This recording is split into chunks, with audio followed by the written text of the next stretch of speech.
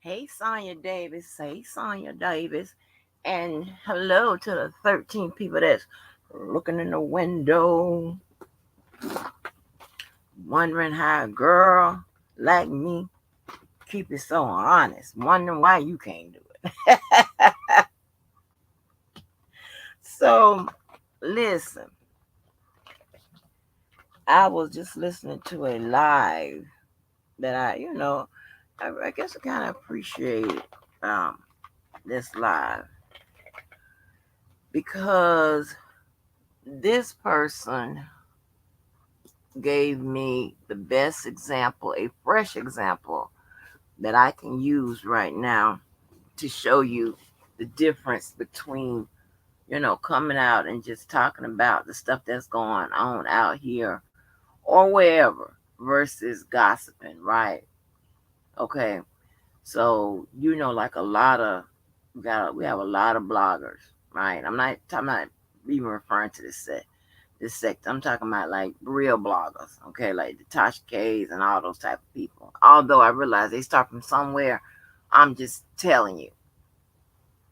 And there is a difference between coming out and reporting on a story and gossiping, right?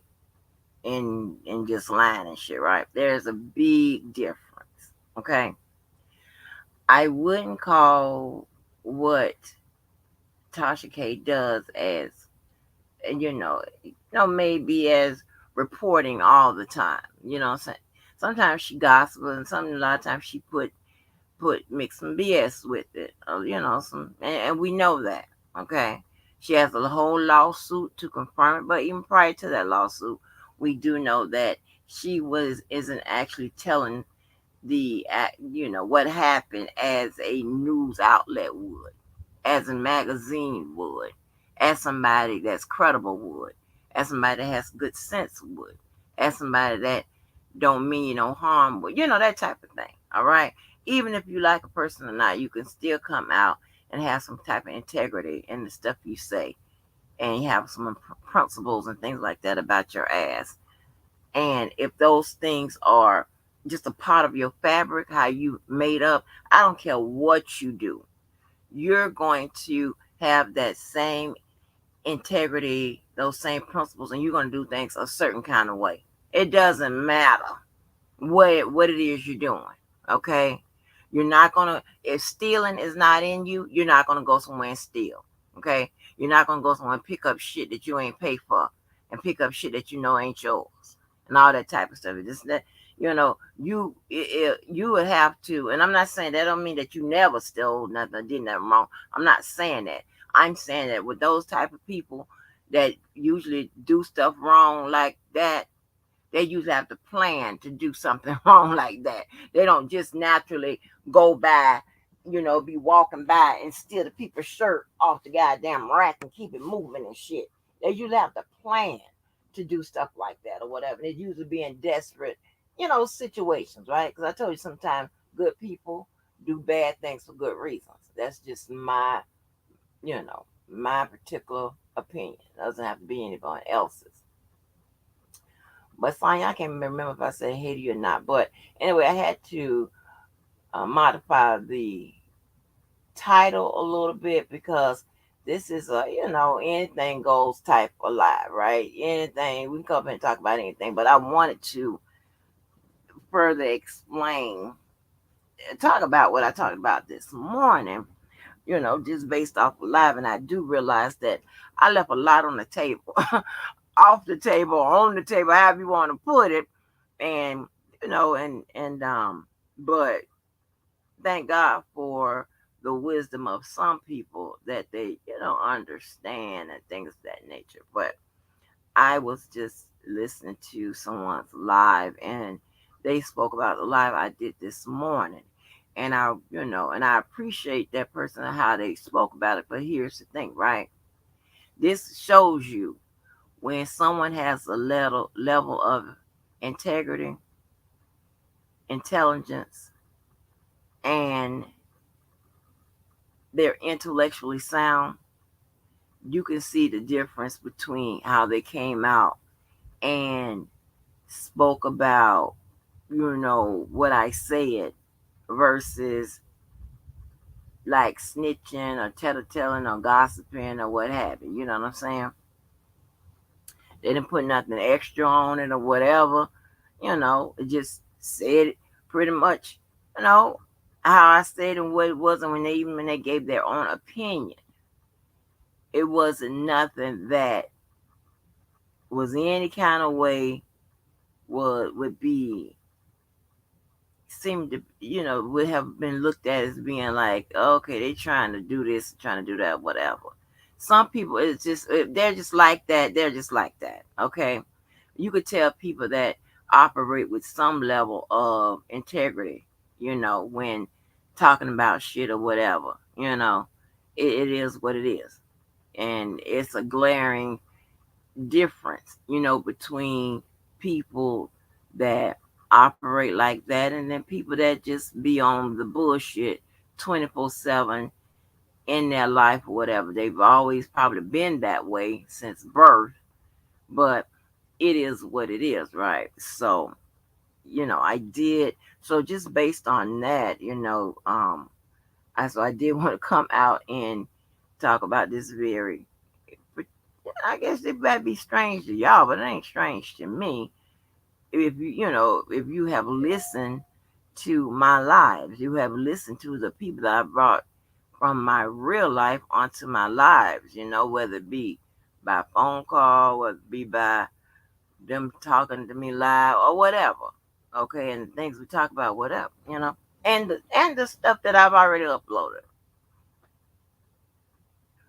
But I heard this person, y'all say that, if it was her, she wouldn't be she don't know if she can give, like, I guess, assistance or whatever. She didn't say like she wouldn't speak to the person, the woman or whatever. You know what I'm saying? Which, the woman ain't did nothing to me, and I ain't did nothing to her. So I mean, it's not, we're not on that type of on that type of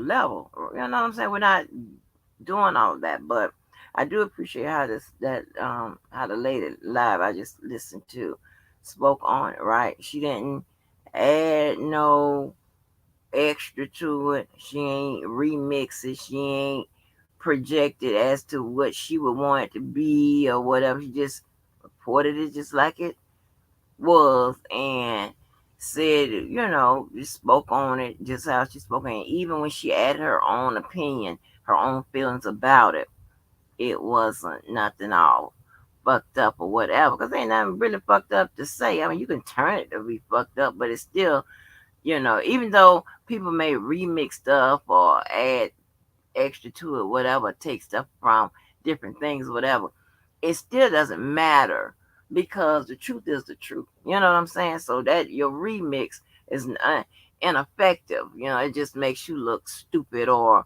a liar. Must be can't even understand words when they're spoken. It's just a level of intelligence. That's just it. A level of intelligence and a level of integrity. Okay, and when you see those, not so much of the 24-hour news people, right? I mean, Fox, they come out there and say any goddamn thing. MSNBC, too, they put a lot of they impart a lot of their feelings into their news articles. To me, seeing CNN gets it as close as possible, although now, and they will impart how they feel at the end sometimes, but it doesn't, you don't really hear like a bias. Understand what I'm saying? They say how they feel and they don't have, I'll change that. You'll hear bias, but it won't be that bias where it sounds so they won't be like lying or whatever. They give their opinion based on the facts. And with Fox News, sometimes they just remix it. They just make up shit that ain't even there. Shit ain't even happen. You know what I'm saying? So that's the difference. And when you turn and you watch, like, outside of like when they do an independent interview, sometimes like the one Gail did stuff like that. I ain't talking about her. I'm talking about like when you're talking about like 60 Minutes and you talking about the CBS and the NBC and those people, whatever. They report the story exactly how it happened, how it is, based on the information they have. They're not up there interjecting nothing about how they feel, how they wish would happen, and all that extra shit, right? So it's just dealing with the different levels of people. You can't there's nothing you can do about one circumstance. Okay. How they grew up, how they was raised, how this, that, and third, how they decided to pick to become a low life, whatever, that was of their own doing. So you can't expect nothing more. So I appreciate that because she could have said, well, this one, wait a minute. She could have made more to it than what it was. No, she pretty much spoke on the information she was given and did not do the extra. Right. But I'll help y'all out with the extra because I'm the one that knows. Right. And like I said, I'm not putting out nobody's business. I'm just putting out my part of the business. If this makes sense to you. Okay. So, man, I just wanted to clear up a few things. Now, goddamn well, I'm not sitting up here knowing that somebody got somebody else and I'm trying to hold on in there, trying to steal them, fight. No, no, no. That's not what this one here does. Or if that she has to do it, or anything like that. Even um being trying to get back rehabilitated, kind of back to me or whatever. Any sick picture you may see, whatever it is, but it doesn't matter whether I'm sick looking or healthy. It doesn't matter. I'm not doing none of that. Never had to. Okay? And never will. That's crazy as hell. So no, it wasn't, any type of situation. You know how people, you be going back and forth, going back and forth, going back and forth, whatever. And then finally after it's all said and done, with the mutual respect or whatever, you go your own separate ways, whatever. I think that and I don't and listen here, I don't get into his business like, well, you know, trying to get a direct timeline and act, or I'm asking the girl, well, how he jumping up and down on you? Is he doing this to you? No, we don't do all of that, okay? So I want to make sure y'all understand that we're not having those type of conversations, okay? We're not having those type of conversations. It ain't that close, all right? We ain't doing that, okay? But it's definitely after me. Okay, it's definitely after me, and I think that it. I don't want to come out here and say that or whatever, but how sometimes people may make things official and make things maybe be sealing it up. Maybe he's actually okay, maybe concentrating on that particular woman. You understand what I'm saying? I can't explain. I can't explain guys stuff, but I'm not talking about his business. That's what I'm trying to avoid. So my bad, y'all. I don't know what to tell you, but that's what I'm trying to avoid. Right? I've never been a jealous person, none of that type of shit. Okay. And if y'all heard me or heard the people that come up and whatever, obviously with the exes that's in my life, at some point they had to move on or got somebody else or whatever. So I know. Oh, wait a minute, hold on. Let me make sure I ain't doing too much. Hold on.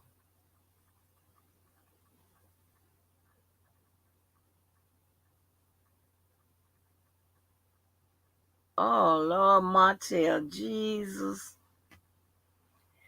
So obviously, you know, obviously,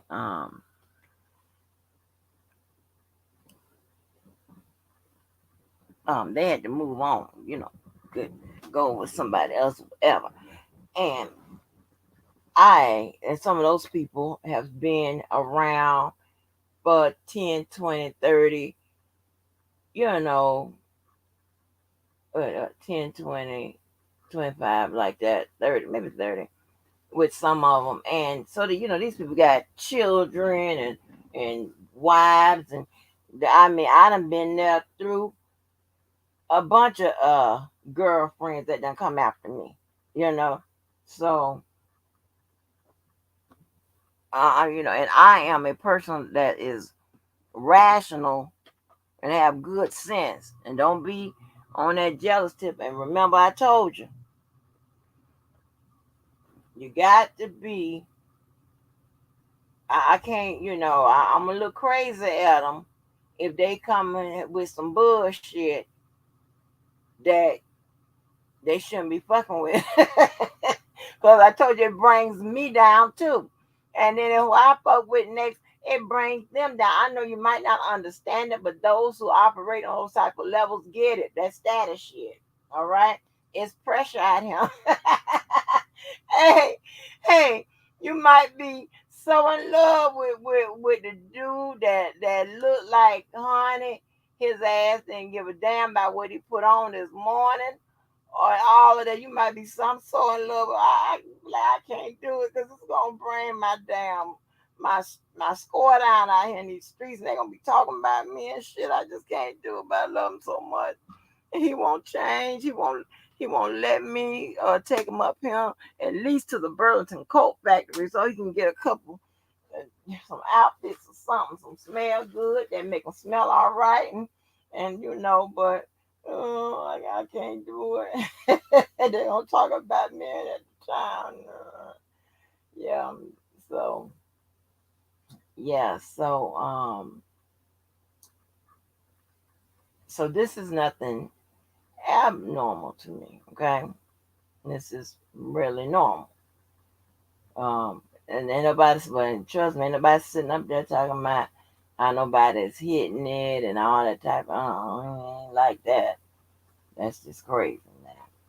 But so I mean, you got to make sure that these women that say, "Hey, warrior, be up to par."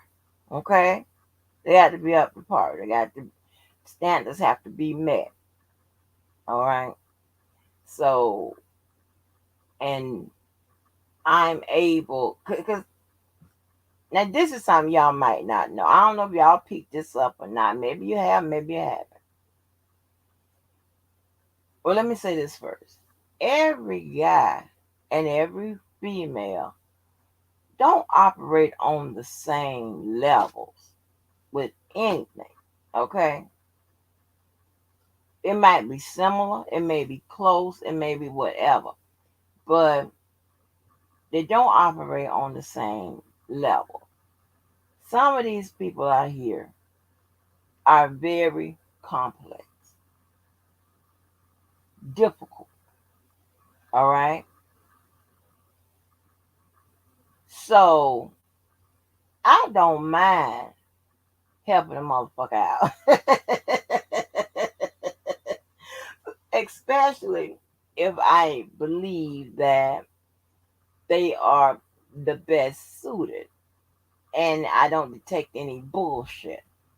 Because here's the thing, right? And where you have to be careful. Some people, whether it be male or female, but you might not expect this out of men, they sit back and observe a lot of shit. They watch you, they watch your natural movement. Okay? They watch your natural, what naturally motivates you. They They'll sit back and watch that type of stuff. Okay? And they don't tell you shit. All right? They're not going to. Some may tell you, you might have some may talk. I like a woman this and I like a woman. Okay? And then or there's some people say, I like a man. And that's tipping off that person to transform into that person, which means it's not naturally how they are.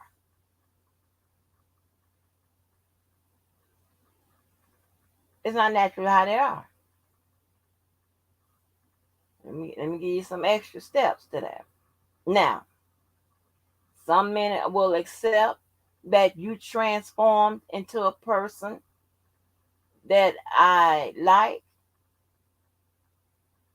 Some men are going to be like, okay, although she transferred into a person I like, she really is not for me because wasn't naturally that way. You know, they may need a woman that naturally says, okay, no matter what it is, I'm gonna try to have him a different plate of food on that table between 7 and 7:30, at least 5 days out the week. I'm going to be a person. I mean, they might like a woman that okay,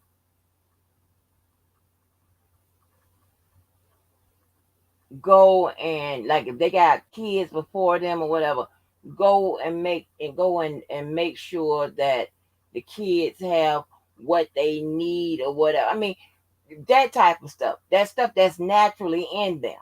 All right. It may be fine that they have to sit down and talk to you. Say, hey, okay, I like a different plate of food. At least 5 out of 7 days a week, and I would like for you to be proactive when it comes to buying, school supplies and getting a school list and shit like that. And, for my kids too, as well as yours. And, getting it all done or whatever. That's the way that that's fine. Some men is fine talking like that and they'll fuck with your ass like that. But some men want you to automatically know how to do that. See, I'm that way. I don't want to transform your ass, and I need you to convert into what I want. I need you to naturally be that way. I need you to naturally know that on motherfucking holidays, if she don't get something, she don't give a fuck what it is. It's gonna be a problem.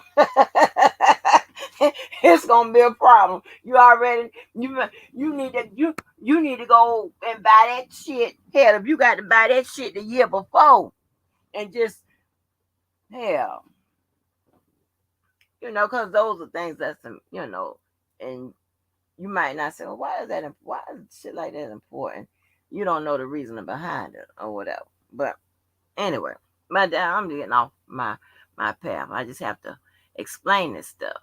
Hey Mo, hey Passionate Fine. So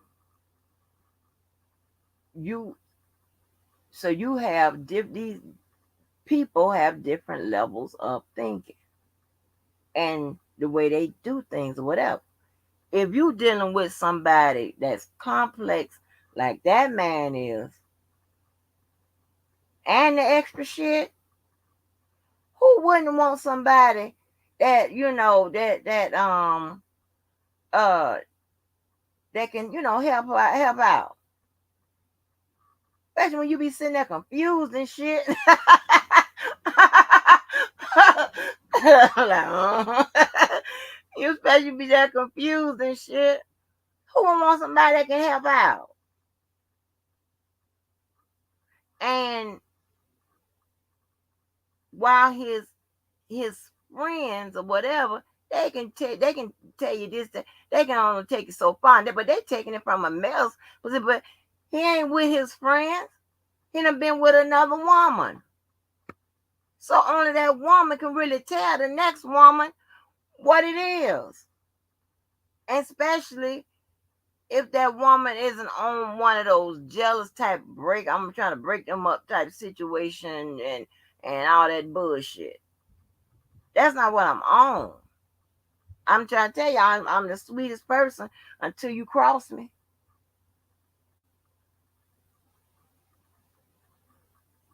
But so you dealing with somebody real complex about the shit you wouldn't even believe.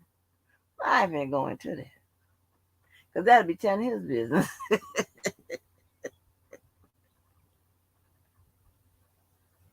I have so much fun.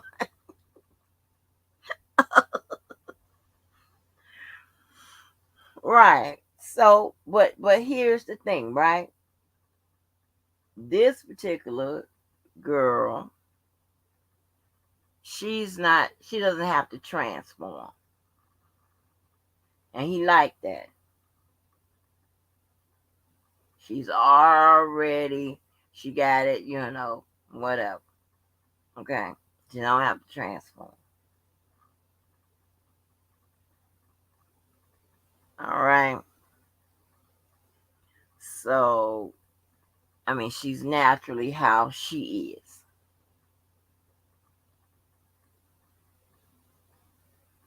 And, what's this, that Lady Sunday type of situation? I told you. He said that woman is a combination of me and his ex-wife. Now you say, well, all both of y'all exes, so that's not a good thing. He might need something different. That's not different is not always the key. Because if they always want something different, they would just leave or stop fucking with the person after the first couple of times or whatever and just go get something different. Duh. It's not like that. It's not that. It's not listen, simple people think simple like that. Okay? You don't put much thought in it or whatever. I don't know what the fuck we wrong. But you're just not a thinking person. And that's also, see, none of that's going to work. Not with this one. You got your hands full with JoJo, huh? And you need extra hands. Hey, I'm mighty afraid that shit. Hell, I might not be enough to help out, baby. It's almost so much I can do, honey. Before I'm just shaking my goddamn head, honey.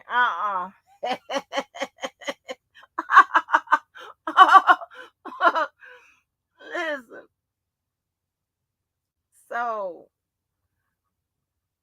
that's a whole situation, baby. It's a whole lot to deal with. And just thinking, like I say, just simple like that ain't gonna work out. And you know what? And not that I've ever been involved with no Levi, none like that, but I believe with Levi is kind of complex, you know. So shit. And if you was dealing with Dana crazy. So you know.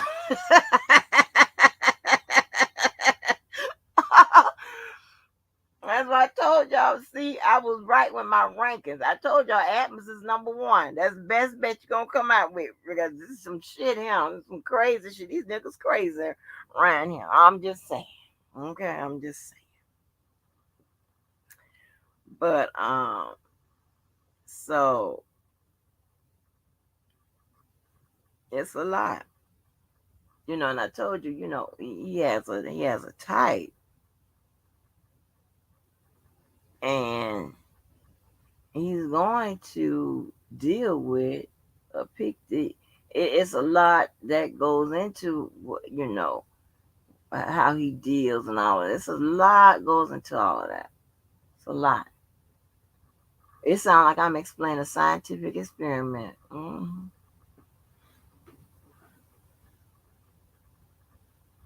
Yes, Mo, yes. So, Mo, I know you did say, but no, you're the first person in this sector, but because of your training though. But I heard this all the time. Honey, you need to write a book on your love life. Honey, you need to write a book.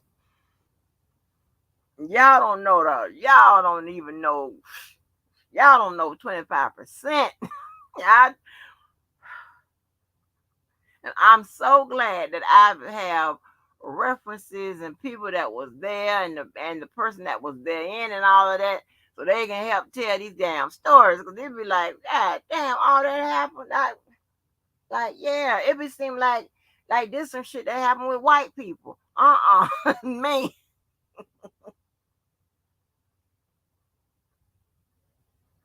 Yes, yes, yes. So so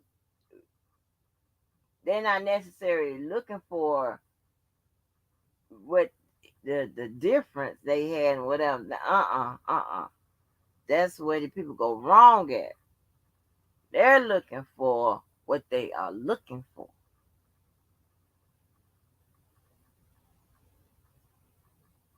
Yeah.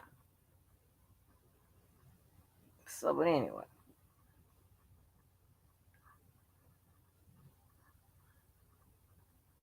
I want people to be happy and to be satisfied and want them to be in what works for them. And I can help. I help them both.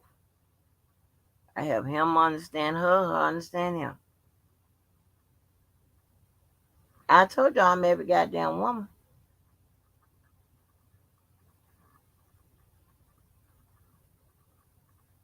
Okay.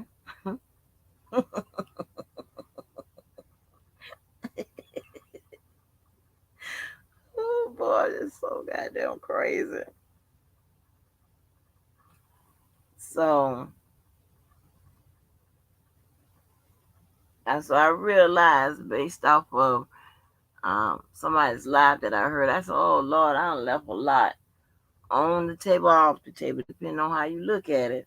And these people might be like, "Well, God damn, what kind of shit is going on with this him?" So this ain't no um clean up woman flow and no side chick convention shit. This not what I do. That other girl, she not like that either. Okay, she ain't sitting back waiting to be picked and shit and all this else. None of that type of. It's just how shit falls in in line.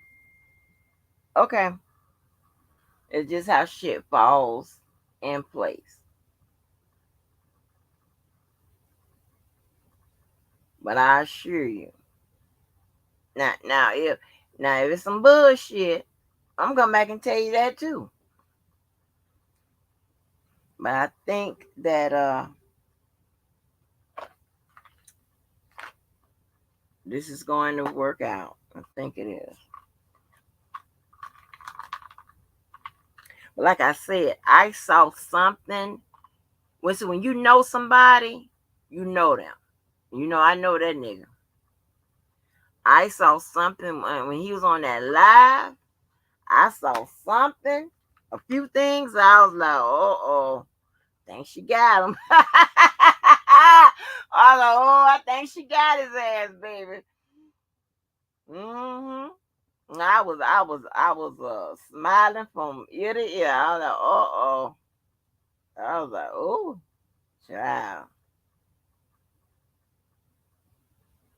Yeah.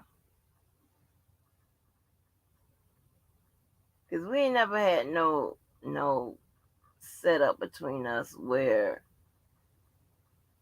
not saying that, I ain't gonna say that. I ain't gonna say that. I put it like this.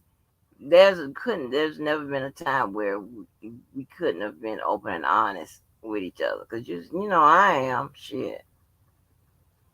But I seen something on him that live that was in him. I was like, oh boy. I think she done got him. Hey, Courtney. You may be back when the mail was delivered by pony. Yeah.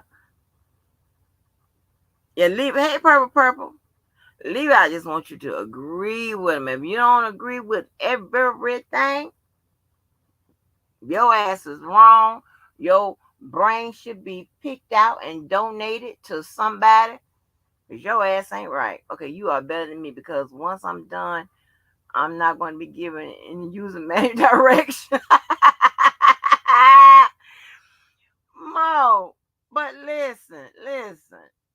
I'm just a decent, nice type of person. I want everybody to succeed and be, you know,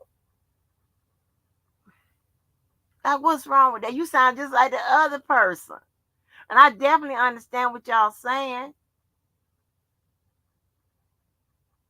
But if you got somebody difficult as hell on all fronts, all of them, and you think what you see out there, shit, this ain't nothing. And a lot of times, what y'all see the fallout out here be from what done started behind the scenes, child. Shit.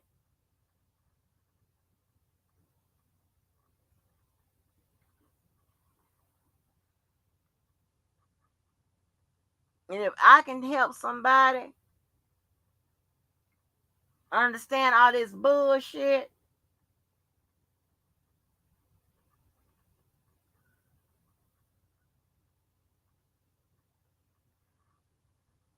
you had to figure them out for yourself. Okay, because if this is a good person, a nice person, and shit, they just don't have it all together right then. And if somebody wants to, well, why do he say this, or why do he do this, or why? Blah, blah, blah, blah. I can step in and explain that.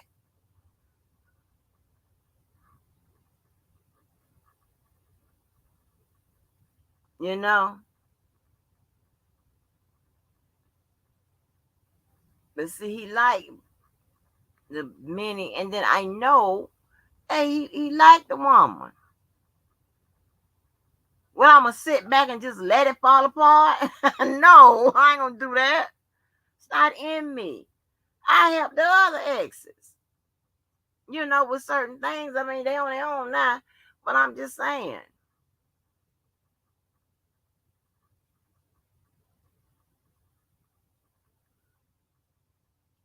I ain't saying I'm running around going shopping with the motherfuckers.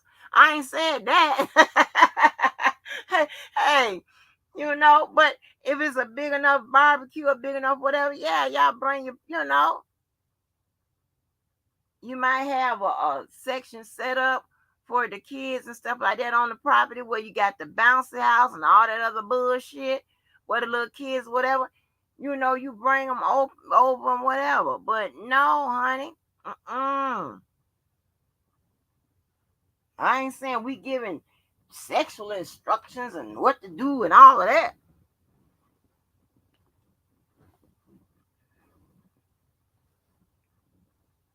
The only reason I give the new chicks some tips.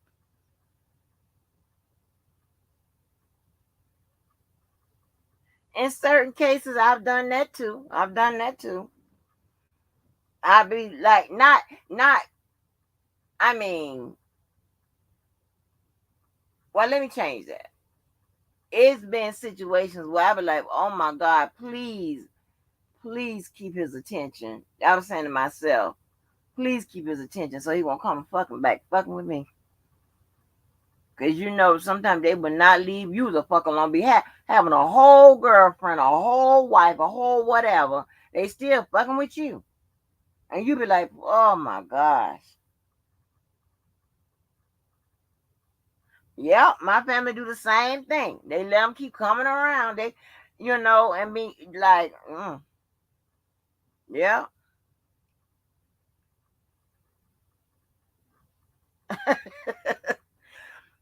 It's somehow, but them exes they be knowing, and you know how black people look events be. There's really no real invitation.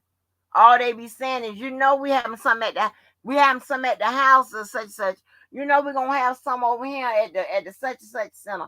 We're gonna, and that's the invitation.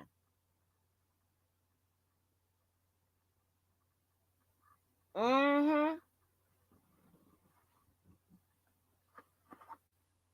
So yeah,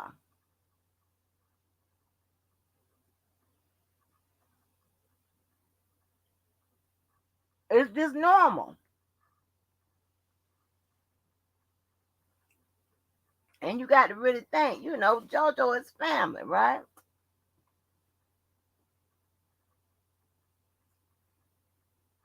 I ain't going nowhere anyway. He ain't going nowhere anyway. So I mean, what the fuck? Might as well.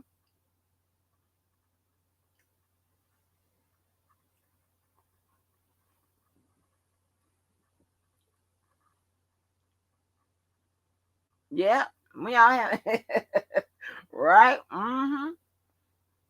So might as well. So why have an Angie problem when you can have an Angie ally? Why have an Angie problem?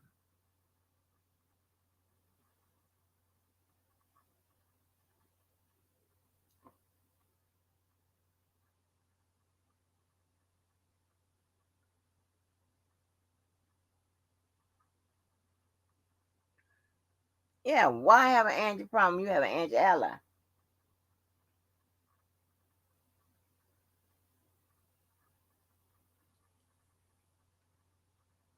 I'm telling you, it's so much better. I'm not listen. I listen.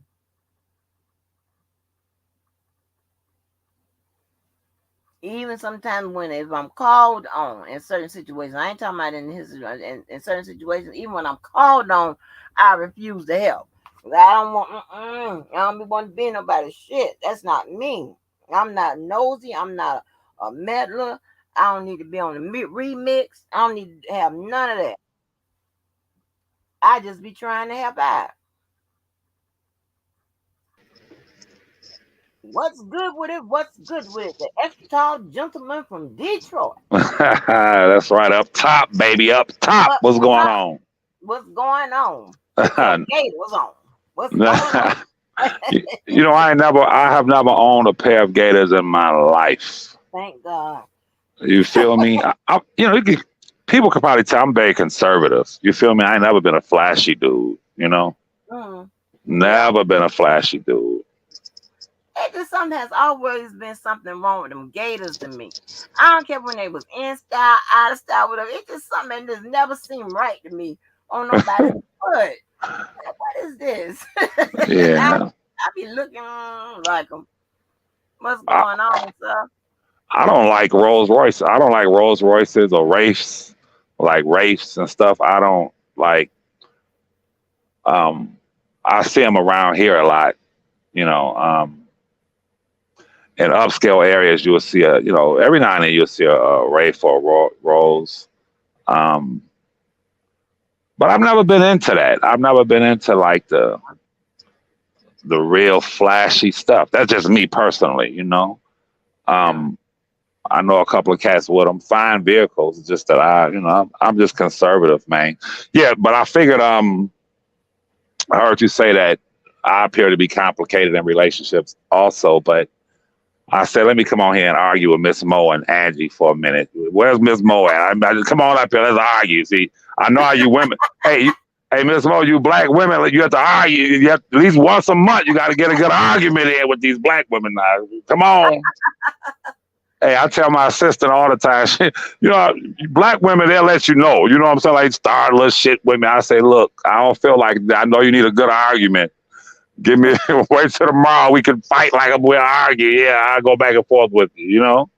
But, yeah, I guess when you said that, I was thinking, like, am I complicated? Not really. I'm very, like I said, I'm very, I believe in a modest lifestyle. I'm very conservative. I am not complicated at all in a sense where, how would I explain it? Uniform. I'm very uniform as far as like we went to Puerto Rico, the baby, her mom, and myself, and she's tripping because like every place I go, every place we've gone, like I always order chicken breast, fries or rice, vegetables, like the simple, like the basic stuff. I can go anywhere and I'm going to order the same stuff. I Mhm. don't try or test. You would probably be surprised how many times I've ever had a mixed drink in my entire life. You feel me? Like I don't. People say try this or try that. Like I don't. You know, it's always uniform. It's always Bud Light or Heineken Light or Corona Light if we out, somewhere else, like straight Hennessy, no ice, straight cognac. If they don't have Hennessy, it's just straight cognac, warm, no ice, same food, same everything. You know what I'm saying? Like I heard you mention you were speaking on like the kids or whatever, and that's one thing about me is that as most African Americans, I'll say from a male perspective. Let me know, is my reception pretty good? Can you hear me pretty well? You good? We grew up deprived. You know what I'm saying? And I remember when I was a child and I got my first $100 bill. That's like a big, back in the day, like you get $100 bill, like, oh my God, like it's just something. It's like I have $100. So for that reason, growing up in the hood, the years of deprivation as a child, when I got outside, I've always had a soft spot for the kids. You know what I'm saying? Like I've always, uh, they used to love to see me at the ice cream truck because I would just buy all the kids whatever. And if I'm with a woman, like I've always made sure that the children or the child was straight before us. You know what I mean? Like it's like as black children, I feel that as long as you're doing your schoolwork, as long as you're responsible and doing what you're supposed to do, that they're supposed to be spoiled. That's just me personally. Like I said, I'm not into the designer clothes and things of that sort. Like I've always said, like even at our crib, like flat screen TV, grill, nice patio area, nice balcony, some kosher hot dogs, some ground turkey, chicken breasts, vegetables, uh, basic sides. I listen to a lot of conservative talk radio, and keep up on politics, religion, law, things of that sort. Since Rob's situation, I've been, really going into his case. But yeah, I'm very simplistic as it pertains to my lifestyle and my being desirous of things. You feel me? Like back in the day, I had the nicest whips. You know what I'm saying? But now, nice Denali or just a regular truck, conservative dress. And let me say this also. It just came to me why I've always leaned on the side of conservative dress. Because back in the day, in the 80s, growing up in Detroit, cats, what you had the D boys, you had the hustlers, and you had the plant workers, right?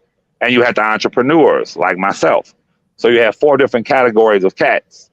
The doughboys, the hustlers, the plant workers, you know what I mean? And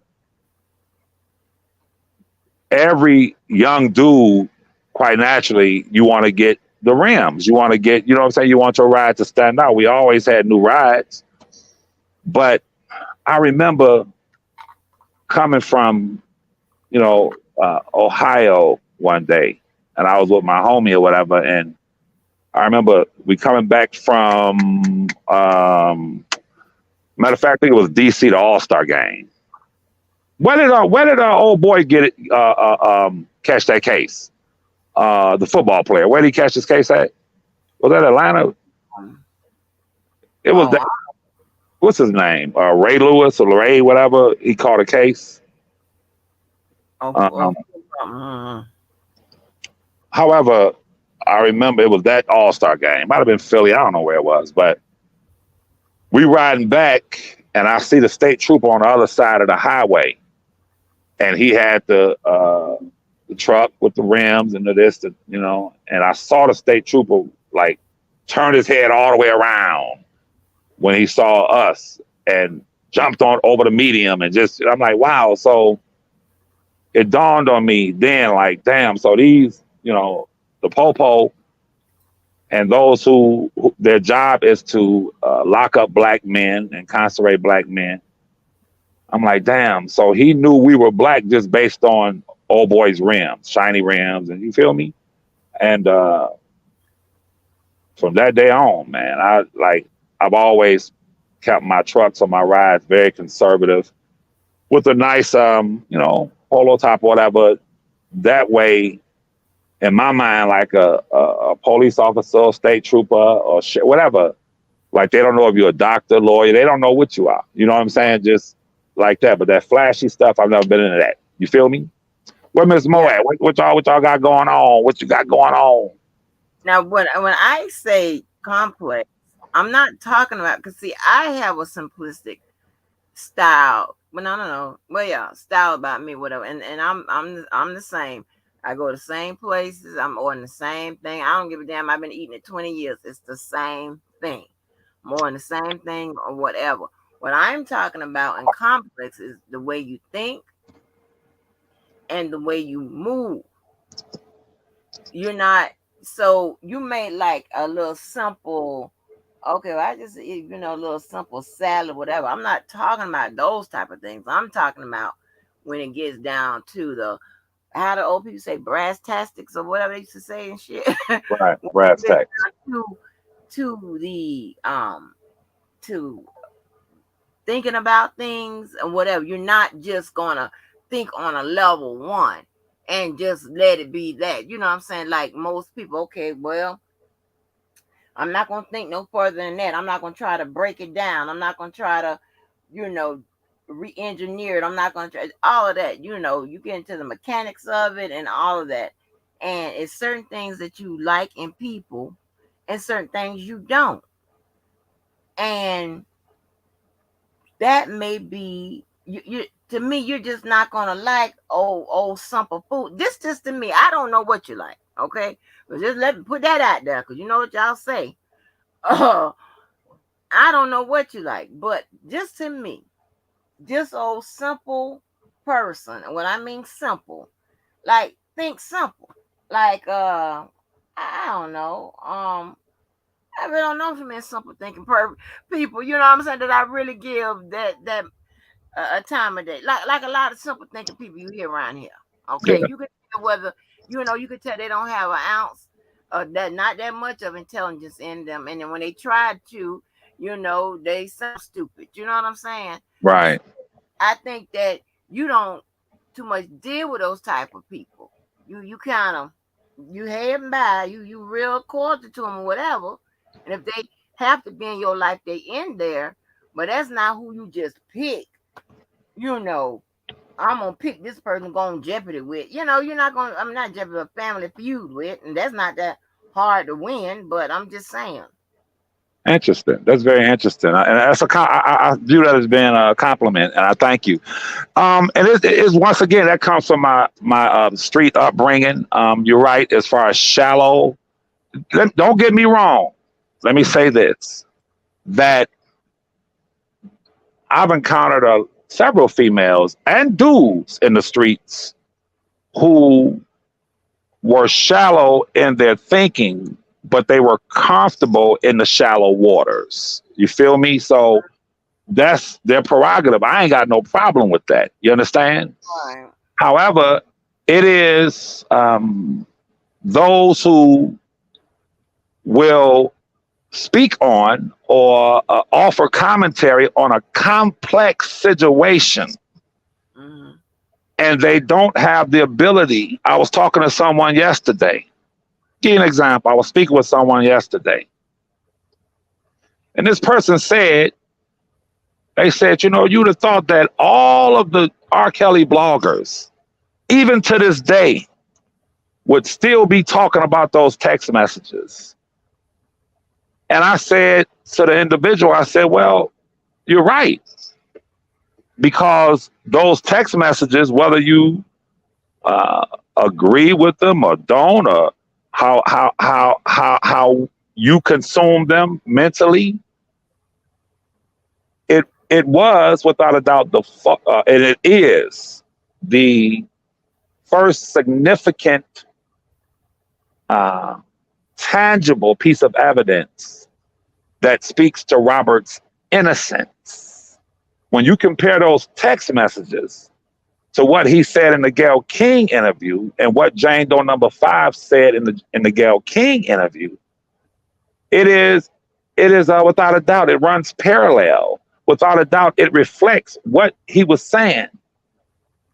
I can tell you for sure, coming from him, that Gayle King and her producers, they went back and edited maybe 30% of what was really said.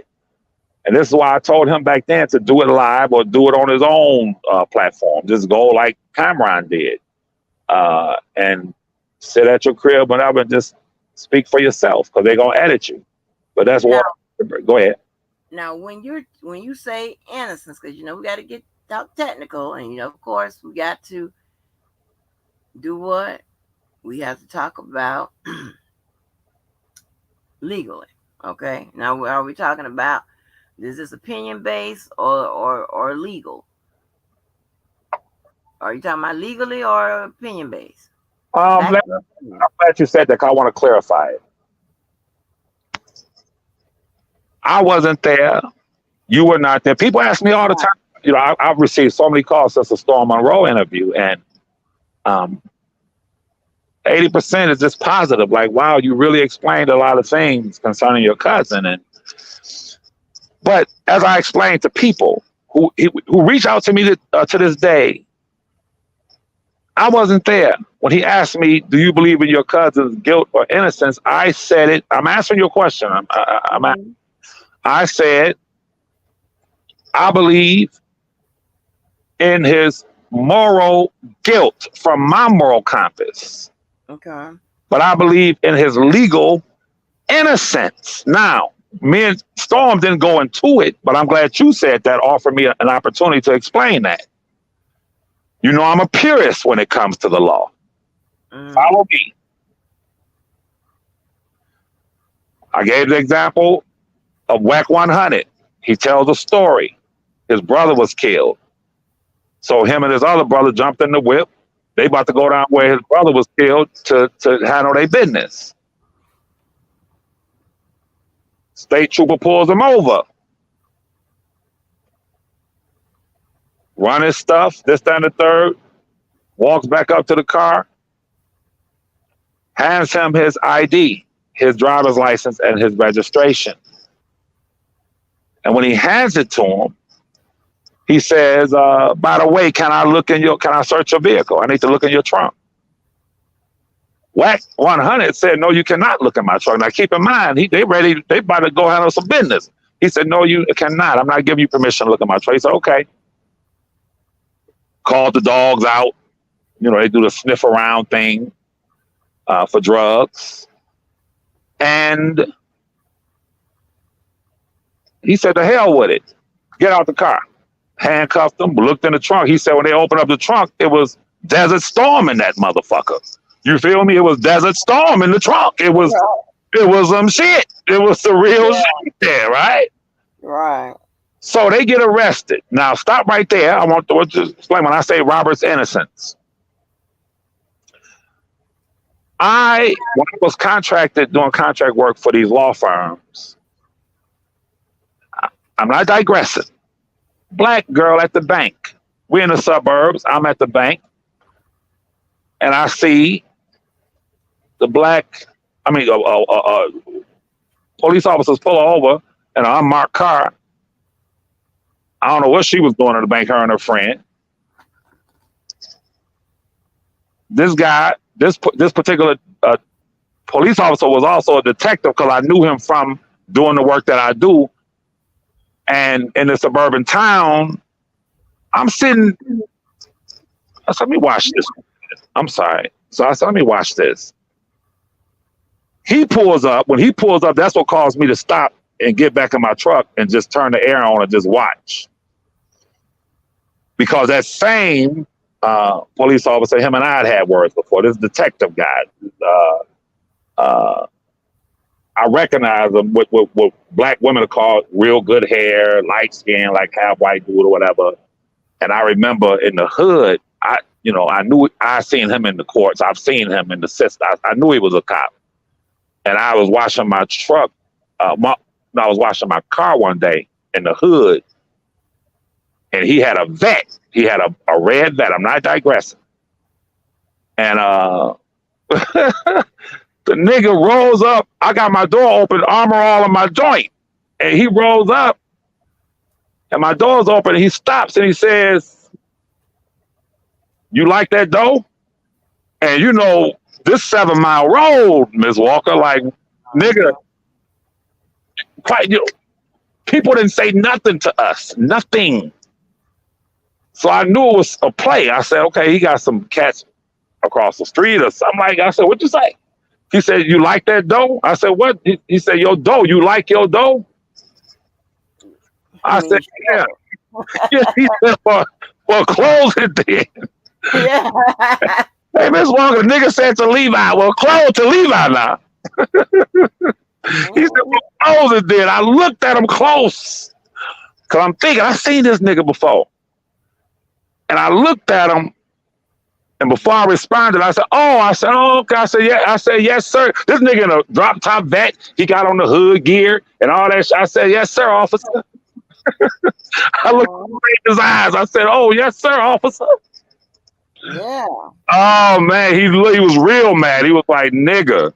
I was like, boy, we don't miss shit. What do you I said, yes, sir, officer. Nigga trying to start something with me so he can hit the thing, they hit the thing and all of them emerge on you, search my vehicle. Man, come on. However, he goes, fast forward, same nigga, he goes and he says, he walks up to the white officers, he gets out of his unmarked car and he's talking to them. He said, you know what? Fuck that. It just walks to their trunk and opens up their trunk.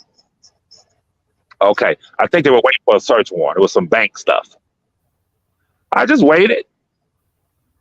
They took both of them to jail. I wrote down the date and the time. Then I had the attorney that I was contracted with to contact them. I witnessed it. Illegal search and seizure. Now, let's get back to this. Wack goes to trial. He's with his older brother. I'm answering your question as it pertains to Robert's innocence. And he says, while they in lockup,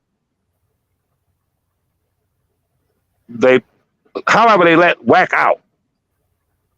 But Wack said they didn't know that he was the younger brother, but he had the bread. He had the money. So they called themselves playing games, going to let him out, thinking he was the broke one. However, make a long story short, he bails his brother out. Boom, boom, boom, boom, boom.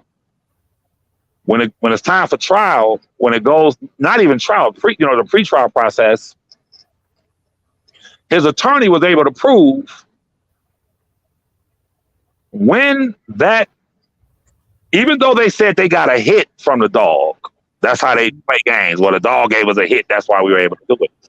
His attorneys was able to pull out of the law books in that county, in that state, once an officer hands you back your ID and your proof of insurance and your registration, you are no longer detained. While you're detained is if you jump out and run, fuck you, and you go back and forth, whatever, they can charge you with resisting arrest, this, and the third. Right. This is why it's very wise to ask them, am I being detained? You feel me? Can I go? No, you're being detained. Okay. Wack 100 said they had to throw the whole thing out because of that little technicality. Mm-hmm. It handed him his ID back, right? Now, getting back to Robert, I wasn't there. You were not there. No one's listening to me. We were not there. So when it comes to his innocence, I can only predicate my position on whether or not he's innocent or guilty on that which the Constitution, that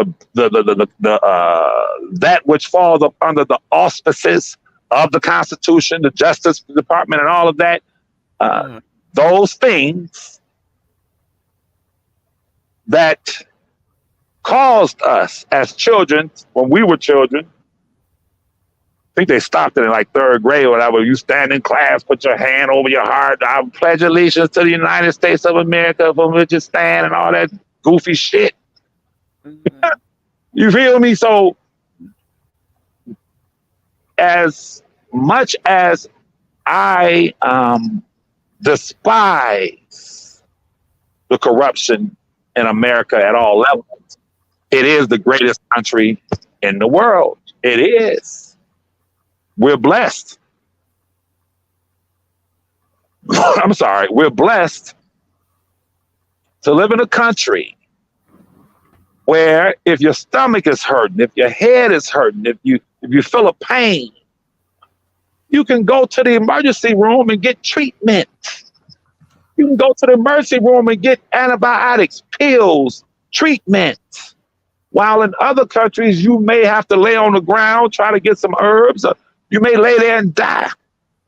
So when you look at the advancement of overall human society, the advancement of the world technologically, and you consider that the so-called founding fathers of this nation put in, they set as geniuses,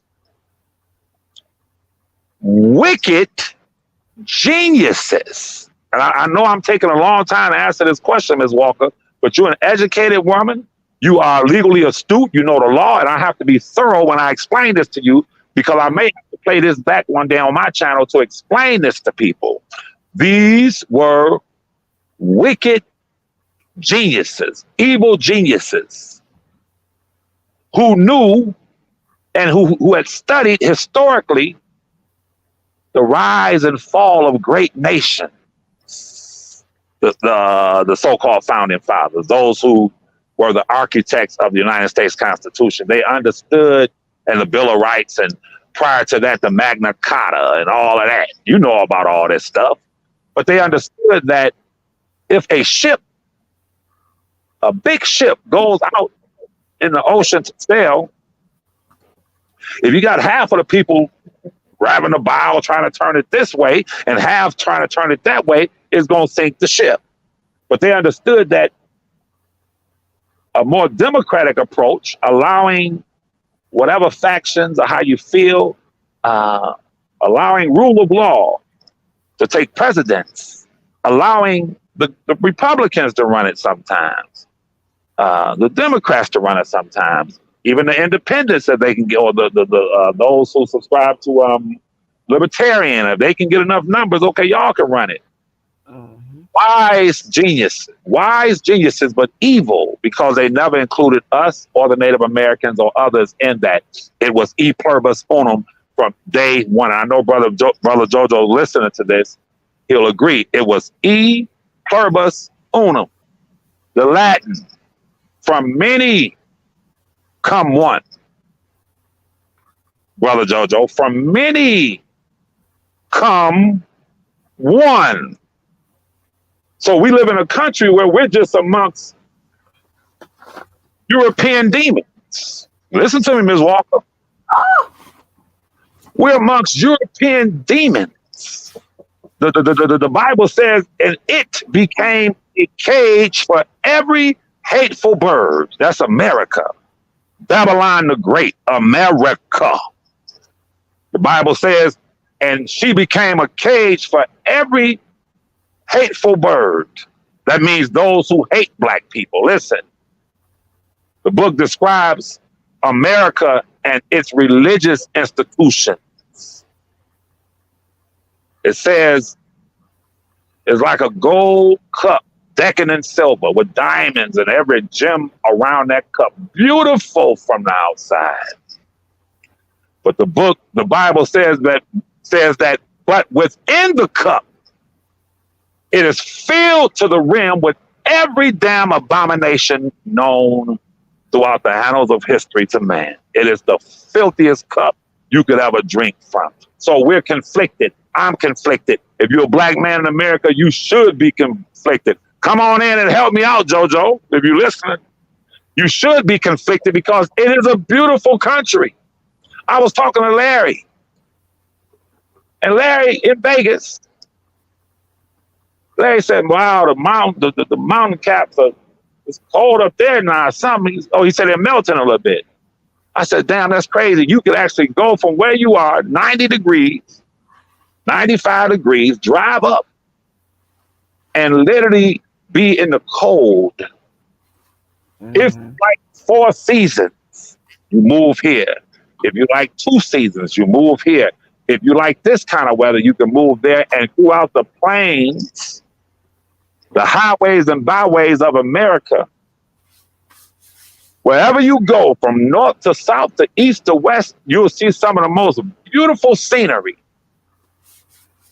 The autumn in the Midwest, when the trees are turning orange, is beautiful. Where we live, I just almost cry. I'm not digressing. I'm answering your question, but where we live, I'll just cry sometimes because there's a bunch of, just woods and stuff. And I'm like, wow, this is so beautiful. However, that is the cup. What you promote, Miss Angie, as it pertains to, I gotta keep it real. As it pertains to me, go ahead. As it pertains to, and that's that complex that I'm talking about. You simple, whatever. I can't spare nobody, even the host.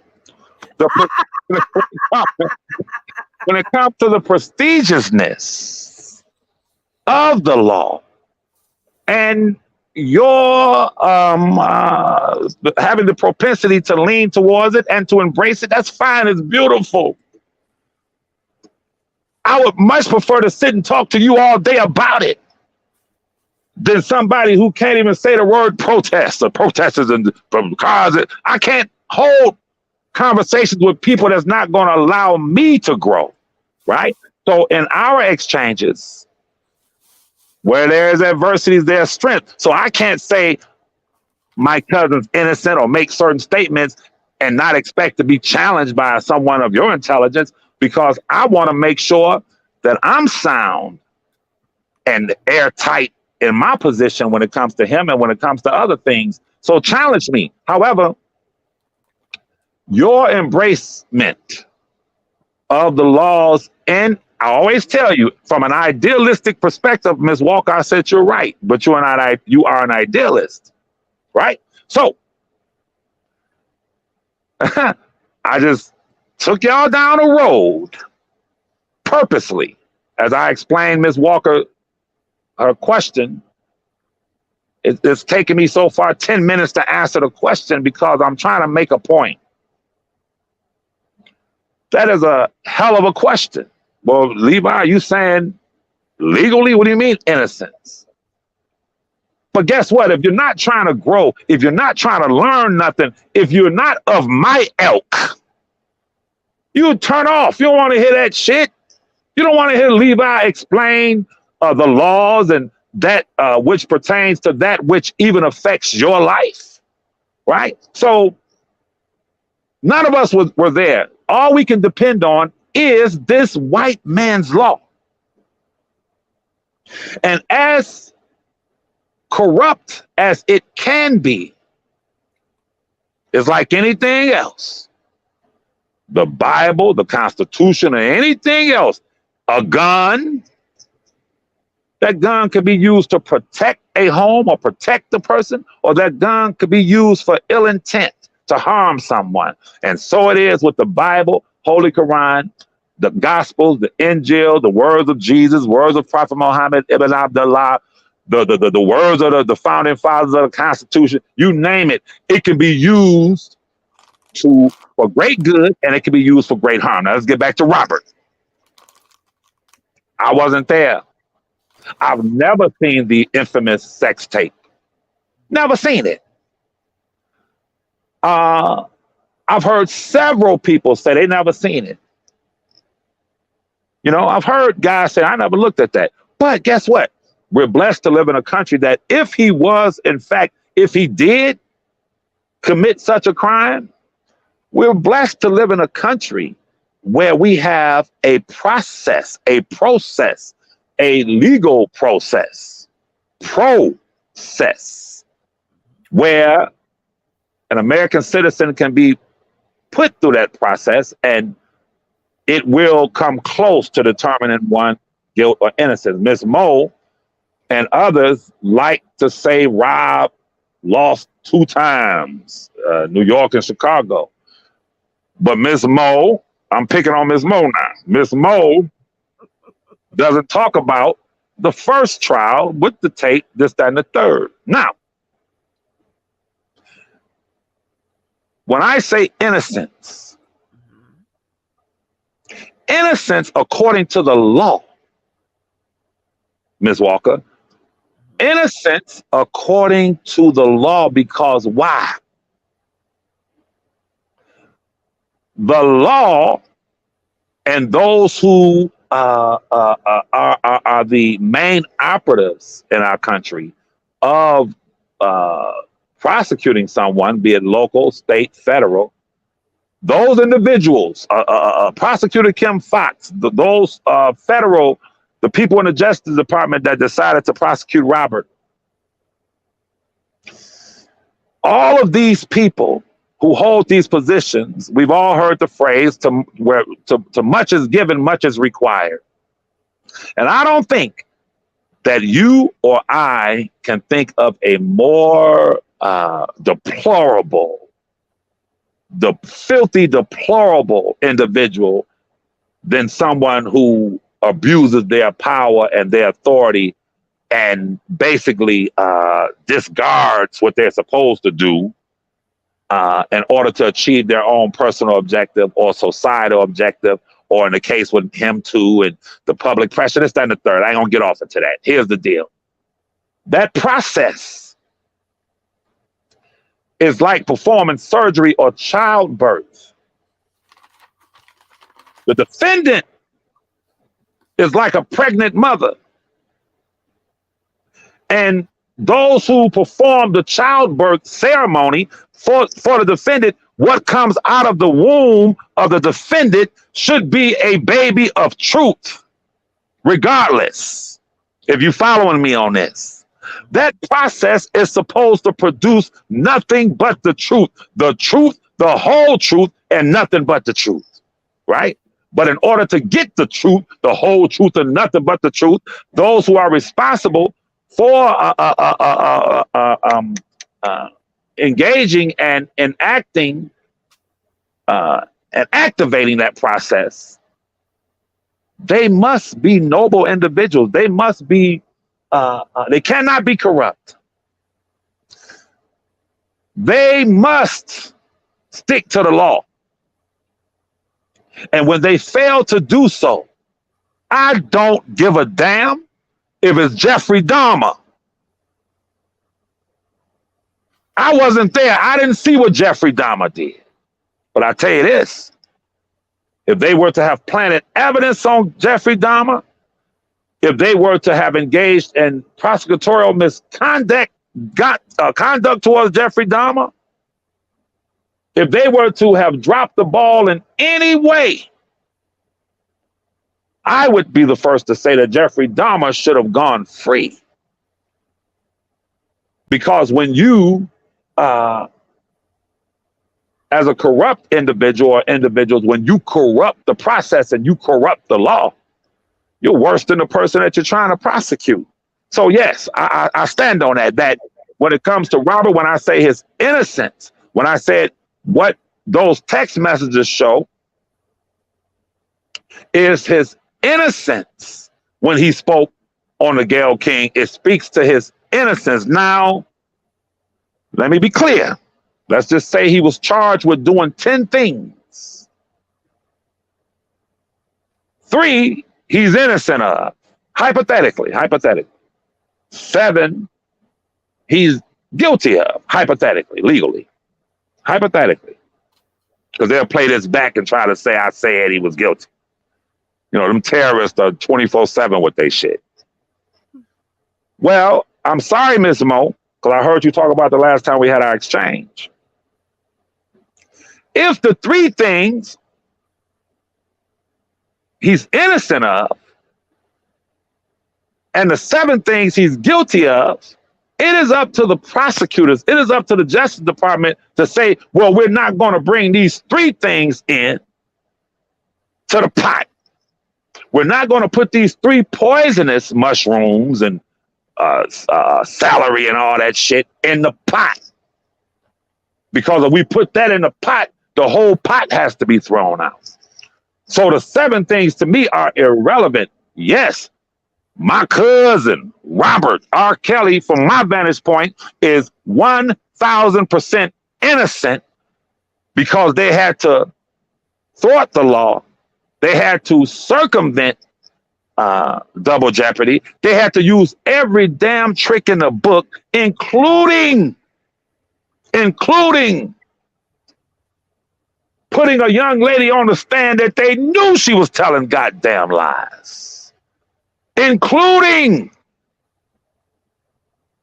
hiding her parents in Alaska, goddammit.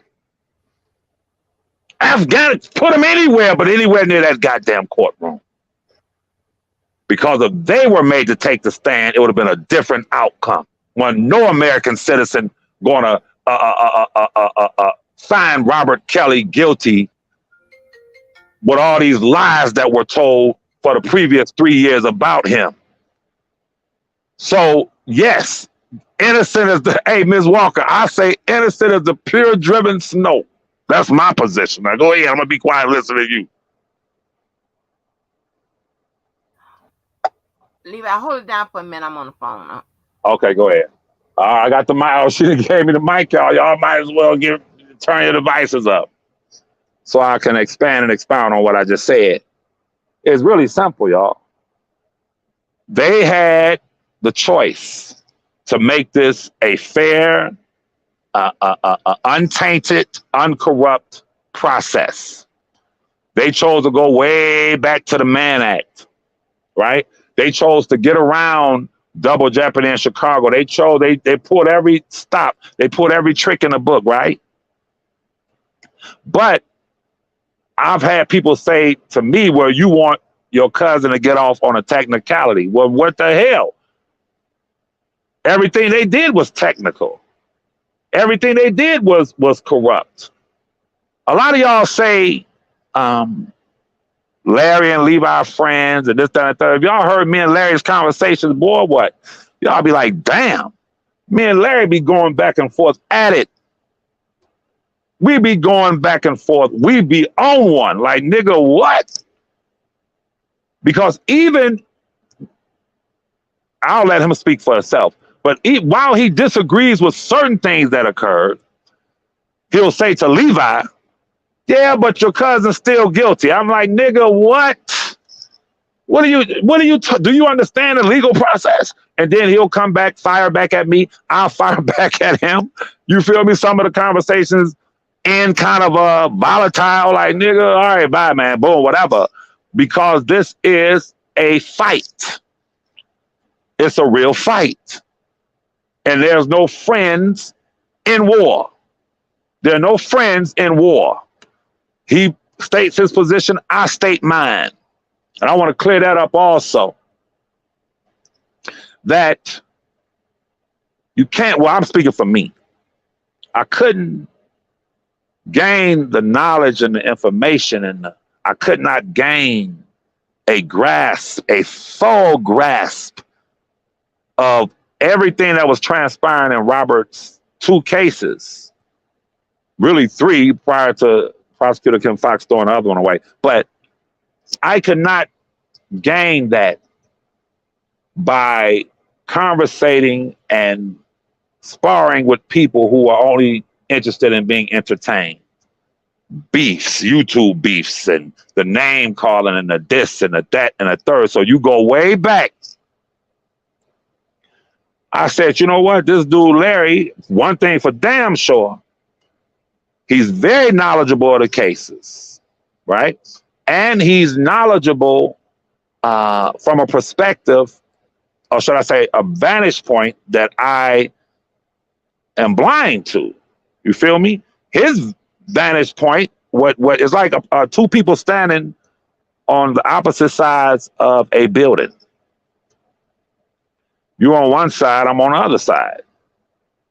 I don't know what the hell I know certain things, but in order for me to peep around that building or to have a better perspective, then I gotta say, well, look, man, I'm gonna come around there and we can have this conversation. Then you come around on my side, we can have this conversation. In other words, I got to be over on that side in order to uh, enhance myself as it pertains to Robert's cases. So I Okay, so two guess on the north side, and then the one that needs to be.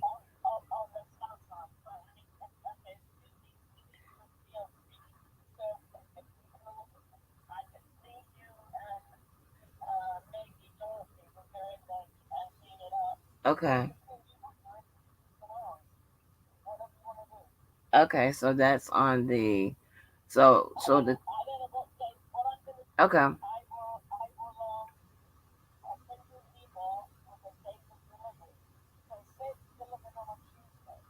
Okay.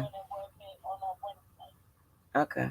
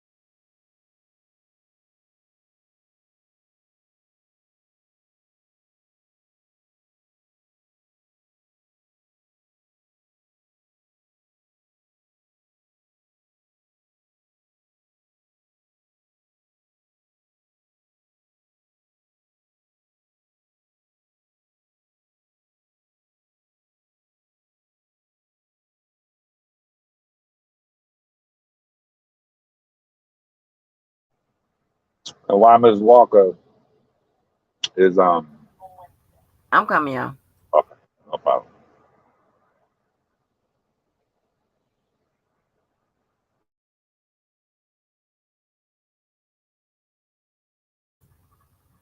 I'm sorry, y'all. That's a contractor trying to get a schedule together for me. I'm sorry, y'all.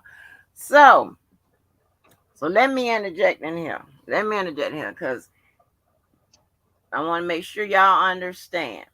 All right. I do not speak to someone's innocence or guilt. I'm only talking about it from a legal standpoint.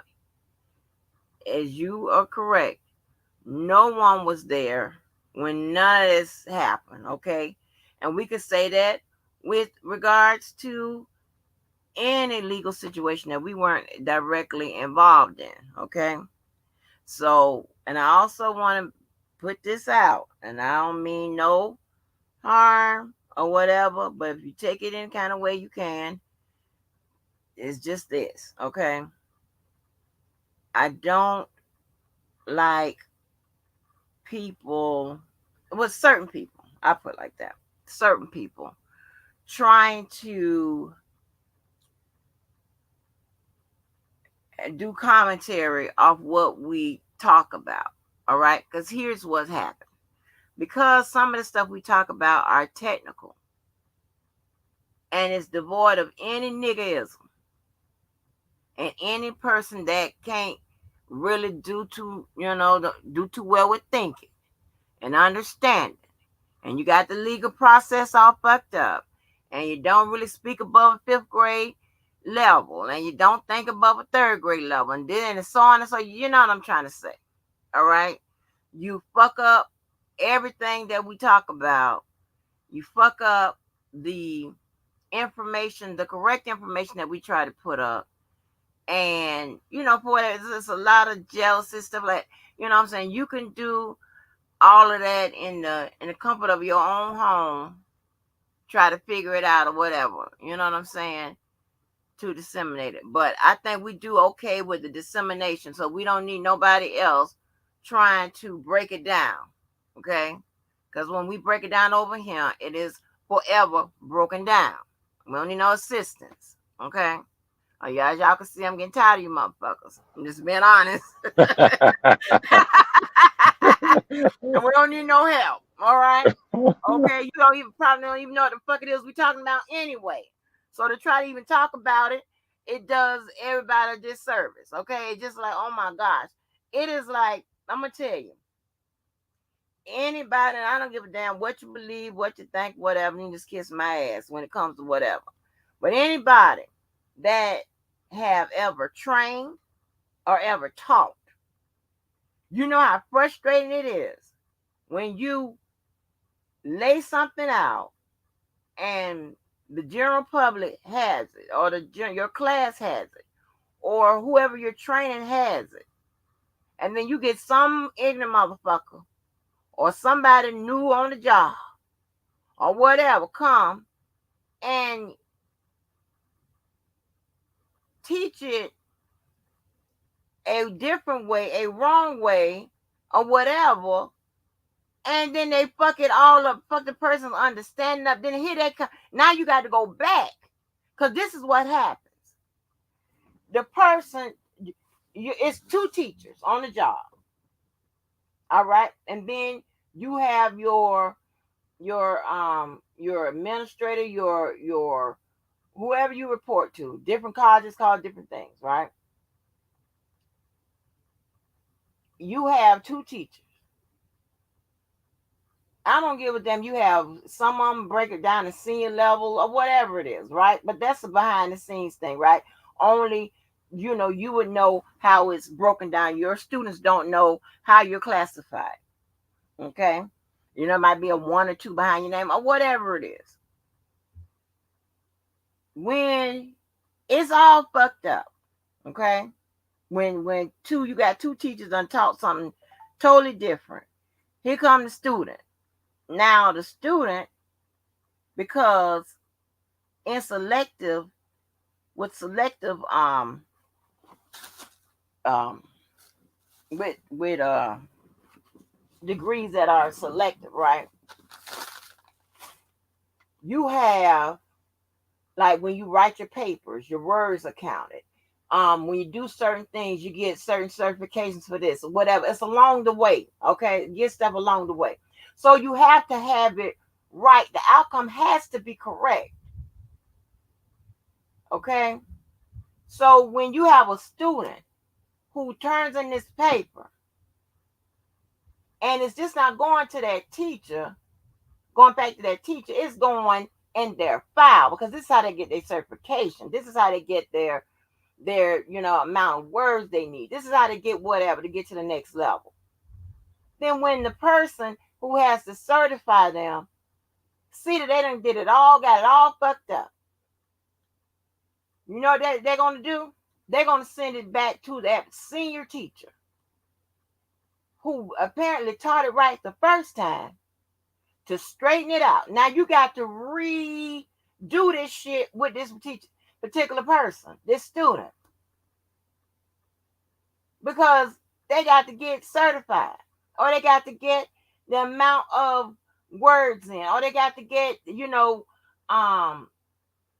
their legal writing, the actual breakdown of how they would proceed with the situation, whatever. It's a lot that goes into it, and when you teach it at that level. So when you got somebody just sitting back, just looking like a damn fool, trying to break it down, whatever the fuck it is, whatever their purpose is in life, and fucks it all up, that's frustrating. Because you got them up with because this is what these people do. I have so many questions that come from people from other channels that say, well, somebody said this. Now they can looking for me to come back out here and straighten it back up. That's annoying. I ain't got time for that. Because you ain't going to run around here and say that I told you wrong.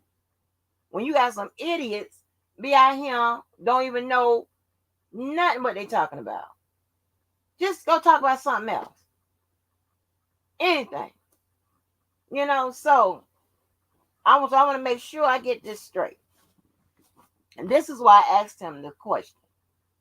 When I asked him the question, is he saying that R. Kelly is innocent?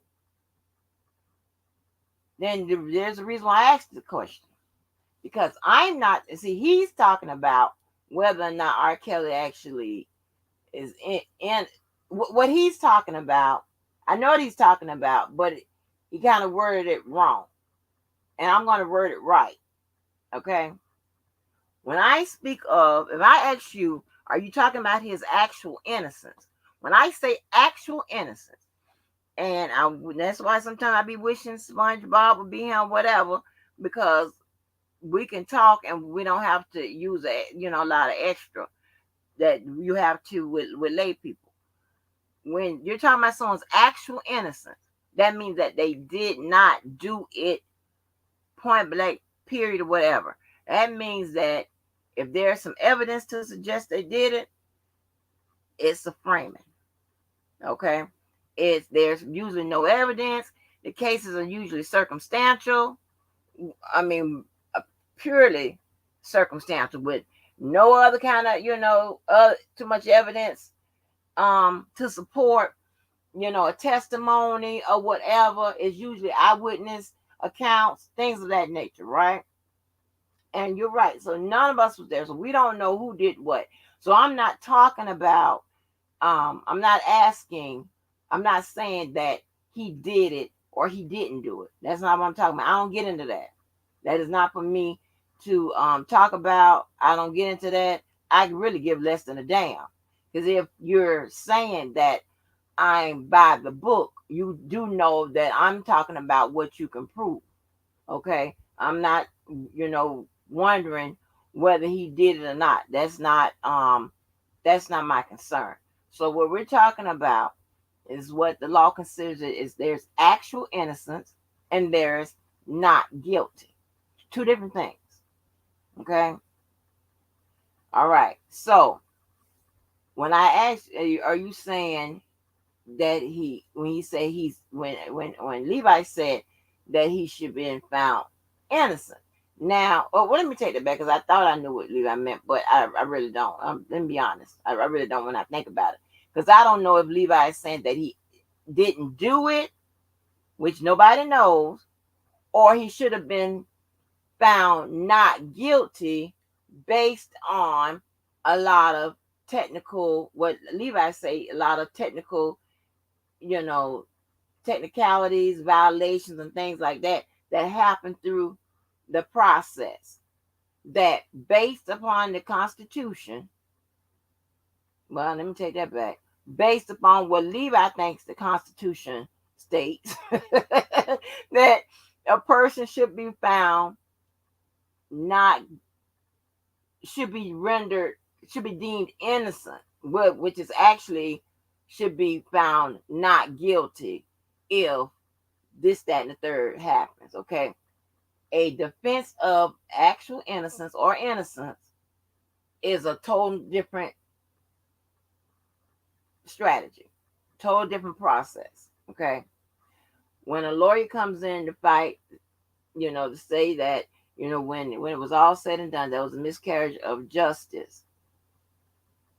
It's meaning that the person is actually innocent, meaning that they didn't do it. Like, and here's the thing, right? Here's the thing. To be found that he didn't do it, what you're saying at this point, that he didn't have sex with none of them people. 9 out of 10 times he ain't never met them people, and so on and so forth. So you can understand what I'm trying to explain. So I don't want to buy, and so let me let you know this. Not you, Levi, boy. Let me let you motherfuckers know this. They like to start shit with people. I'm not talking about nobody's guilt or innocence. I don't give less than a damn about any of that. All right, I'm just talking about the mechanics of the law, what it means, what it implies, what it blah blah blah blah. That's what I'm talking about. His actions at this point, there is no concern.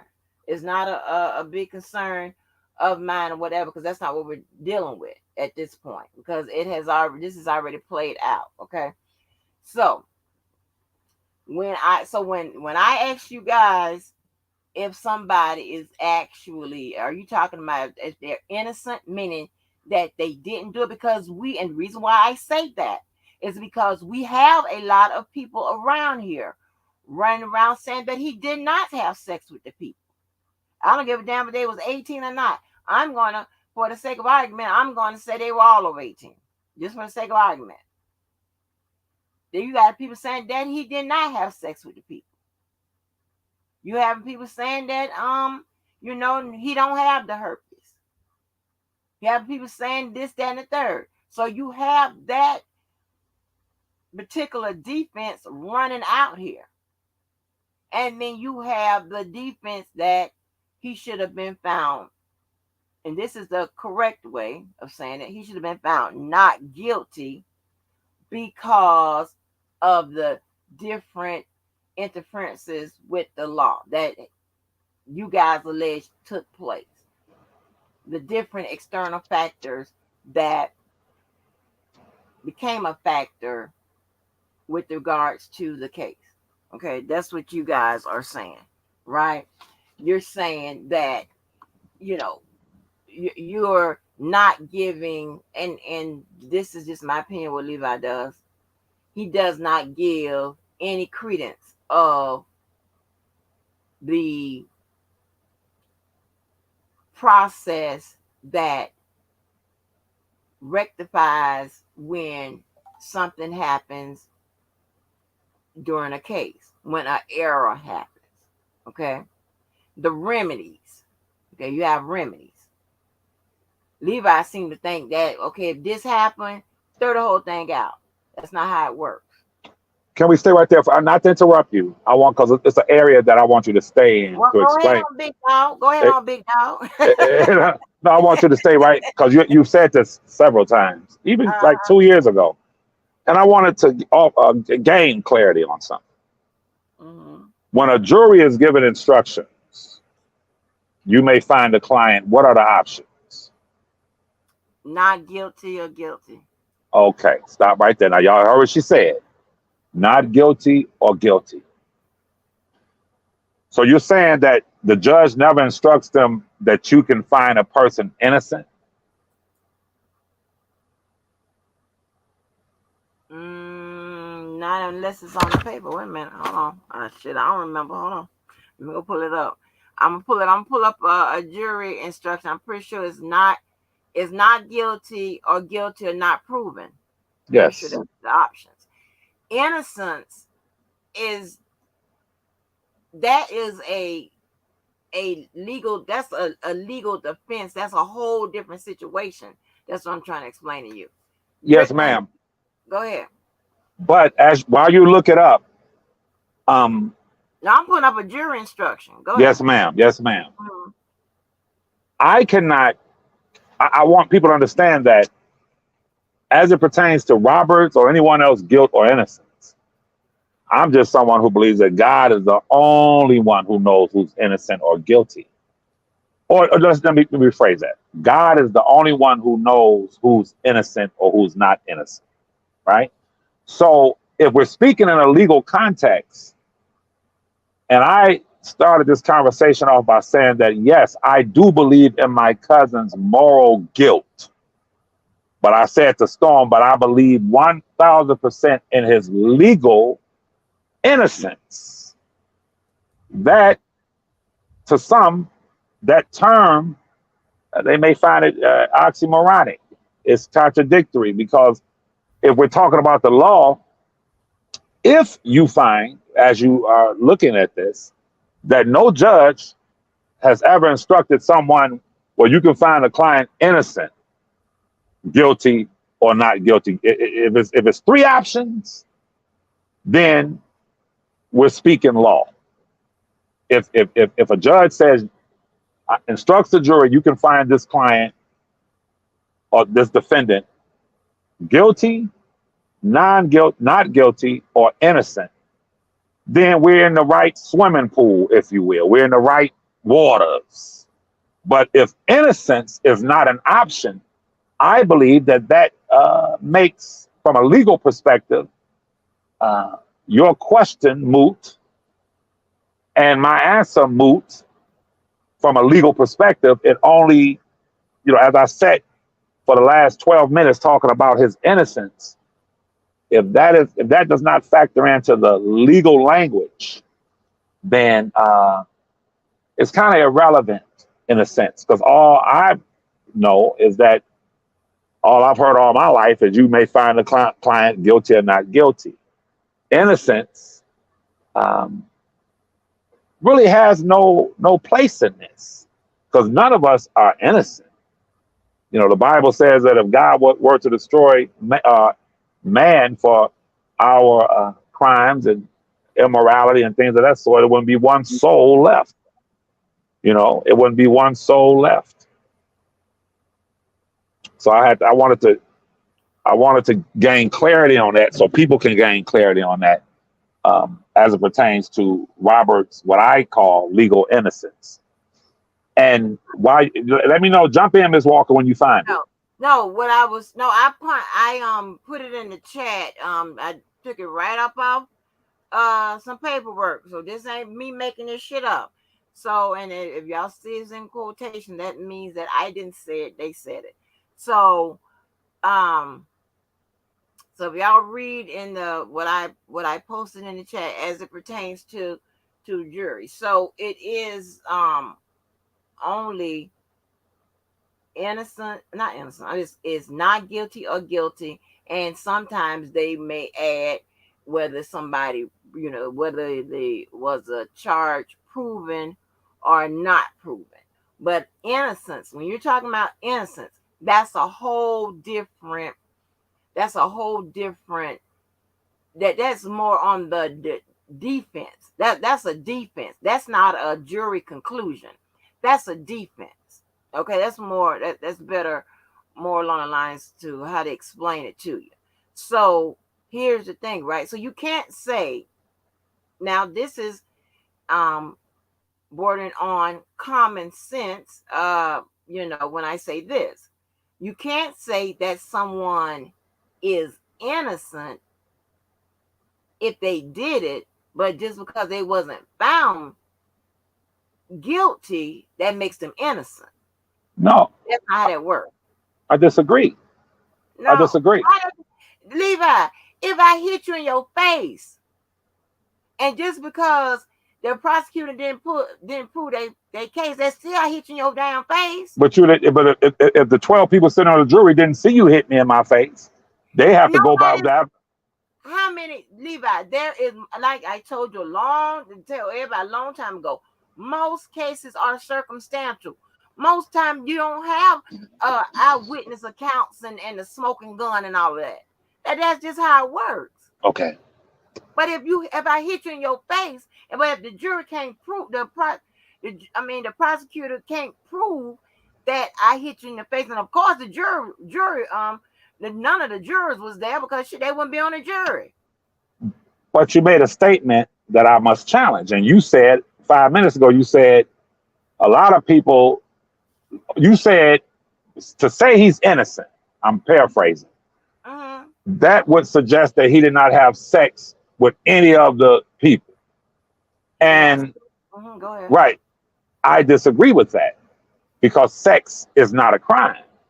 I didn't say sex wasn't a crime. Don't get it. See, that's why you fuck. See, that's why you enjoy to be with that bullshit. Cause y'all be trying to move the shit around and or change the meaning and go to this. That ain't what I said. I ain't said nothing about sex being a crime. I said as far as see, you're not thinking. I'm talking about the elements. The elements is still Oh, here we on. go, JoJo. The elements. Now she done hit Yeah, me the with the elements, elements. JoJo. Yeah. Oh yeah, he be hollering about the elements when he be trying to. But no, but the elements. I'm like, we ain't even talking about no legal shit. You hollering about the elements. No, what I'm saying is this: the elements is always I'm talking about what's part of the elements. Sex with most, if not all, of the charges. I mean, I'm not sure. I can't remember. Is one of the facts in the whole charge, right? You got the facts there, and you got your elements, right? So if they, you know, what I mean, if you saying that he is innocent now, that means that you're saying he probably don't even know these motherfucking people. He No, have not at sex all. with them.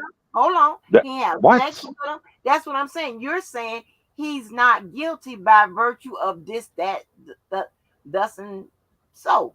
That's what you're saying. You're saying, and here's the thing, right? Not guilty and innocence has always been a issue that floats around the whole legal process. Okay, it has always been a issue. Okay, but it's not really an issue. Not when you just simplify it and think about it, right? So if you're saying that somebody is, and that's why the word actual, they put the word actual innocence in front of it to make it sound more like you're saying they did not do it. They were actually innocent. They did not do it, period. They weren't even there. This is how That's true. not. That's what. That's how you perceive it, Miss Walker. Listen, It ain't how I perceive it. listen, I'm only listen. telling you about the law. I just ain't Your no, no, ma'am. You cannot tell me about the law when it comes to the word innocence, because innocence, as you just explained, is not an option for a jury to decide, for one. For two, innocent is a word that we've heard tossed around in several trials and courts where an attorney will stand before cameras and say, my client has maintained his innocence from day one. We will see you in court. He's looking forward, he or she is looking forward to his day in court. But my client has maintained his innocence from day one. Innocence is a word that's tossed around from both sides, where the prosecutor will stand and say, the client is going to say it, present a case where he's innocent, but he's not. You must find the client guilty on all charges. They don't say you must find the client not innocent. He's not innocent. So the innocent. Oh, you got it all wrong. Hold on. You see, you got you running the job that lawyers do, and you are infusing it completely into the process. You're not see this is why I told y'all don't talk about legal shit with y'all no more. This is the reason why. Let me tell you a little secret. I'm just gonna tell you a little secret. It's probably gonna hurt your little feelings. When a lawyer, and this is what you're supposed to do, says my client maintains his innocence. I ain't gonna say all lawyers, but that usually code word for saying, you know what, my client maintains his innocence. I done looked at, I got the file. This motherfucker done some of this shit, but Oh, but I don't want nobody challenging my shit. Have me and like, cause with my next row of clients, they're gonna be like, well, damn, you sat up there and said that you believe the man was innocent. You know the man was, and all this bullshit. So you got to a lot of stuff you can't take. There's certain things you can't take for face value. They have to do their job. You got to allow them to do that. All right, and you're not going to understand the part of when they're doing their job and when they're doing what's mandated, what the job mandates them to do. Okay, so it's a couple different things, right? It doesn't mean that every time that they say that that's what it actually means, but that is a good indication sometimes of what it does mean, especially if you're looking at the file. And you saying you have some lawyers that will sit there and straight up lie, and they say, well, damn, they know that in they know that the people had the smoking gun, him on the tape shooting the people, and the blood, the DNA done come back. It was your blood on the weapon and shit like that. And then you could there look at the camera and talking about, no, my client. They'll say now they're speaking. They say my client is innocent, and then they'll go march right in that courtroom and try to find some kind of ways to point that evidence away from them to but not, they won't justify it or excuse that evidence. They will start talking about it was planted and shit like that. So you have to, it's a couple different things, and this just lawyer shit. Okay, so you can't always go by what they stand up there and say, because what they stand up there and say, and I always said, if Karen J, if somebody was in here, they would tell you. I've always said, pay attention mainly on what they say inside the courtroom. What they say outside, you can listen to it, but don't put $100 down on it and say, hey, this is a winner. Because that's not always, because they might say what they said outside and go right in their courtroom and contradict themselves. Ms. Walker, Huh? innocence from what you just described. People listen. Let me say this clearly to y'all. Listen to. See, first of all, before you say that, and I want y'all to also know before Levi, because Levi does challenge my meaning of innocence as it pertains to the law. I've already put this what I just put in here. You see the quotation, meaning it didn't come from me. I just got it from what? The official paperwork. And what did it read it again? Huh? Read what you I put it in. You ain't see that. You've been talking. No, I don't watch. Read it again. Okay, it says, I'll read to where I have. It says criminal trial juries are often given the impression by incorrect pattern jury instructions that their job is to determine guilt or innocence, although their true role is to determine if the prosecution has met its legal burden of proving guilt beyond a reasonable doubt. Hold on, because that don't mean what you say. It mean what I say. Don't mean nothing about what you say. Oh my God! It supports what I say. I'm sorry. Go ahead. You don't understand it because you don't know the difference. See, you hear that, Jojo? Why do y'all do that? Well, you listen, man, Miss. With all the respect, listen, Miss. I'm talking to Jojo. Listen, and Jojo, listen. Do you notice that when you challenge the black academics, it's like you don't know what you're talking about, and she's nigga, don't be saying that. Reading exactly what I said, but they'll flip it because they were produced from the higher halls of academia. I'm going to interpret this for you, and you have to go with what I say. Now, no, sir, I did not flip nothing. I simply did it. What you're saying. You saying that innocence didn't mean what I said it meant, and you said innocence meant what you said. But what I just read to you contradicted you. Well, what you said. I said that innocence is not a legal term when it comes to deciding one's fate in our system of jurisprudence in America. Now, if you can read it again, it says exactly what I said. I'm talking about when you were talking about finding someone, you were talking about finding someone innocent. You were talking about, you was acting like somebody can be found innocent, like the jury. There, remember early on, rewind it back. Early on, you was talking about the jury can find somebody. Ms. Walker, that's totally opposite of what I said. I said, Ms. Walker, is it true that when it comes to our system of law, that a jury is instructed to find a person guilty or not guilty? I've never heard of the third one, as far as you can find the defendant innocent. I said, so if that is not in the jury instructions, then that means it is a moot issue as it pertains to your perception and interpretation of innocence and mine or anyone else's. You said the jurors was not there, so they can't find nobody innocent. No, it's not. You gotta play the tape back. That's everybody listen to me. Know exact when she said I'm going to look at the jury instructions.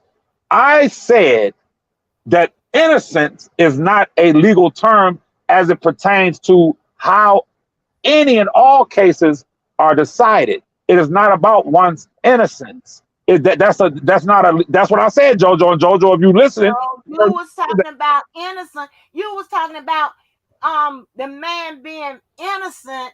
You were talking about, you were challenging me on being found not guilty, and I was telling you innocence mean that the man didn't do it. no. You went on and said that none of us was there, even the jury. So how can we say that he did it? She's mixing. I'm not mixing shit. You mixing it. Listen, y'all. She's mixing portions of our conversation. Will somebody please hit the thing and the thing and come in and tell Ms. Walker, one of you onlookers, exactly what I said, please? Will somebody, Miss Mo, would you please hit the thing? Put the thing is in the thing. Hit the thing and tell Miss Walker what I said, because we have the record. I can play it back. I said his guilt or innocence is not even a legal term. And then that's what prompted you to look at what the jury instructions are. I know innocence is not a legal term. I was defining to you based off what you had said about what the jury must find. Are you No. okay, we're not gonna get nowhere off this. Let me go back and read this here. I'm gonna read this here, and then I'm going to apply it to the legal process. Let me start over. It says criminal trial juries are often given the impression by incorrect pattern jury instructions that their job is to determine guilt or innocence, which is kind of what we're kind of dealing with here. All right, someone's guilt or innocence, and guilt, as far as it pertains to a case, a legal structure, the system, the pattern, all of that. It's actually guilt or not guilty. It has nothing to do with the innocence, because it's all about what you can prove. Absolutely. Okay. Then it goes on and says, although their true role is to determine if the prosecution has met its legal burden of proving guilt beyond a reasonable doubt. And that's what you know that the prosecutors has to prove in order to, that's what they have to prove. That's what the jury has to agree that the prosecutors prove in order to find someone guilty. Okay, let me read this a little bit now. I'll finish. Someone was listening to everything. Explain it, please. Okay, and this says jury members must understand the legal definitions of the term guilty, not guilty, and innocent, as well as beyond a reasonable doubt. While in lay usage, the term not guilty is often synonymous with innocent. In American criminal jurisprudence, they are not the same. Not guilty is a legal finding by the jury that the prosecution has not met its legal burden of proof. That's what I was trying to explain to you. No, ma'am. Miss Mo, would you please tell About Miss Mo, please, I'm gonna be quiet. Tell the people and tell Ms. Walker how the conversation went and how when she went to look up the jury instructions. Please go ahead. Do not call on me as an ally now when you was trying to catch some smoke with me before I went into my I'm just joking. I'm just connecting back, so I'm not 100% sure on everything y'all were talking about. So you'll have to get me up to speed. I cannot confirm nor deny.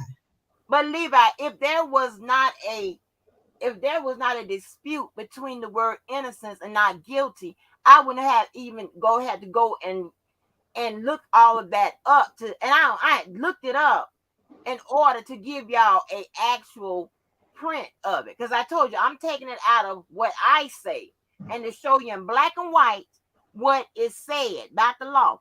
I'm not doing it. I wish I had a phone on me because I will play it back. Do you have the ability to play it? You can play it back.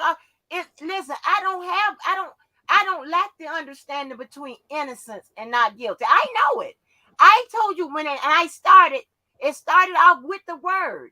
I said, so are you saying that he is innocent? And you said yes, because none of us was there to say what he actually did or didn't do. This And then was I let you go on, and you went on and you talked about all this, that, and the third. What are you talking about? said to these are my words to you verbatim. I said, when Storm asked me, do you believe that Robert's guilty or not? I responded by saying, I believe in his moral guilt, but his absolute 1000% legal innocence. Now stop. You said 15 minutes worth of shit. That's So right. that ain't all that what you just said by Storm took 15 seconds. I You understand. said to me in the beginning, I said, so when you said about him being innocent, I said, so are you saying that he's innocent because he did not do it? And then I let you go on and on and on with all that you were saying, whatever. And you talking about nobody was there, the jury wasn't there, and nobody was there, so we can not say that or whatever. And so I was letting you get finished and I went ahead and told you because you have people that think that he is innocent, that he actually didn't sleep with these people, he don't know the people, people ain't got no herpes, he ain't got no herpes, and Interpretation. all that, whatever, versus being found not guilty, which is something totally different. I even went through what actual innocence mean and all that. What you talking about, man? Ms. Walker, that is your and can you hear me? I'm sorry. Yeah, that ain't my shit. Well, That's listen, yours. Ms. Walker, listen, Ms. Walker. That is your interpretation of innocence. When you say, see, let me start off by saying this. That's So what you said too. listen, Ain't my interpretation. I'm innocent. talking about with the legal part. The Okay, legal. Ain't my interpretation. let's deal with the legal. Yeah, that's what we dealing with. Ain't my interpretation. I ain't say shit about what I said. Innocence. I'm gonna do the live and play everything back so people will know what I. I don't give a Yeah, shit. I got you because we're gonna play the record. I can't. You can run for this one. I don't give a shit Listen, what you say. Miss Mo, what I was saying is that innocence is in the eye of the beholder, Miss Mo. Follow me, and I'm gonna be quiet and listen to y'all. Here's the deal. Because I gotta check these windows. We ordered some windows, and my assistant just said that they have to check the serial numbers on the windows that they're installing in the building. So I'm gonna be doing that for a minute. But I'm gonna be listening, so I'll be right back. But I have to say this real quick.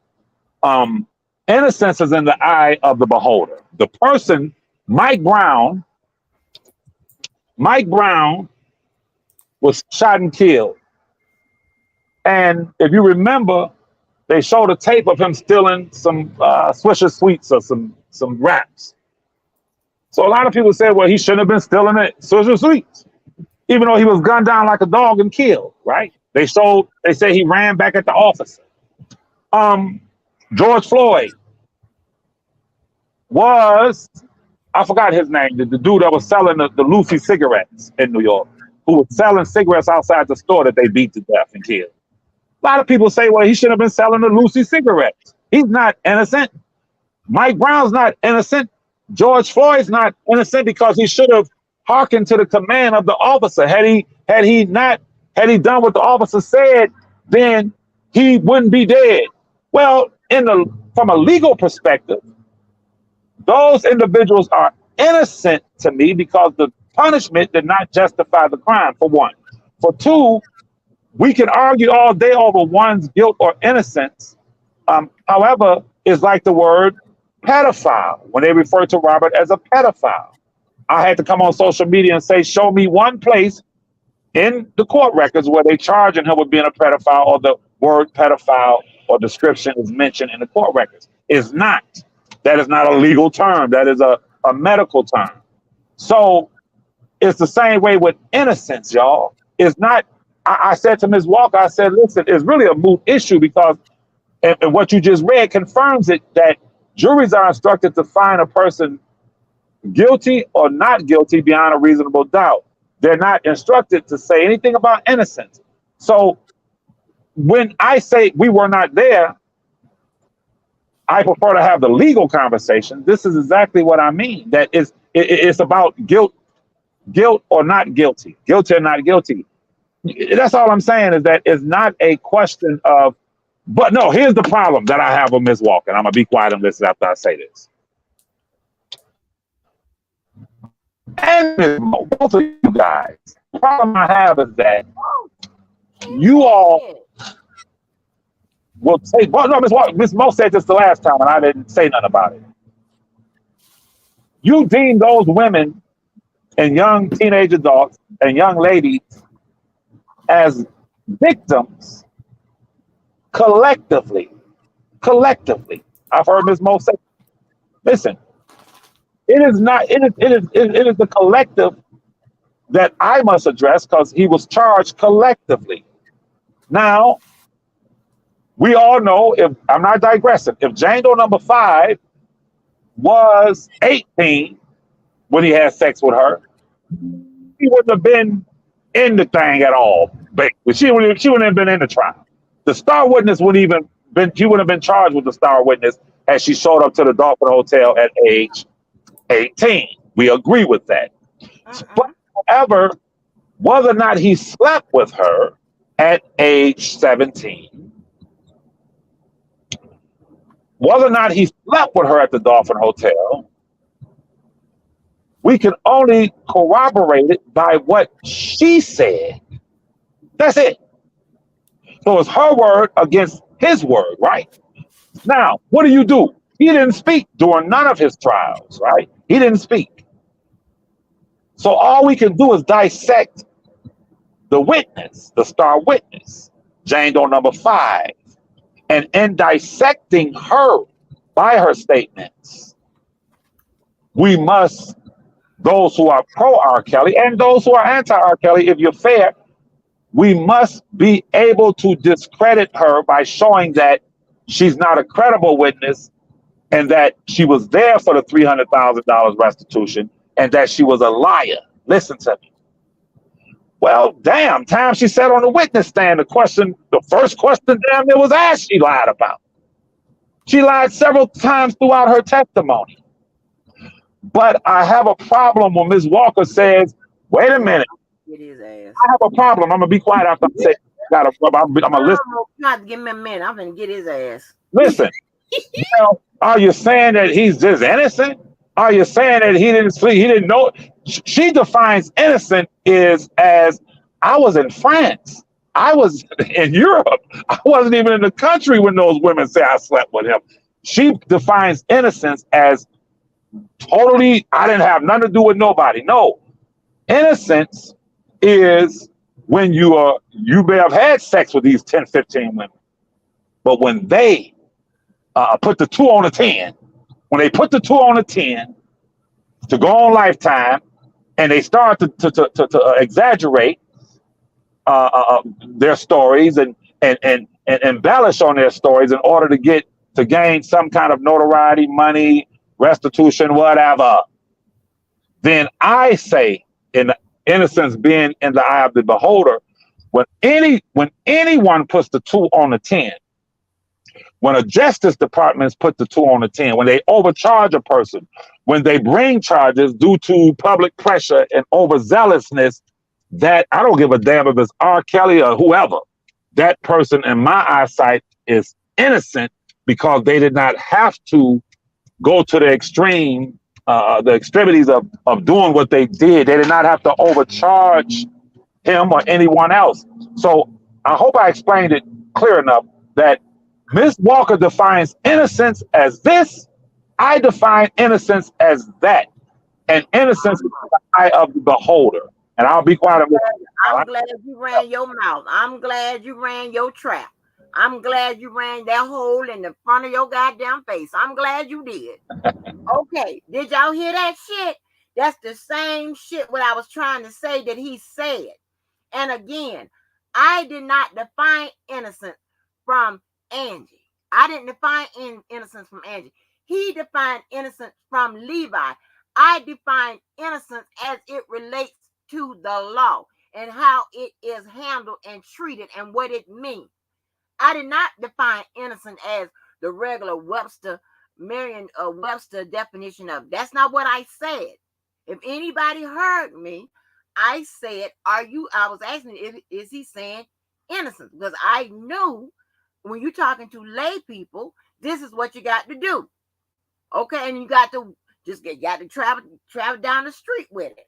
Okay, what I said was how it is treated with regards to the law. Now, if you don't understand it, then say that part. But I didn't define what I meant innocence, because I know what I mean, what innocence means. I'm talking about innocence. And the law, y'all done fucked the law up so bad that people had to put actual innocence in front of it. So, and use that, run that out here, because y'all done fucked the meaning of what they're trying to convey over. Okay. Again. And yes, actual innocence or innocence is mainly a defense. That's something totally different than the outcome of being found guilty or not guilty. This is all legal. Ain't got shit to do what I say, I think. Actual innocence or innocence is more or less a defense. A defense for somebody being innocent mean they did not do it. Why they did not do it? Because they could not have done it. Because they were in France. They ain't have sex with the motherfuckers. They don't know them. Okay, they don't even have no penis. They ain't got no herpes. They don't even sing no songs. This is misidentification. Whatever. I ain't making this shit up. You are. That's your interpretation of innocence. I'm not. That's your interpretation of innocence. I'm not making it up. Because that's your listen. That is not my interpretation. Listen, no jury in America can find a person innocent. Innocence is a legal. You're not listening. You're not listening. I said, listen. I said, innocence or actual innocence is more of a defense. I said a jury. That's something different. Guilt or not guilty deals with the outcome. That's what a jury must find. But the outcome is the only thing that matters. No jury can. No. Again, that's why it is. I told y'all I wasn't talking no leadership to y'all because you don't understand what a lawyer must do. Somebody, anybody, Google, and I'm pretty sure this gonna come up a legal meaning. Google actual innocence and see if you get a legal meaning. And somebody put it in the chat. Actual innocence is something totally different. Actual what are you talking about? Well, innocence. Totally listen, I just read it. One can argue one's innocence all day long, but at the end of the day, a jury cannot determine one's innocence. They can only. I just said that. So when you use the term innocence, is in the eye of the beholder. Is what ain't no eye, no goddamn beholder. I just said. I'm gonna say this one more motherfucking time. Listen, with defenses, with a defense, because y'all don't know that this is shit that you got to go to school for. I'm not talking down nobody, but this is some shit. No, I'm not. This is some shit this is training.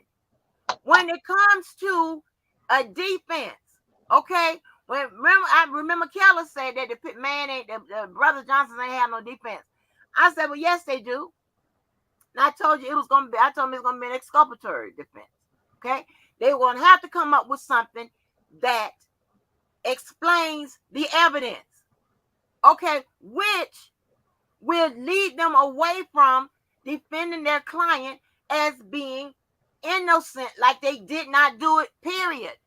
But there was no way, like there's no evidence that suggests they did it. They don't know the people. The legal.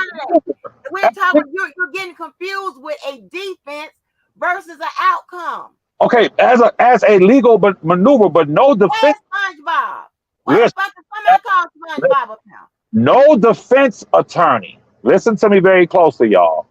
No defense attorney, once they use innocence or the methodology of proving their client innocent as a legal maneuver, when the verdict comes down and it says we find the defendant not guilty, No defense attorney will stand in court and say, we do not accept a non-guilty verdict. We want an innocent verdict. That There this ain't that, nobody that, said there was a such thing that as an attorney will innocent be verdict. disbarred.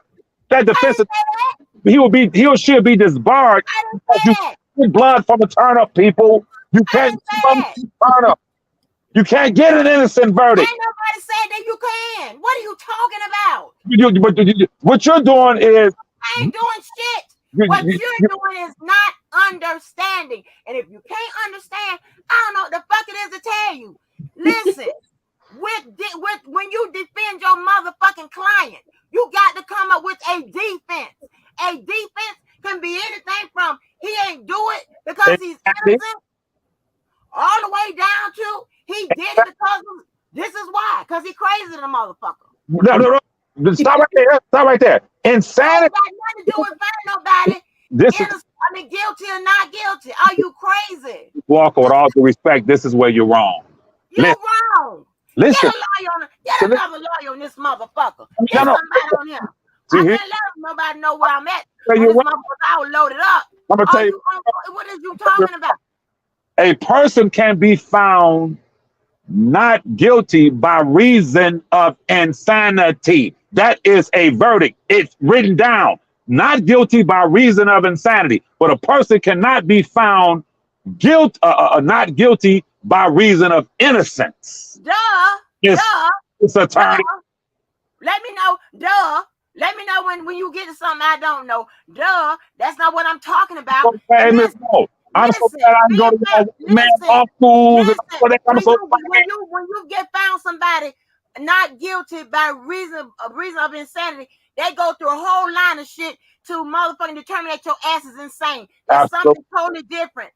I'm not talking about I'm not talking about no shit like that. I know that. Even though insanity, you can be found by reason, not guilty by reason of it, insanity. Insanity is still a defense. That's legally sound, though. Innocence is not legally sound. What I started off selling. What are you talking about? I'm talking about a defense. Let me A repeat. defense. You What are confused. You're the, confused. when you Oh look, my God, I cannot believe this. I did not ask you to I look don't, up. I don't give a shit what you ask. I I'm did not ask telling you. to look up a defense. I said, can you please look up the jury instructions as it pertains to how a jury can I find? just did. I did. And they Okay. listen. And because of motherfuckers like you, and they said right there that people always use innocence and not guilty, and it's synonymous with one another. They put that the whole thing They came up cleared it up. because of motherfuckers like you. They cleared it up and said Levi's right. What you read? No, they did not. Levi They, wrong than the motherfucker. they said Don't Levi's leave away from him. Don't innocent. leave away from him carrying that wrong motherfucking message around to this motherfucker. That's why I said I wasn't gonna talk no more legal shit with you motherfuckers, because you don't get it. Boy, when JoJo come in and explain this. Now you see what I'm saying? I'm gonna tell you why.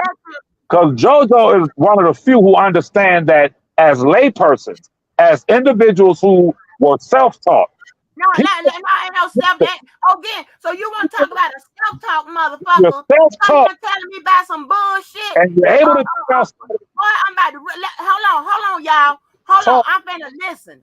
Listen, I hate to put all this in this motherfucking chat. they can't deal with But us. I'll give y'all the goddamn link, and I want y'all to tell me who the fuck know what they talking about, who don't. I'm gonna give y'all the link. Now I don't rely on no motherfucking Google, but this is right. Here go the goddamn link. It says 17 different types of defenses in a fucking criminal defense case.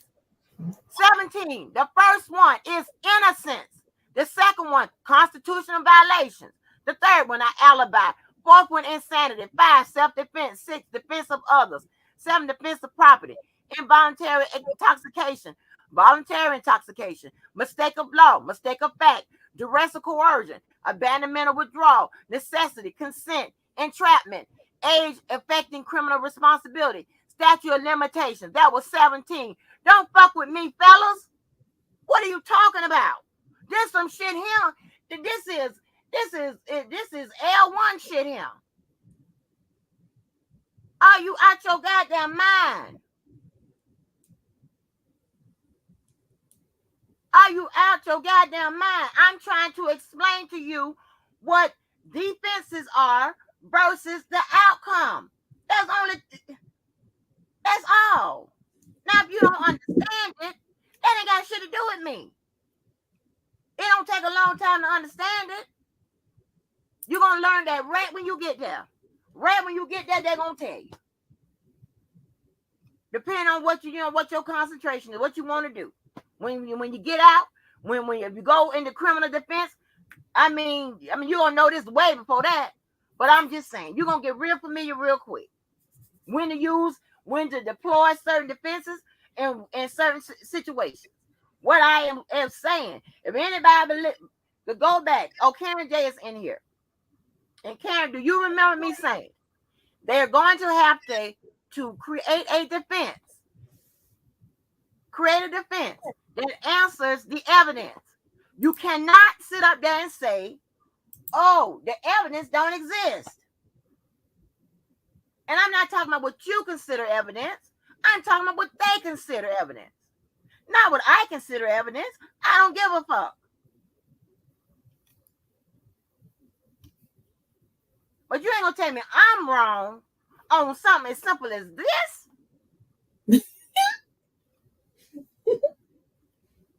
You got to be out your goddamn. I know your understanding is wrong. Say that. But this is so basic. I can't even remember when you learn this shit. What part of the motherfucker? Let me see. Let me see if I can go back.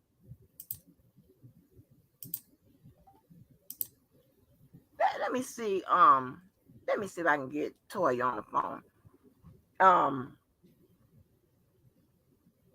A settle her and her husband. Because I know they won't tell that I'm down here on this motherfucking goddamn YouTube with this bullshit. Let me see.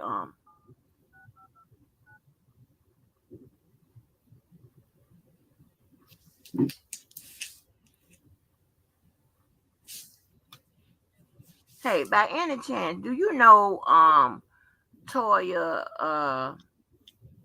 and her husband's now you know they the number to their office because on the billboard. Cause I need these people been trying to tell me about the goddamn law. This is crazy. And I want them to come on here and well, I know they ambulance chasers, but still.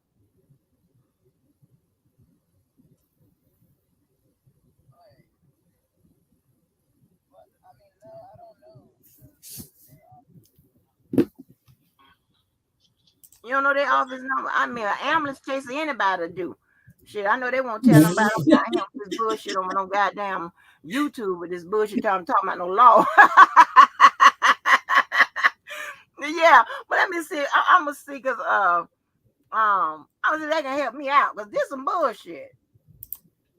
All right, let me go. Bye. Shit, the fuck. Anybody understand what I'm saying? Yeah. I'm talking about legal defenses. That's totally different than the outcome of a case. Yeah. They're not going to ask the jury, do you think his defense worked? Well, did you think he was innocent but based on the defense they used? Do you think it was a mistake of fact based on the defense? No.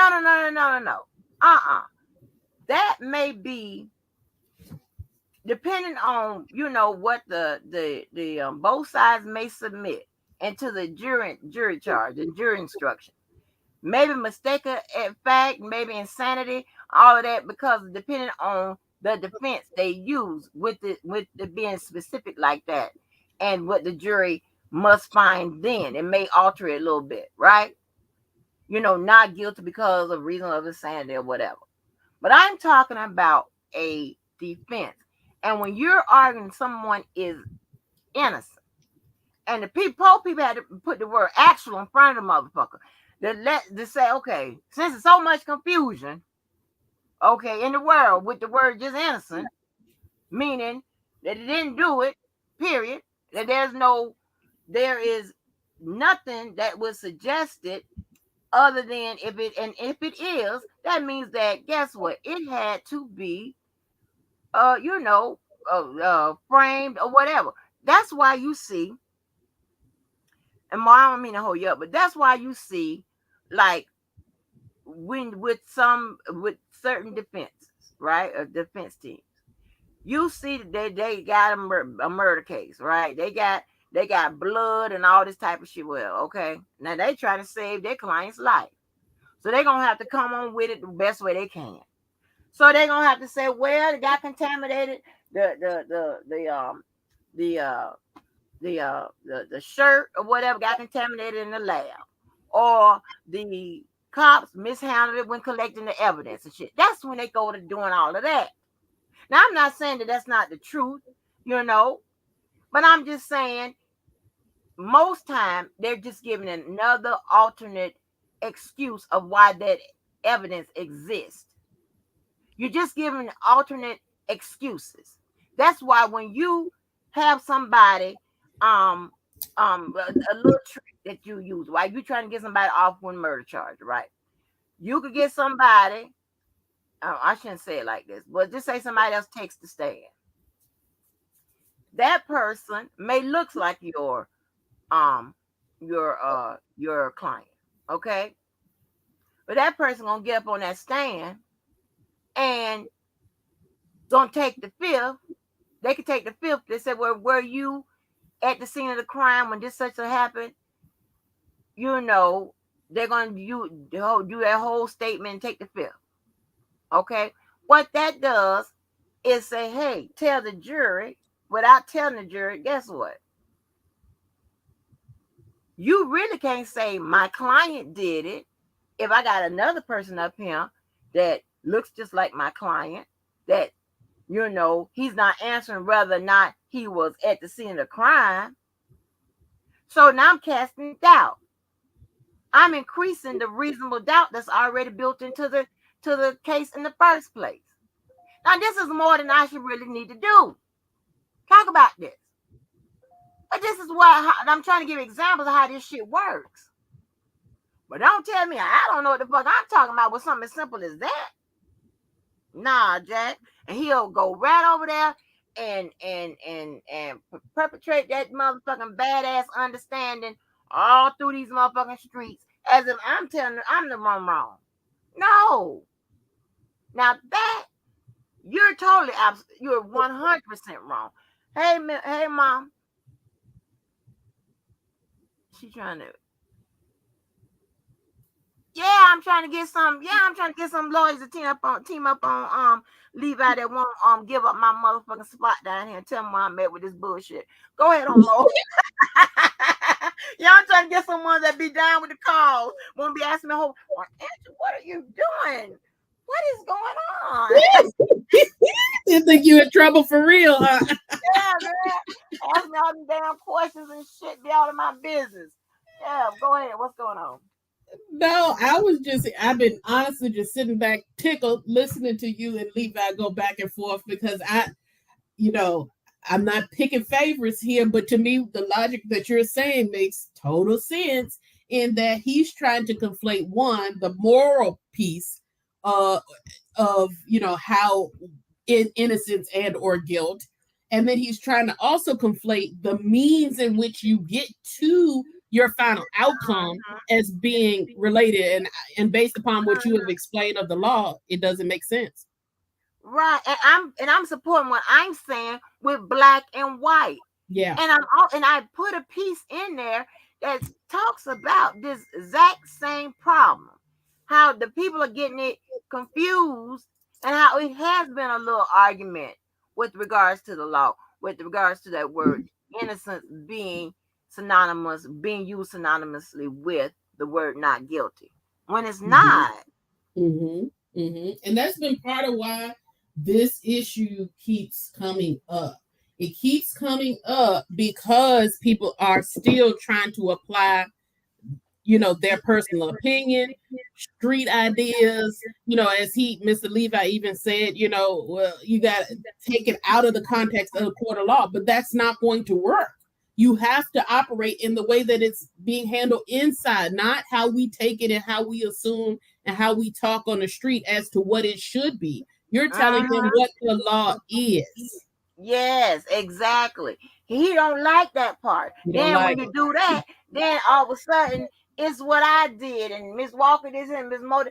No, I'm just telling you what the law is, not how you want it to be, not about no purists or none of that. it. Mm-hmm. I got nothing to do with none of that. I'm telling you what it is.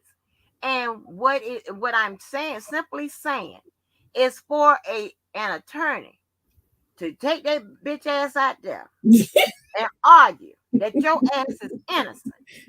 That means when they look at their file, they look at your file, the case, the records, they're going to see everything that says that you ain't got shit to do with it. You weren't even there. You don't know them people. I mean, that's what it is. Can you say that? I don't know. I mean, basically, they per the elements, they the prosecutors pulled out some shit that supported the elements and the facts. I mean, I don't have the file or whatever. I mean, what am I? I mean, I'm not just talking about the testimony. I'm not just talking about the testimony.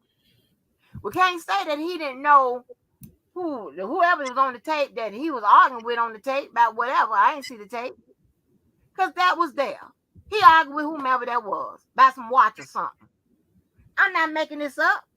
So Mm-hmm. when you have, and this is the thing, and the reason why I got so hot, because one thing about it, defense and strategy, baby, that's my specialty. Mm-hmm. So baby, I got 101 tricks, baby. What? 101 of them motherfuckers. And didn't have to use hardly none of them. Because you listen, I only had 3 court cases, baby. Listen here, your mom took the easy way out, okay? Your mama stayed in the office, corporate law, whatever, staying there, corporate attorney, and did some other shit. Other than that, I wasn't getting in here in this rat race with going in and out of this courtroom and shit like that. That's not what I like to do. Those people that really like the law, that be into that shit, and we want to defend people and all that bullshit. I don't want to do none of that. I don't want to put nobody away. I don't want to defend them. I don't want to do none of that. I just want to fuck with contracts, um, threaten people on the phone to get the money back, that type of shit, and then be done with it and send little paperwork to your office. That's it. That's all I want to do. I don't want to do none of this. But when it comes to the what, baby, what?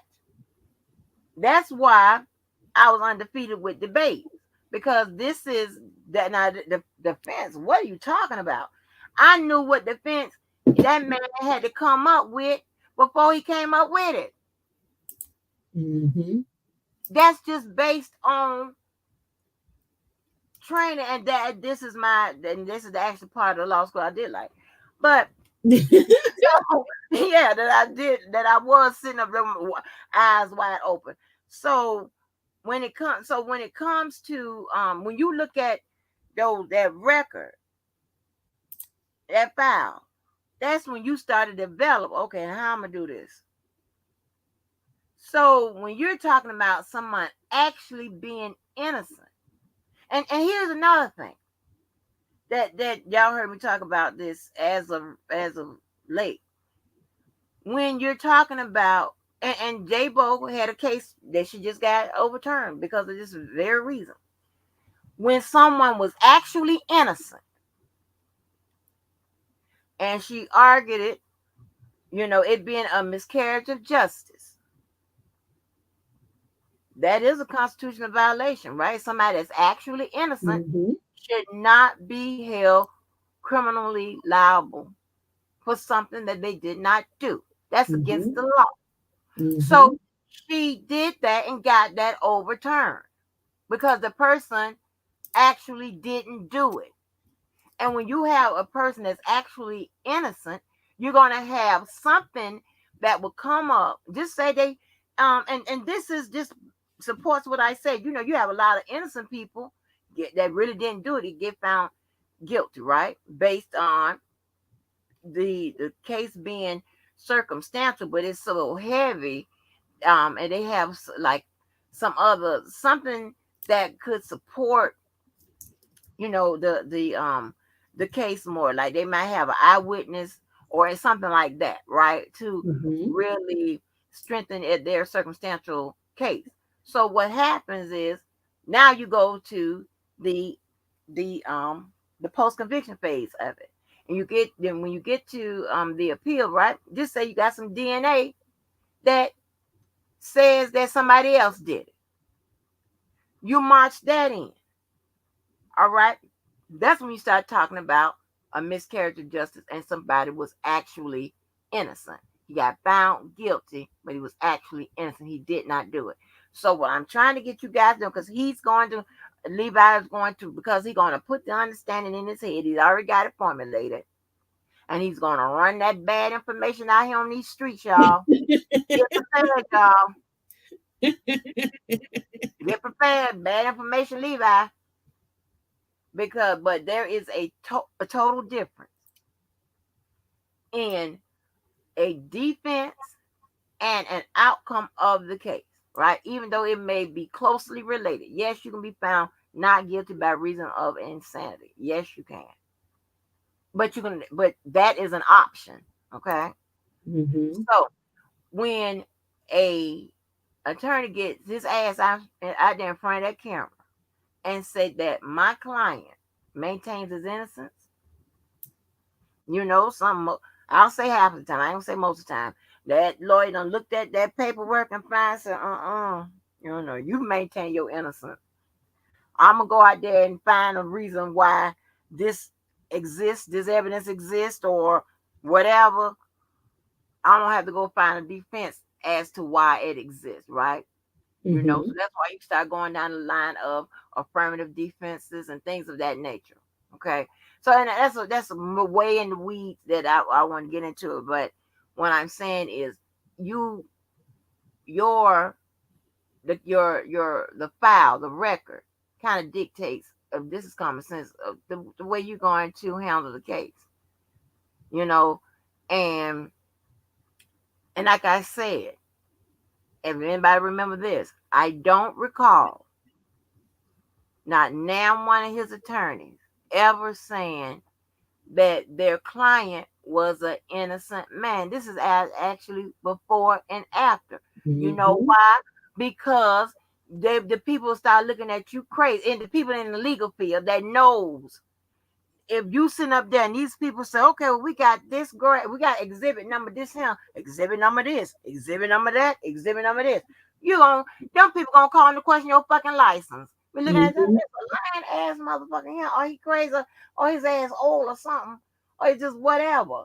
You know what I'm saying? I Yeah. mean, I'm not saying that it can't be done, and I'm just saying the extreme. But Mm-hmm. you start hollering about all them exhibits in that courtroom and you up there talking about, well, unless you got unless you got some exhibits, they're saying, hey, he was halfway on the other side of the moon when this chick did this, whatever. And I didn't never say that I believe no victims or whatever, 100% or whatever, or accusers. As a Mm-hmm. matter of fact, I said, fuck them being under 18. Fuck all that. I said 18. We're still dealing with some of the goddamn elements and the facts of the case that still will exist with them being over 18. The herpes thing, it works whether you're under 18 or over. Okay. Mm-hmm. So, so certain charges in there would still be there. Okay. Maybe some of them would still be there with absent. It just say okay, the faith with the gun and shit. She was supposed to be 19. None of her shit would drop, Mm-hmm. based just on the elements and the prosecution that with them saying that they had what to prove them their elements, right? Mm-hmm. So and I'm talking as if this hasn't already played out. But so don't say I'm, like on I said that I don't believe nobody on either side told 100% the truth. And as for him saying that, they only had the accuser's side of the story, well, that's that's not the truth. Just because he didn't take the stand, right? Yeah, it would have been he would have took the stand, taken the stand, would have been his direct word against her direct word. But here's the thing, right?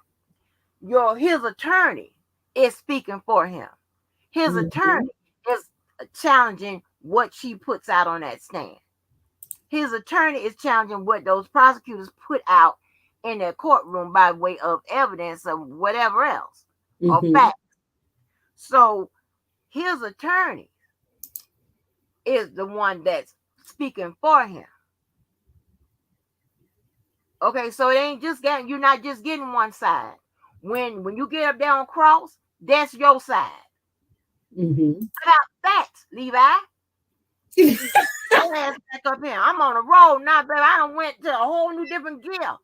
But it's really what you're saying is that in the legal world, there are certain words that hold a specific meaning and a Yes, specific weight that should not be taken lightly. And that if you're using it the same exact way as you do on the street or as a general lay person, you're going to miss and probably be uninformed of the greater meaning from an attorney or from a court. You know what I'm saying? So I mean, yes, and quite frankly, that's any significant profession. For instance, people always, it's a common thing in just the world to say, "Oh, such and such, they're bipolar," or "Oh, I'm depressed." But that mm-hmm. means something different to me in a clinical setting.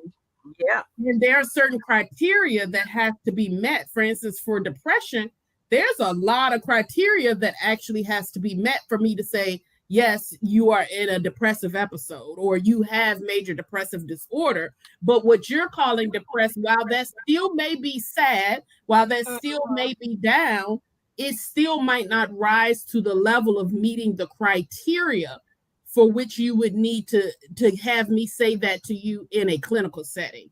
And it's the same right. way with That's the law. good, good. Yeah, that's good. Yeah, the law, medicine, all of these different things. Yes, we use some of the same terminology, but they are not used the same. The same way that, we use certain things in Black culture that if you say it, if somebody came around us and heard us talking, they might think we're talking about one thing, but actually we're Yeah, referring to something different. That is normal. That's linguistics. exactly, But I don't exactly. know It's why a people different application of it. It's a Mhm, different application of it. So mhm, yeah, especially when you're talking about applying the the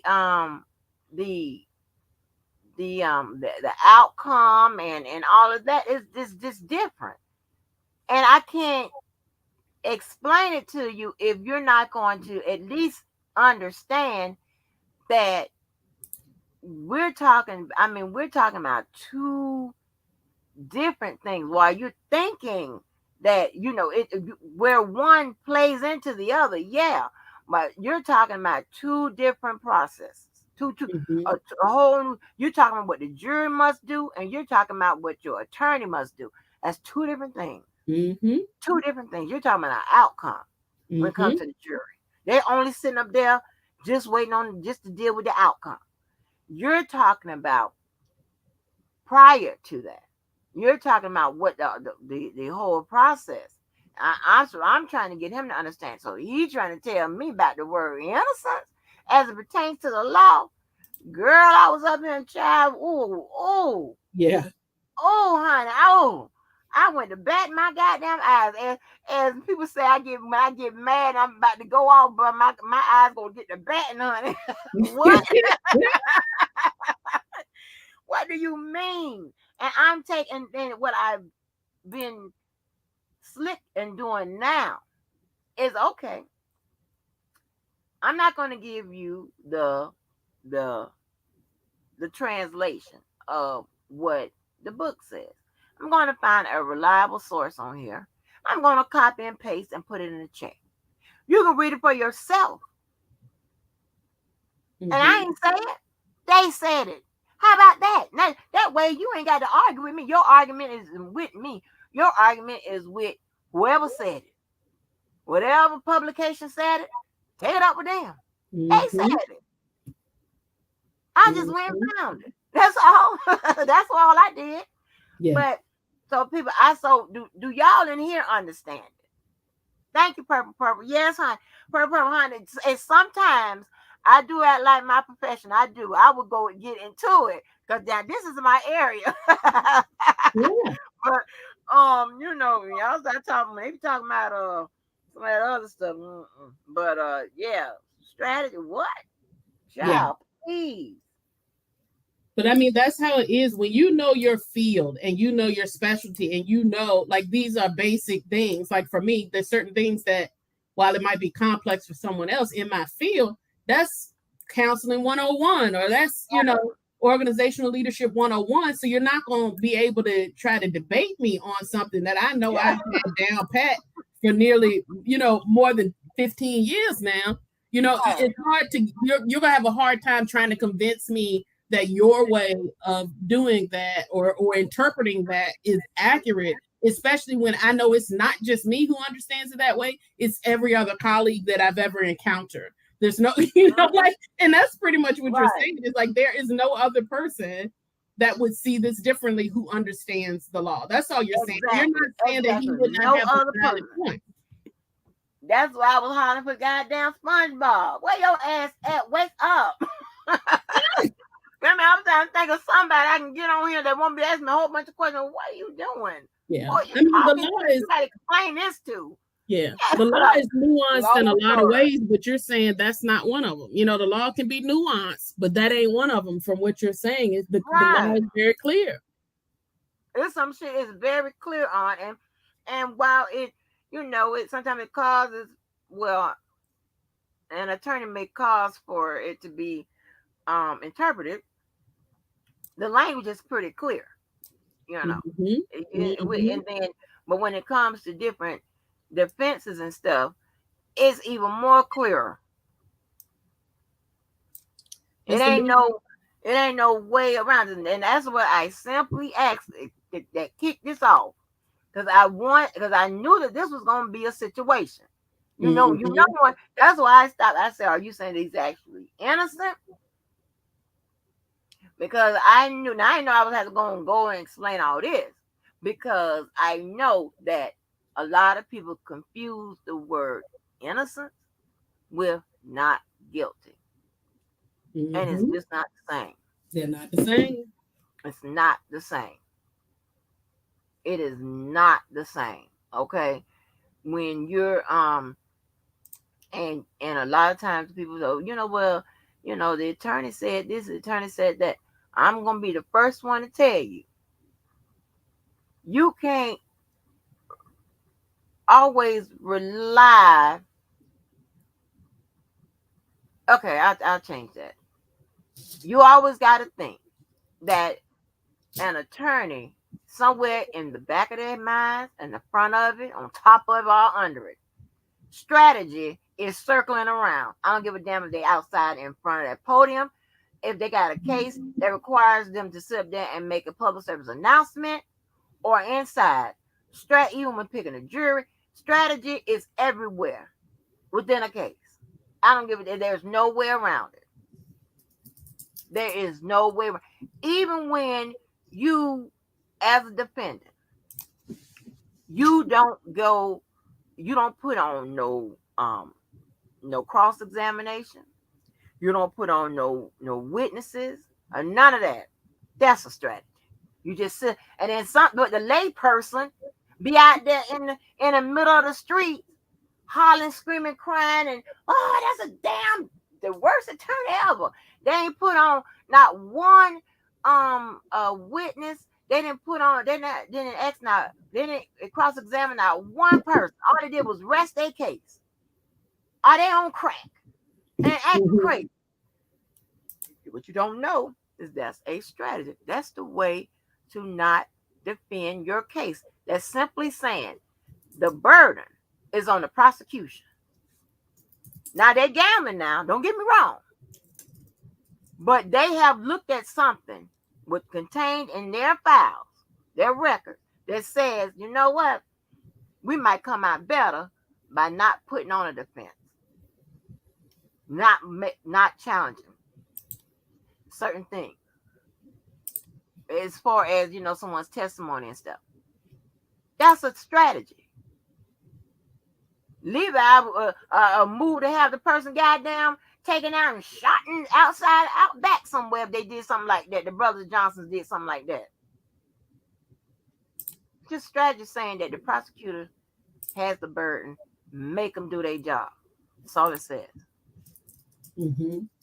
Yeah, because you got your there's no follow up that the prosecutors can come back after. I mean, would they run? They run on direct.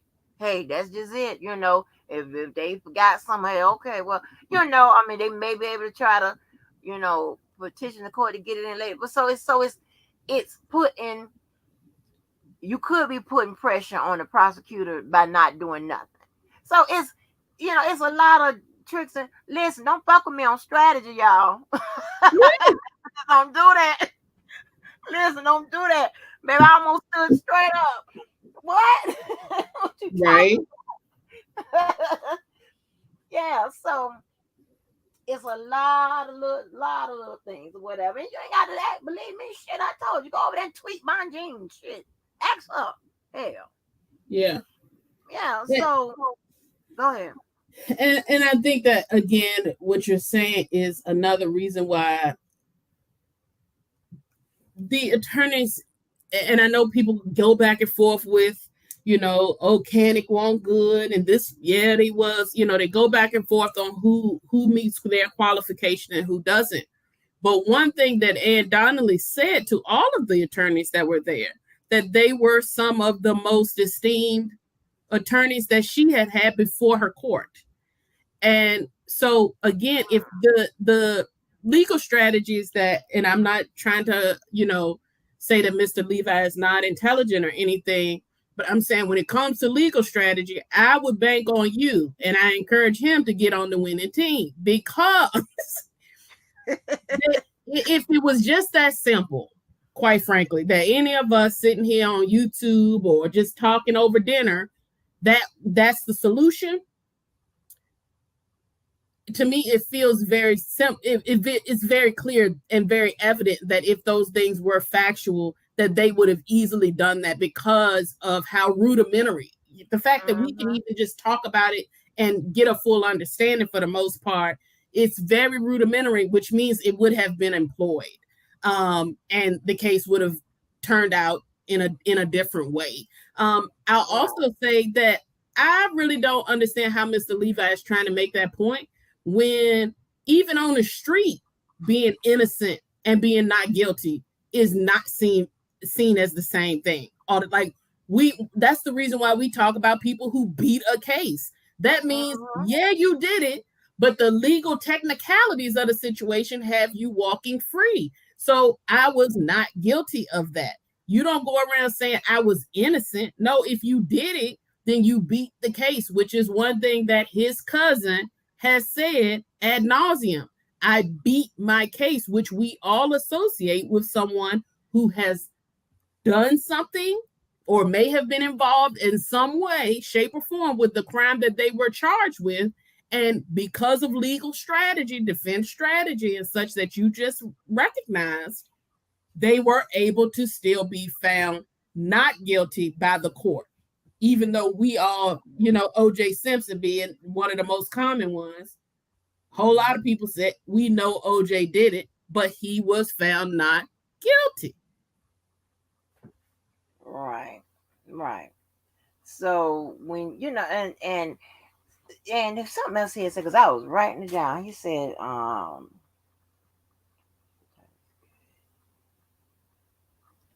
right. So he was saying, like, and the people, they found a way around talking about double jeopardy and things of that nature. Like, here's the thing, right? While you may not agree with the workaround, for the people in corporate America, workarounds, okay, how to get around something like double jeopardy or whatever. It exists,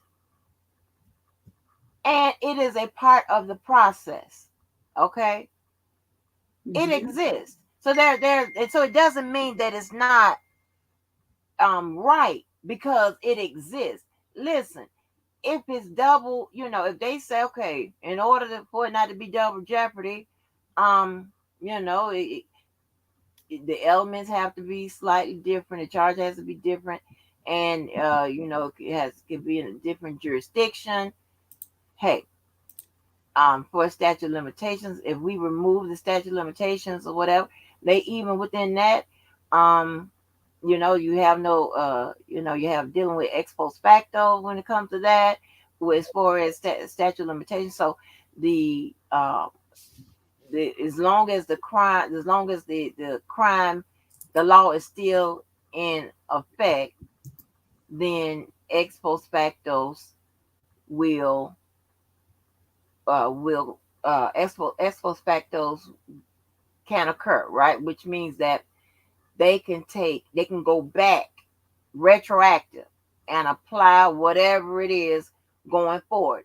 Ex post factos does not apply on new laws enacted, whether they are either state or federal. New laws, there's no ex post facto. Ex post facto can be factored in when the law is still in force. Okay. So, things of that nature. Now, her knowing that.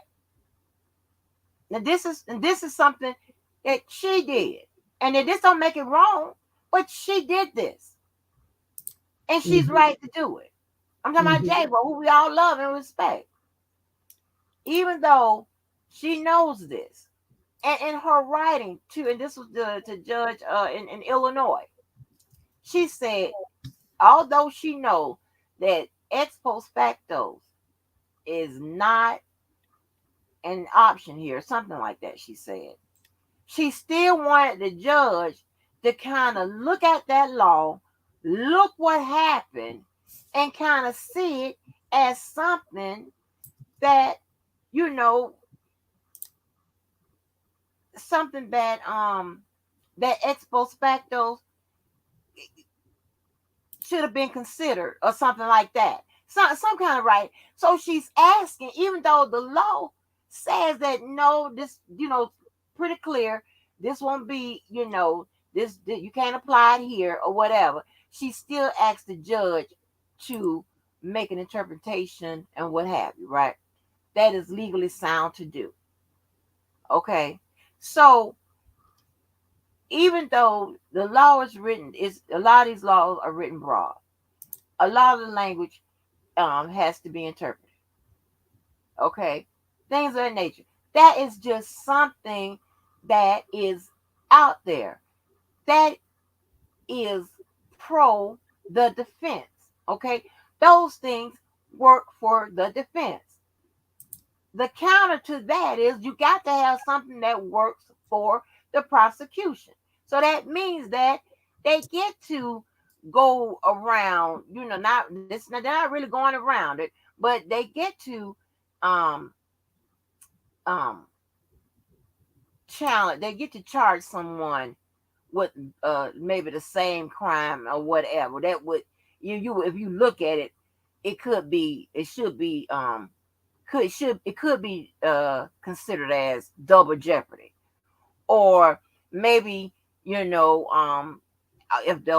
the statute of limitations wasn't pulled for those sexual crimes or whatever to minors back in the day, maybe it wouldn't be no charges out there with that, but it was. So it has to be a give and take on both sides. Just can't be all pro one side, and it has to be remedies for both sides. Okay. And so if just say when it comes to co-defendants, right, severance is a big thing, right? Most times, you want your co-defendant, you don't want to be somebody's co-defendant. All right, because what happens is all that evidence, whether you might have a small part in it, but all that evidence, the jury gets to see it, that really applies to the main person in the damn shit, as it falls on your ass too, because you sitting up there too, and it looks like all y'all did it. It doesn't. Sometimes it doesn't, unless I mean, your attorney is gonna point out your part in it or whatever. But you got to be careful with that, because you don't want to fuck y'all all up and saying we all did it.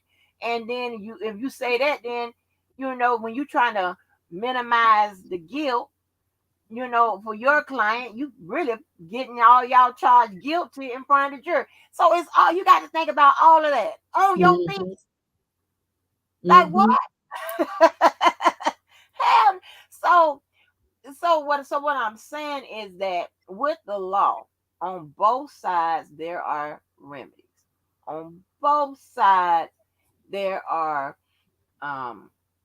when it comes to errors that have happened in a case. And Levi, I want you to throw it all out. Because one thing, there are tests, there are questions on outcome that must be answered. There are, and also remedies, just before they throw it all out, just because one thing happened, you know. So they even allow you now. The rule of thumb is that the indictment is supposed to mirror the jury instructions, right? So if you change the language in one or the other, there's certain things that happens. One, if you change that language, that means that you can cause somebody to get convicted wrongfully. You can be wrongfully convicted because now the elements and the facts aren't the same, and that's what you're supposed to be convicting by. Because that's that's the instructions you give the jury to convict about the elements and the facts of that indictment. That's what is given to you on the jury charge. Now, you have administrative changes that can be done on the jury instruction. That does not change the the um the elements and the facts, whatever. But it may, and when it starts getting down to, though, when a lawyer starts to argue the um disjunctive and all of that, when I went through that, when the words like maybe and or, when you have persuade, induce, entice, whatever, do you have to prove one or all four or whatever, all of that, that's that type of argument. Okay. Then when you are inserting and or whatever, there's always an argument from a defense side about that. But here again, both words are in there. There's a way to look at it is just say you got induce and entice, right? Well, if you've done one of them, you still gonna be found guilty of that charge. So you don't have to do two of them, induce and entice. If you've done one of them, you still gonna be found guilty of that charge. So it doesn't matter if it says or, it matters if it says and. If it's and in there, then you got to be found, then it says you induce and entice. Then you should be the jury instruction, the judge should tell the jury that the person has to be found that they induced and enticed to be found guilty. I'm getting into the weeds of this shit. Baby, he done got me motherfucking talking some legal shit to y'all today. He done pissed me off. And all the time I'm lax and everything. Hey, at this point, I don't care if y'all understand what I'm talking about or not. Oh my gosh, girl. With me and Levi, it's always a good time. It's always a good time. Now we don't want, hey DV Wild, but I don't know why he calling the damn JoJo. I ain't touching that.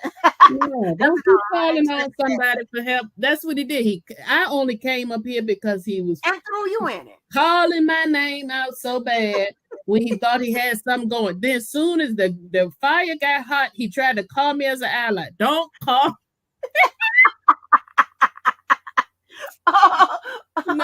No, you even picked it up on me because you was first when we was talking. It started off, you was talking about the complicated men like himself and a few others. And that's when he came in there hollering out for me like he really wanted to get into it. And Yeah. I was going into a meeting. So I said, I'm not fooling with Levi until after I until after I get done with what I need to do. And by the time I came back, he had set you on. Yeah, damn it. Yeah. That's And what then he he trying to comes sit over up here here. for. Then he gonna try to sit up here and try to shovel that ladder of us talking about I'm a simple man. No, the hell you not. You just Yeah, proved that your ass complex. yeah. And now Like he what got I to check. said. Now he got to check some serial numbers. No, that fire was getting a little hot, I believe. The hell you talking about? He had to make an excuse to get on back out there and get away from this. Baby, you talking about that baby Jojo knows he knows when what to comment on and what not to. He was Yeah. like, oh, I ain't gonna no, she in a whole new gear. And Mm-mm. see what Keller always used to say talking to me because like offline I get because the people that's calling my house I can get technical with them. Mm-hmm. So I sound like I got some license somewhere. So, Right. well, it sounds totally different.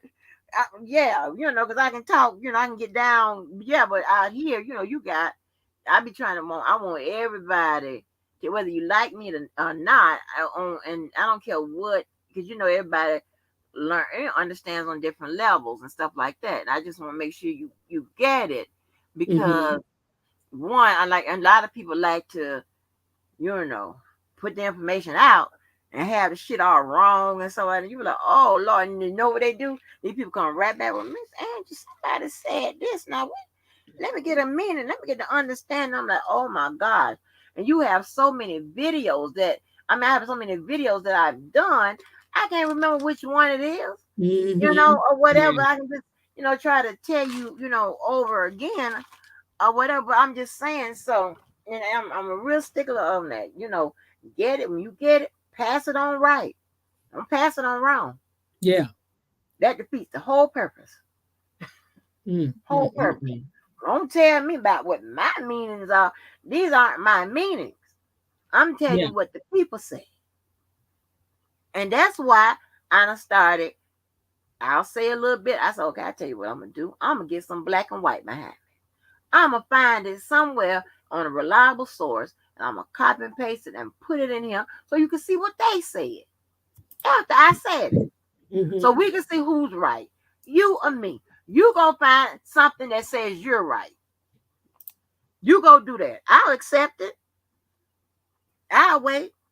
Yeah. You Find out haven't seen it, something. but then he makes these claims like, well, any lawyer or any defense attorney would say this.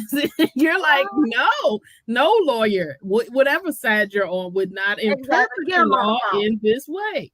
Yeah, get them on the phone. I guarantee they won't. They're gonna be like, what? Yeah. Yeah.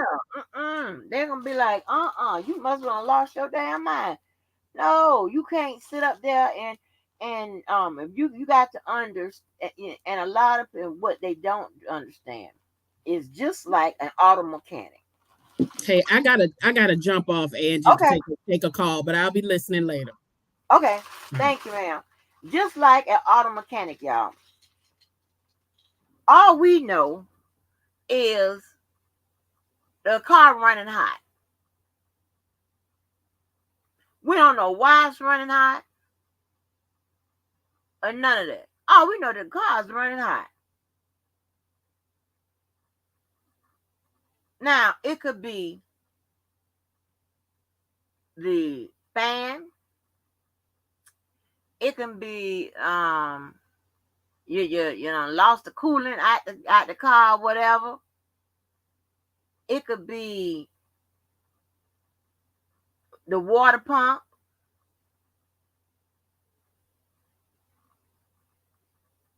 Okay, but we don't know. And depending on the position of your shit, but how they have to get to it to see it, you really ain't gonna know whether it's up on the bottom or on the top or whatever.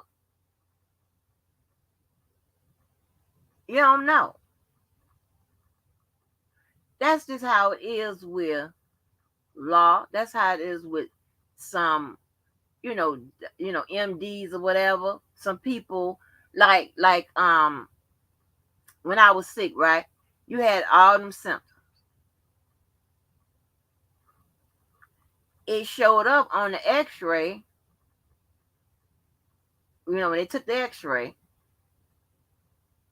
they said it was either cancer or AIDS. Well, I know I ain't had no goddamn AIDS. I already knew that. I wasn't even worried about that. They had to do other stuff. And here's the thing, right? Here's the thing. With some illnesses or whatever, there's no actual blood test to say that it's that. Because, like, I found out that blood test, did they say there was no particular blood test to tell if you have cancer or some shit like that? So there are y'all see what I'm saying? So it's a lot of observation and research and different how can I say it? Observation, research, and what's the other thing? Observation, research, observation, research.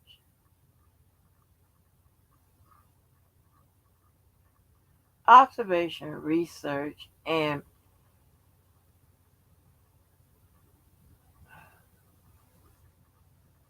I forgot what it is. But anyway, to where you factor in those things and you try to give an educated guess because there's no test that is conclusive of what this can be. So you kind of out there, you kind of out there with your you know, just winging it or trying to figure it out.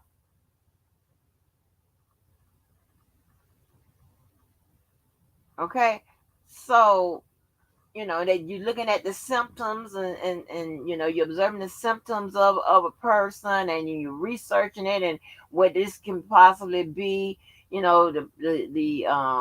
The patient presents this, that, and the third, whatever, and so on and so forth. Y'all know what I'm talking about. So it's some shit that your ass have that you ain't even, you can't get a definitive diagnosis for it. Yeah.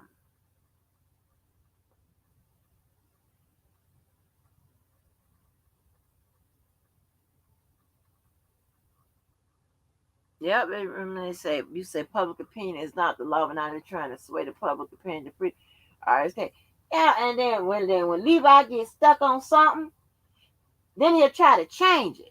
I know that because the word the innocence and the not guilty thing, that's what kicked off the whole thing. Because I knew what his ass was going. I just put in the chat where they said that this has been a contested subject here and there, right? Throughout law. And you got to know when certain things are applicable at what point.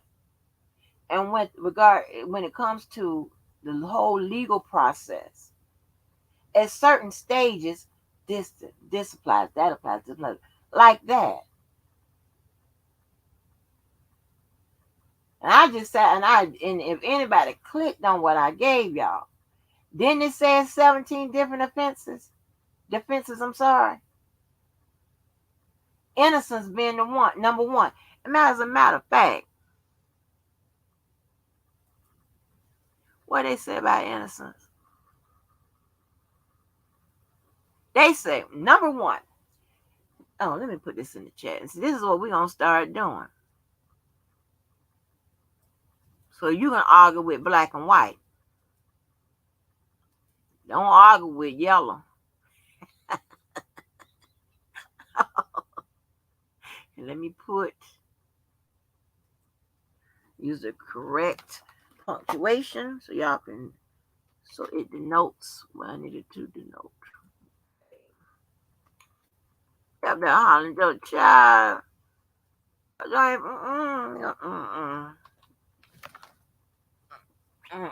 Dang, I ain't done with that right now. Mm.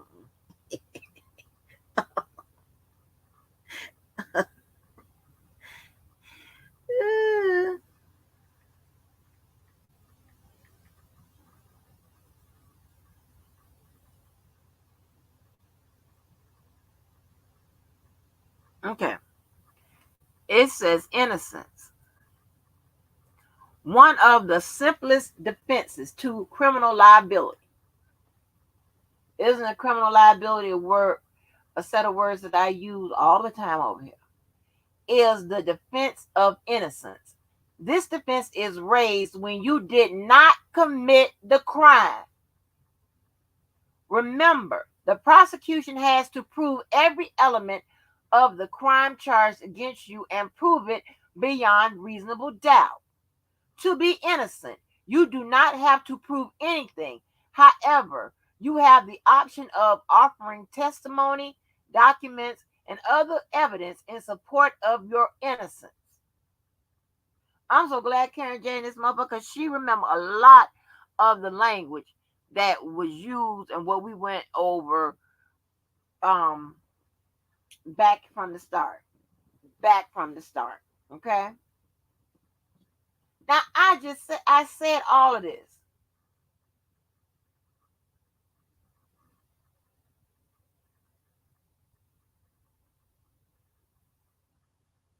Not guilty is a damn plea.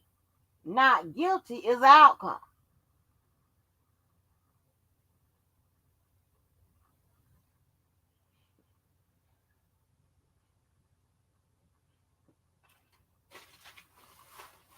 You know what I'm talking about?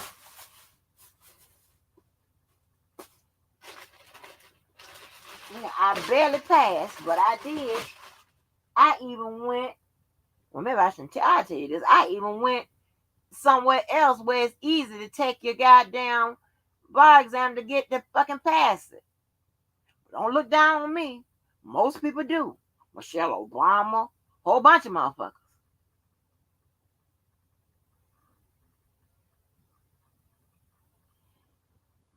But strategy? Shit. Y'all got the wrong one. Georgia probably. I'm gonna see here. And he knows, yeah. Georgia ain't gonna jump in on nothing about no strategy. Levi, baby, you on outside, honey. You outside up top at the rooftop, where the fuck y'all be at by yourself on that. But he probably nah, Levi. no. He'll come out and go against me. Yeah. He'll go against me. Just to prove a point, just to help you prove a point. And I would demolish y'all asses together. And you probably, yeah, both of your tired asses probably can't even do a proper damn layup. Up here arguing with me and shit. I just listen, it's just in my head, right? Maybe I'm wrong for this. But if you over 6'2", your ass should be able to do a layup. I don't give a damn about you hollering, you know, football was my sport. I don't give a shit about that. If you 6'2", you should be able to do a motherfucking layup.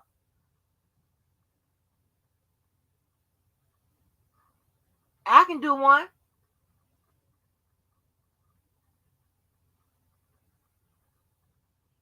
Is it going to overturn his conviction?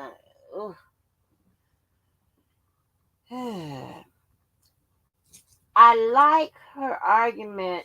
See, I think she had an argument about bad acts evidence. I like that one.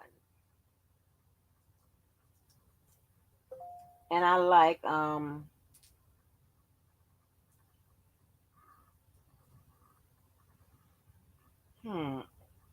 you know, Karen, I don't know. I really, and it's a damn shame we got to wait until that long to get what the prosecution is going to say, but based on what Aunt Donnelly response was to some of the same challenges, she had to do a little different with some of them. But I don't know. It's going to be hard because basically when you're talking about ineffective assistance of counsel, the bar for the job that an attorney must do when defending your ass isn't that high.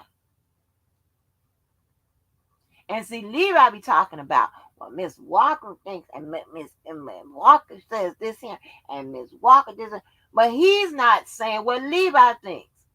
And I don't base nothing on what Miss Walker thinks.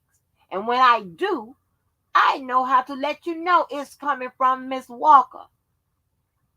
And I would think him, with his bald-headed ass, would know that everything I'm saying is coming from the legal point of view, not mine. If I came out here and put my point of view out of it, most likely I would be on the side. But professionally, I wouldn't, because that is going to always come before that, my personal view. But I'm just saying. But I don't have to be professional with you motherfuckers, because y'all ain't professional with me. Yeah. So you don't have to do this outstanding job. And see, Levi, and see, a lot of this shit is Leviism. Okay? Oh, I told y'all about this a long time ago. I ain't gonna repeat it no more because I don't need nobody. I don't want nobody stealing my ideas or the ideas of people that work very hard. When with regards to charity. I got to show y'all some other stuff that I got. And when I tell y'all, by time Thanksgiving and Christmas come, I'm gonna have so much stuff to give out, just personally out of my pocket for charity. It's gonna be crazy. Buying that shit as it get marked down in inventory allows me to stockpile it. Listen here, if you got if they mark down 10 different dresses or something like that for a couple of dollars, you know what I'm saying? You can take each one of those and put it in like the little one of them little gift boxes. And when I say gift box, I mean like a box and that we're gifting. I ain't talking about a gift box, a little box or whatever. I'm talking about like a wood box.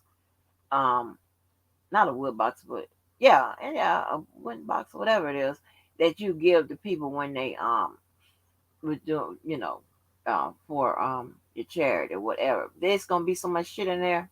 And the little shoes, y'all. I was contemplating whether I should keep the little shoes for the little new grandbaby that's coming up, or should I, just make sure. So I'm gonna just make sure I give them away because these are girl shoes, and they're so cute in the little color, child. They were $1. Well, anyway, what I was saying is, I don't know why I get off track. But what I'm saying is, Levi has more Levi trained and Levi prepared thoughts that he put out, and he trying to talk about is me. I'm talking about it from the legal standpoint. He is talking about from the Levi standpoint. He wants everything thrown out if the shit, if one little thing, if it's not pure or whatever. Nobody would be convicted. The wrong people will go free, and the right people will the wrong people will go free, and the right people. The wrong people go free, and also the wrong people will be convicted. You can't have a system that way, and it's not going to be sustainable. Are you crazy? It's going to be haywire. It's not going to work. That's why they have those legal workarounds, if you will, or remedies to most stuff that you face. Now, there are, in some cases,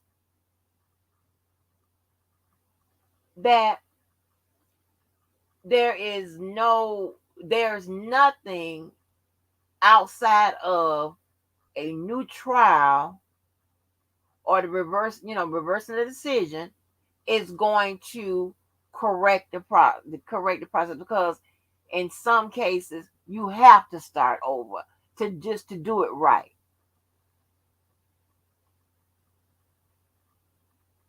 In some cases, that's the only recourse.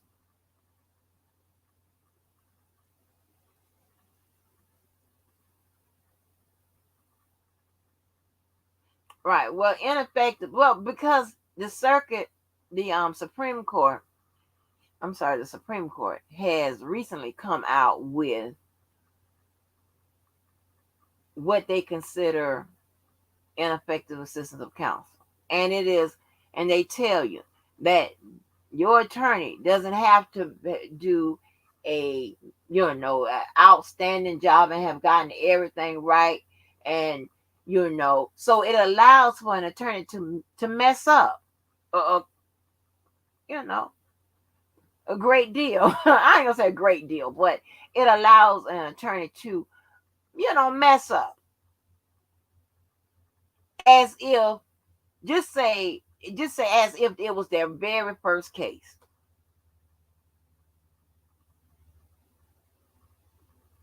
So all of that is to I gotta find Toya's and her husband's number. Hold on.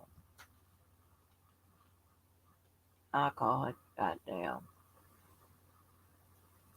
Cause they ain't gonna tell nobody I'm down here. They ain't gonna tell the legal profession that I'm down here fucking around with this shit.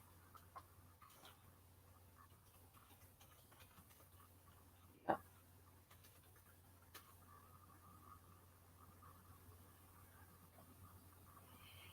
Mm-hmm.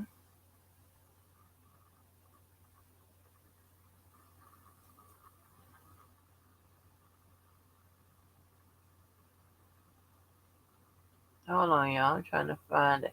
They got oh shit, I can't say that. God damn.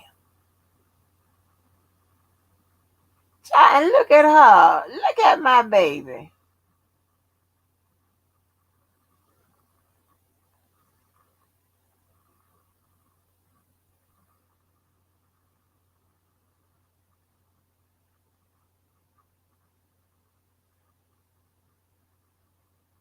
Hold on.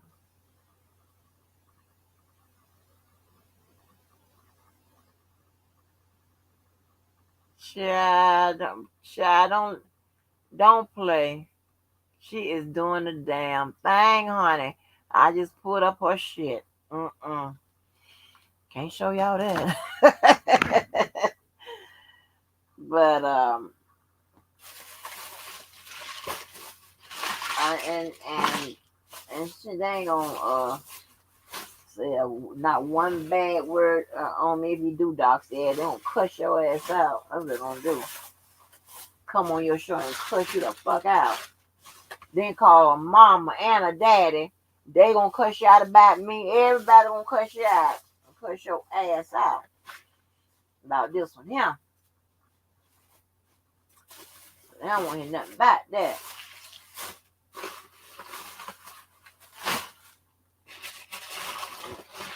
So but they not like here. I know the people that we've encountered here, these motherfuckers, they can be best buddies for 10 years.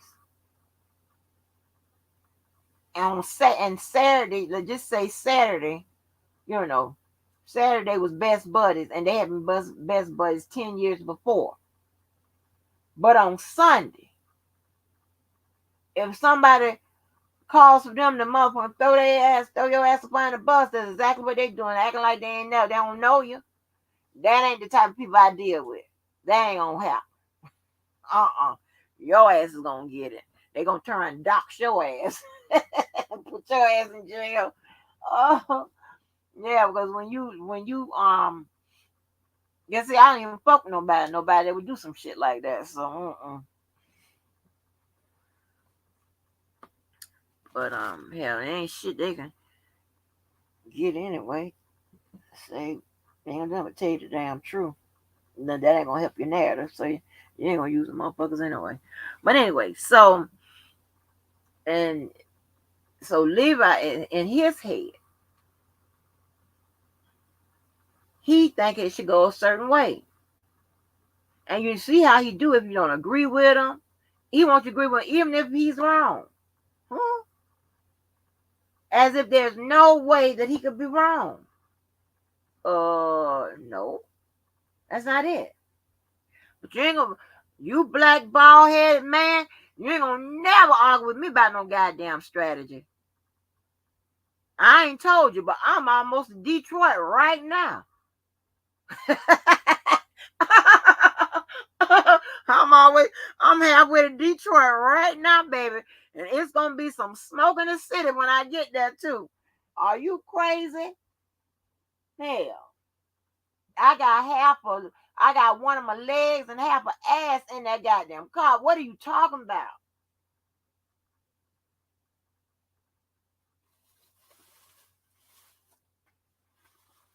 I'm gonna get on that. Listen, I'm gonna get to the airport. I'm gonna figure it out. I'm asking people to give me some Henny or Remy Martin, no ice, no chaser, in the same cup at the same goddamn time. And I'm gonna make it do what it do on that plane. Now I'm gonna tell that pilot, I'm threatening his motherfucking life before we take off. If anything happened to me and you kill me, I'm gonna beat your ass. I'm gonna beat your ass when I get up. I'm gonna beat your goddamn ass for dropping us out the goddamn sky and shit. Mm-mm. But so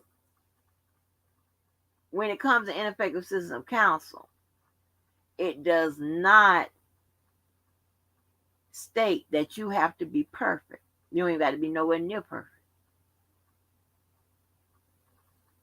If you missed a filing here or there, I mean, it got to be.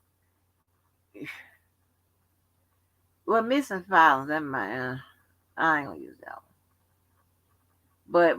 But you know what I mean. And then it still runs through the same test. Would it have changed the outcome? Okay. Then they also considered now, not only would have changed the outcome of the case, they're also looking at and considering what they have in front of them. Does it most likely suggest that the person is guilty? They got that too. Now we're at the appellate area and up. They got that too.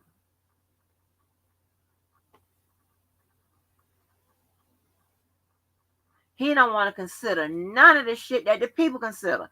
Levi want them to consider what Levi consider. I don't know if this started happening to Levi when he turned 45. That's an intelligent person.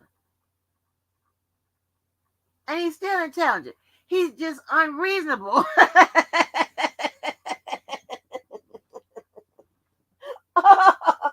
It's unreasonable. Then he gonna call goddamn JoJo up here, the goddamn full of shit twins. Get your ass on. The hell you calling him for?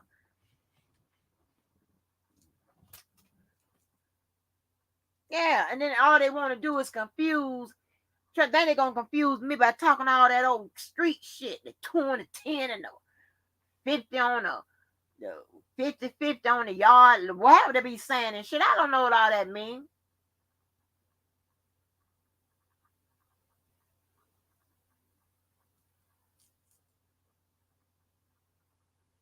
And they gonna tell me, well, they're gonna tell me talking about, we was talking about something. And I said something about the big joker. I ain't gonna tell you if I had a big joke. Don't you know that you can win without the big joke? Yeah, I know that. I'm just saying I wouldn't tell you if I had a big. So let me make it more clear. I'm making clear now.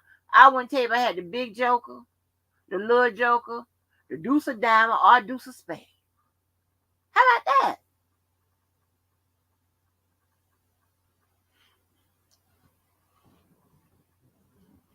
And you know what, y'all? Let me tell you this. This has had nothing to do with this. This is totally off the subject.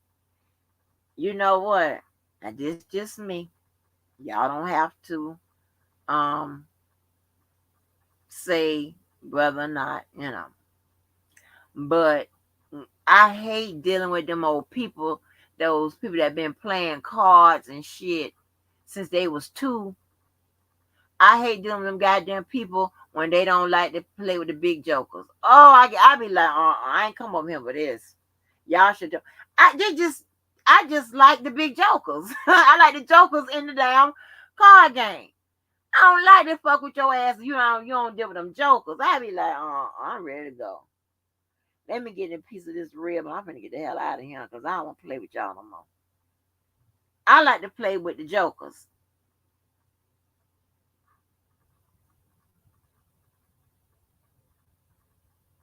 Yeah.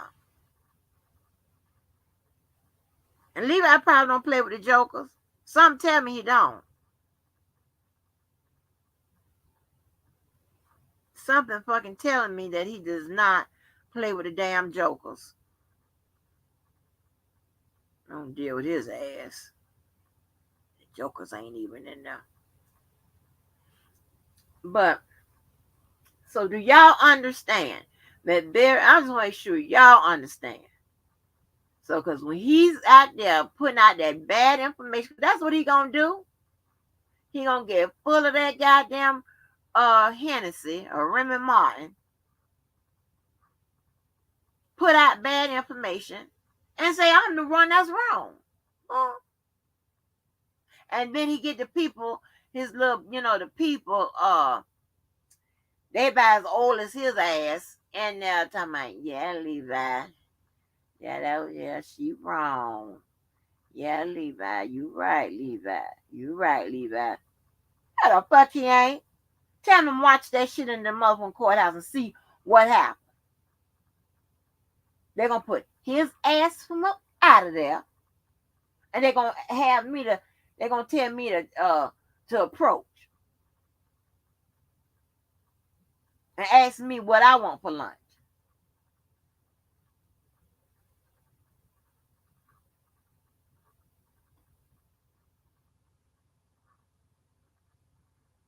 Yeah, I don't call no damn full of shit twins. What the hell?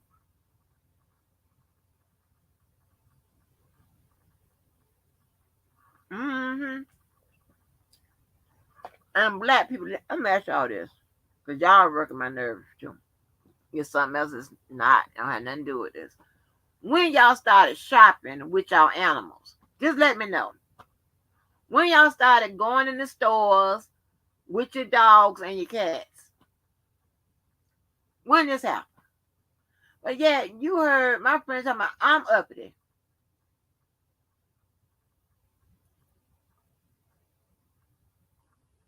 And I ain't talking about the service dogs. I'm talking about y'all little chihuahua, whatever the hell you call a damn dog.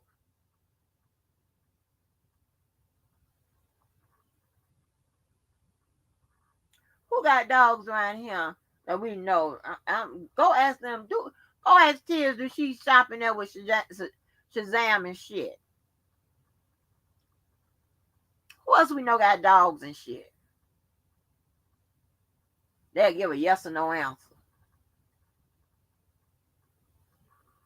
I mean, when I saw somebody it was a cat in this little book sack. It had little breathing things in there. But I was wondering, I was like, well, damn. I mean, are they sitting on top of they little toilet stool? They got a little place in there where they can go to the bathroom and shit in the book sack.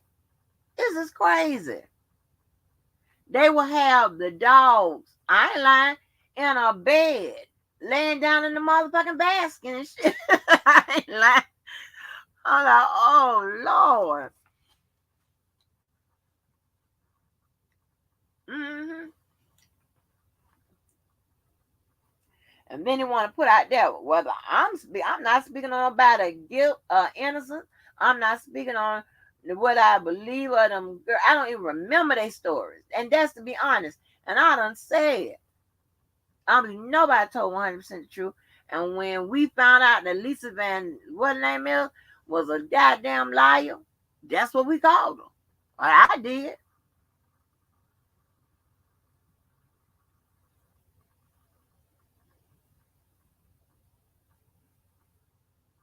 Geronda, I don't know what she lied about or whatever. I really don't know. I just know that she did a lot.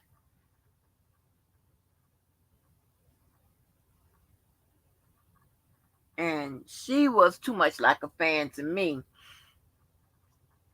to be involved doing stuff or whatever. She would be, to me, this is just my opinion, a prosecution witness nightmare. A nightmare.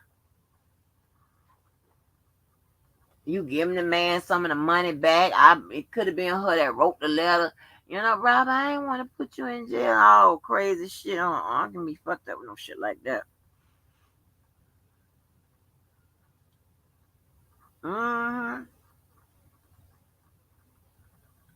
Well, yeah, Levi, you ain't got to check no goddamn serial numbers.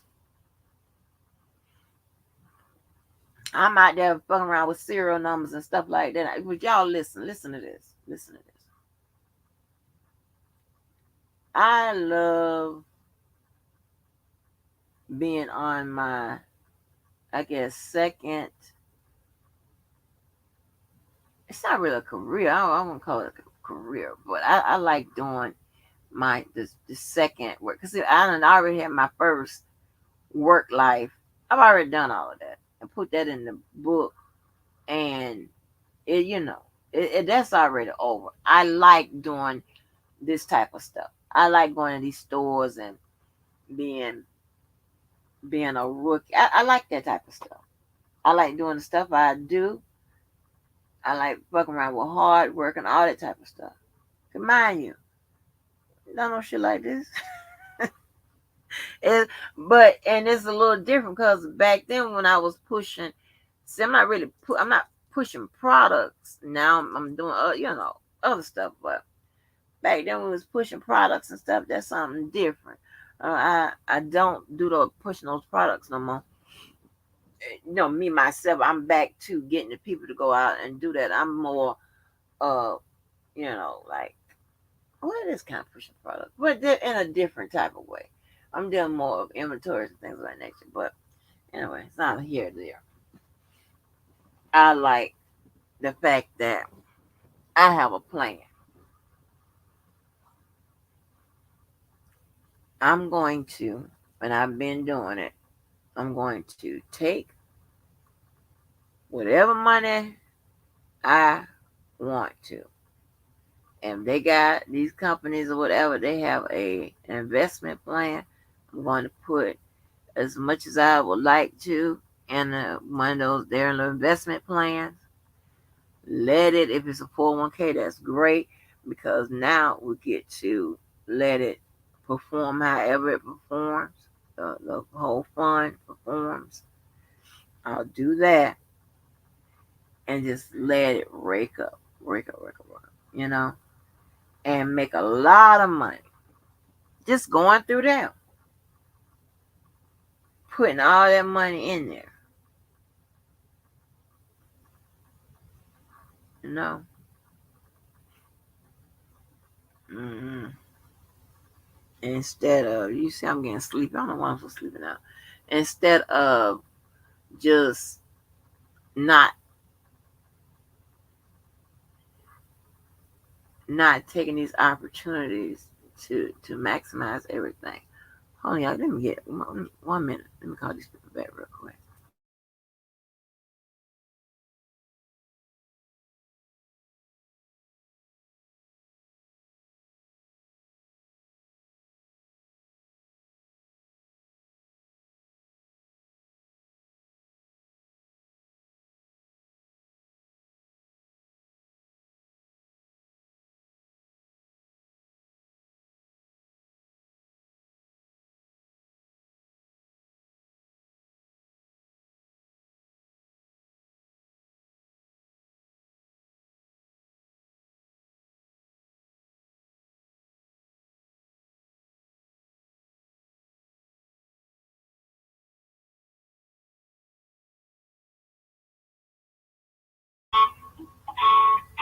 Give me a minute, folks. Just give me a minute. Because these people will wait to the last moment to give me a contract, whatever, and they want me to work something. And see, I'm showing up my calendar now. But I don't want to work all cross the whatever. But oh, y'all, let me ask y'all this: do all y'all do y'all mileage? I am bad with that. I do not put that in because this is just one place they pay real mileage. Okay, it's mileage shit and putting in all them goddamn numbers and some if it tracks it, I'm good with that.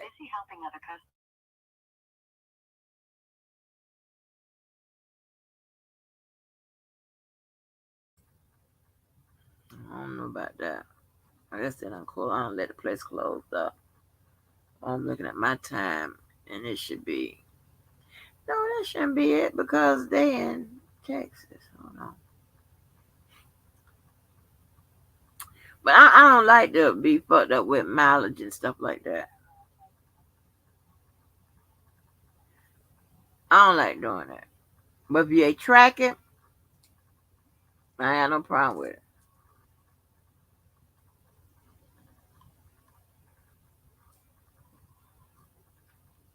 This and then they be talking about where it come from the home, where it's coming from your home, and all of that. Then they don't count it,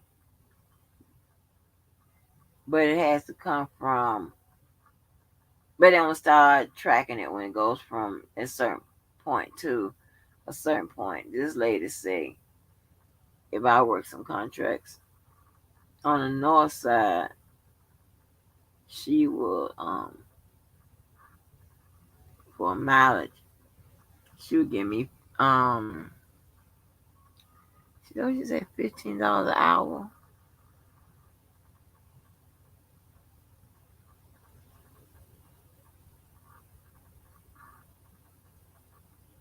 Oh y'all.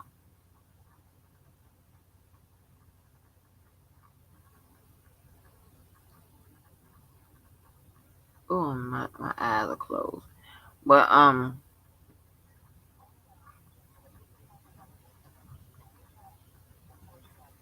yeah, they done closed up. And y'all, let me tell you. Oh, just in an effort to make all the money. I'm taking contracts and shit from my same what y'all call it melanin and shit. But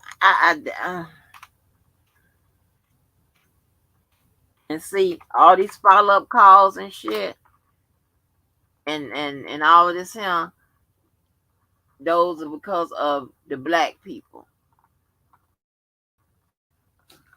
And I ain't saying all black people that being charged and shit that y'all all are everywhere. Y'all don't have y'all shit together. I'm not saying that. But needless to say, this is what I'm dealing with.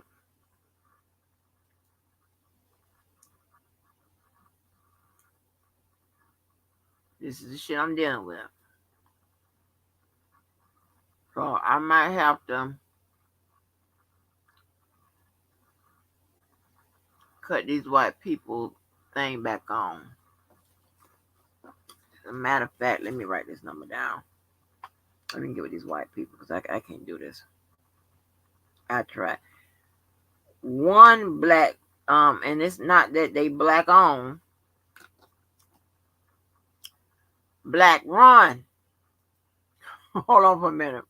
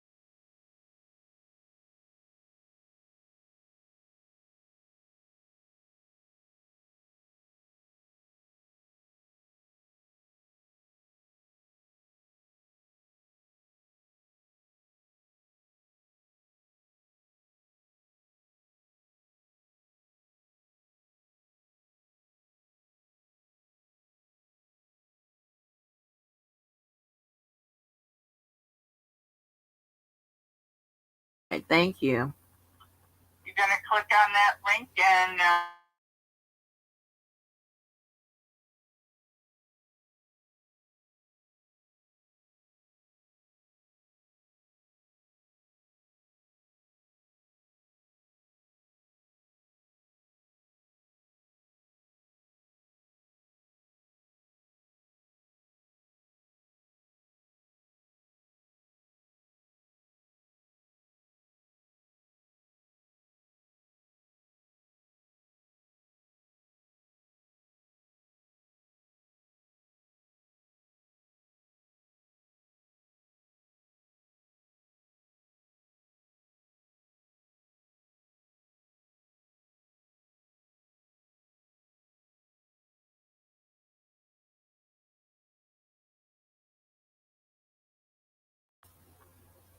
So I'm talking about, I called white people and see I had moved. I didn't take, didn't do the rest of it with the white people.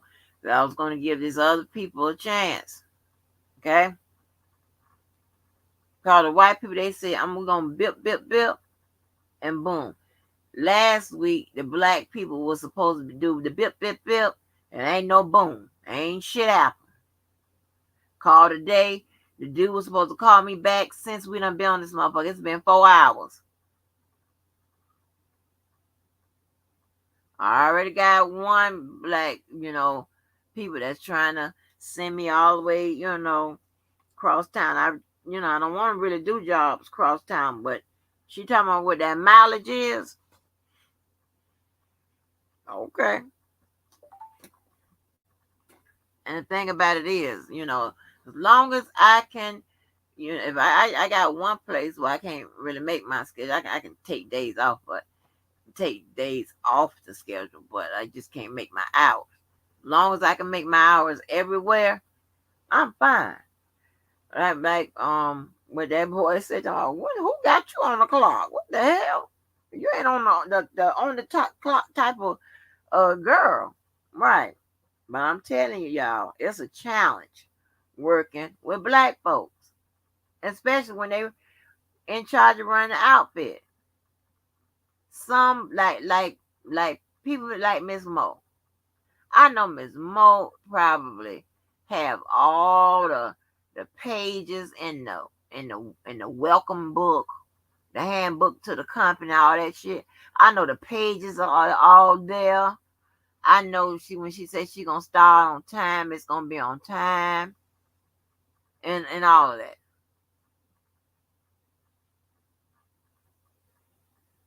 You know, I know I could probably go work with Karen J. I know her stuff is, she's gonna have all the all the stuff you need when she says it's gonna be there.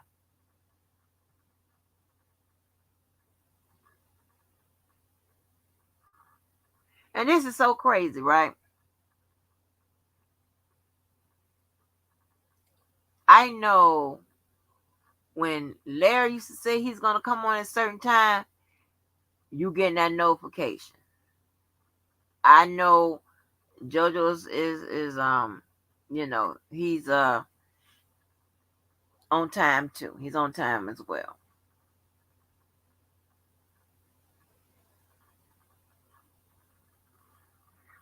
I'm on time. If I set the thing up, then I think about like once or twice where I put it and just decided not to do it. I put it in time, or I change the time on it. But other than that, I'm usually on time. I hate that I didn't get a chance to read that long ass indictment of YSL and stuff like that. I hate I couldn't do that, but hell, shit. I don't like to promise to do things and don't get to them, but I had shit to do, and it was long. That indictment is long, but black folk, one lady told me this was crazy, and I didn't check behind, and then when I thought about it. I ain't correct her. The lady told me, had me going somewhere where it was, she told me to meet her Wednesday. And it was Wednesday. She told me the day was Tuesday. She said, meet me tomorrow. And I drove home and I'm thinking, because I'm not a morning person as one. And one thing about it, these black folk, they want to get their 4 day in the fucking morning. I don't want to do shit in the morning. I don't want to be on nobody's job by 7:30. Are you crazy? I don't want to do that. I want to get there when I want to get there. So, and I was driving home, driving back. Now, it's 4 in the morning. I don't know what day it is. I went to go lay down, and I said, let me look at my phone, because I know goddamn well I got the days of the week right. I looked, it was the right day. I like, man, fuck this shit. I ain't even call her back. Because now, I ain't want to come out there anyway. Because, see, I like my full days off. I like to cram all my work and the days I'm already out there in the field. I don't want to have to go make a special day. And see, I had to get these black people to understand, because they want you to work on Monday, and I don't like working on Mondays. I don't like doing none of that. Listen, then what you got to understand, this is my second work shit. Whatever. The second, I don't know how to, whatever you call it. I don't want to call it integration, but this is my second thing. This ain't my first thing. That's in the book. I did what I had to do. Now I'm doing what I want to do. I don't want to work on a Monday. Oh, damn Monday.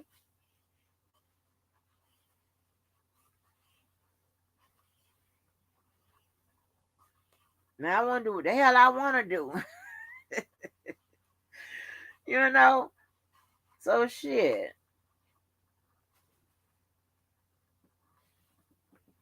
I'm telling you, black folk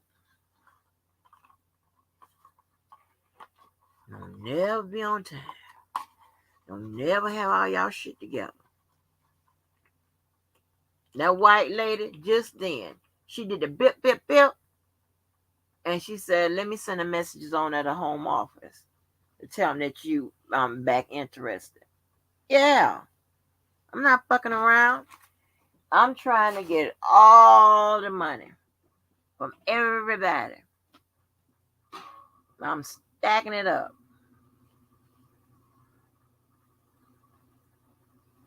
And therefore, I'll have to take my ass out there. I'll do it about next, couple of years, and I'll be done. I'm talking about done. Y'all, you don't get my nose together. Wait a minute, let me blow my nose.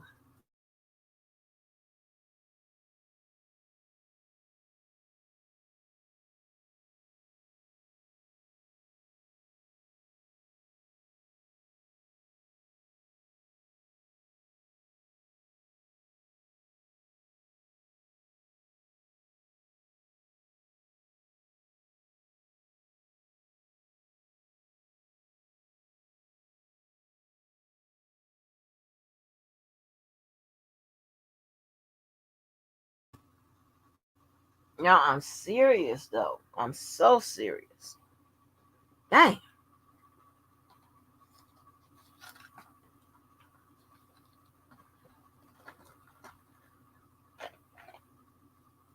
Mm, mm, mm, mm.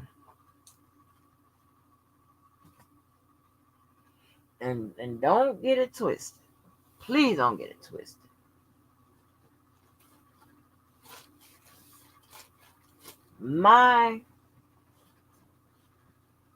Cause you know you got the ghetto, the hood, the street, whatever. You got them type of friends and family and all of that.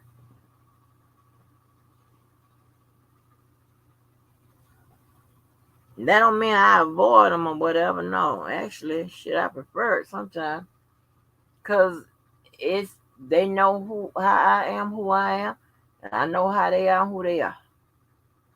We don't have no problem like we um on two different islands and shit like that. We're not trying to compete with none of that. They just normal. So you take out all of that stuff, being ghetto, hood, this, that, and there, whatever. When you strip all of that, what you have left are just characteristics. Good versus bad. Good, these are good people. I don't give a damn if they do drink Kool-Aid and got a little TV on top of the big TV with the pliers to turn the channel. They still good people.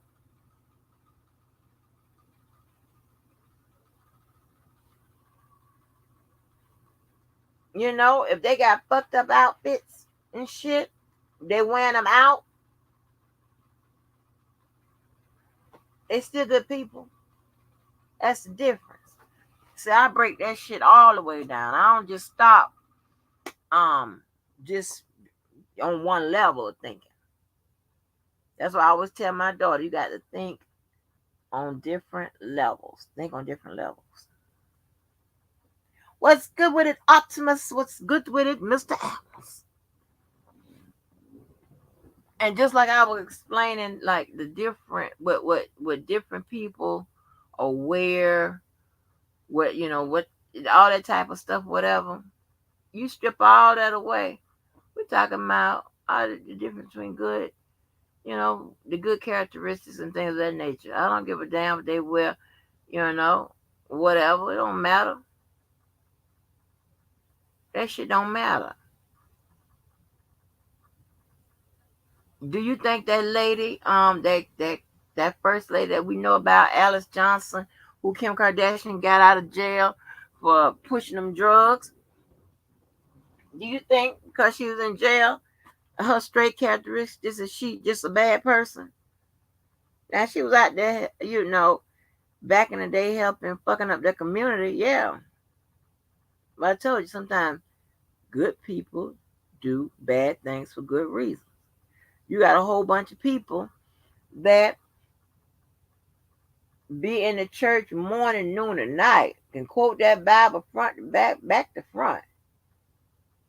Do that mean they do everything right? Nope. Do that mean they do everything according to the Lord?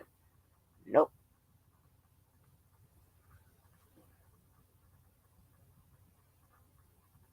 So I don't want nobody, because these people will take shit and say, that's why I don't like nobody to try to decipher and break down what I said, because you can't even break down what the fuck you said, let alone what I said.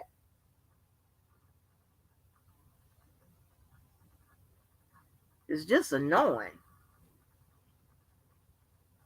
I like, so when you have, so here's the thing, right? You can have somebody that's in and out of jail, whatever, but even, them people, some people have integrity, principle, even though they in and out that motherfucker, they have integrity, principle. And you said, how is that? Well, they might be out there breaking the law, but say some of them will rob from the white stores and won't rob from the black, whatever. That ain't means I'm just making a joke or whatever. But y'all know what I'm trying to get at.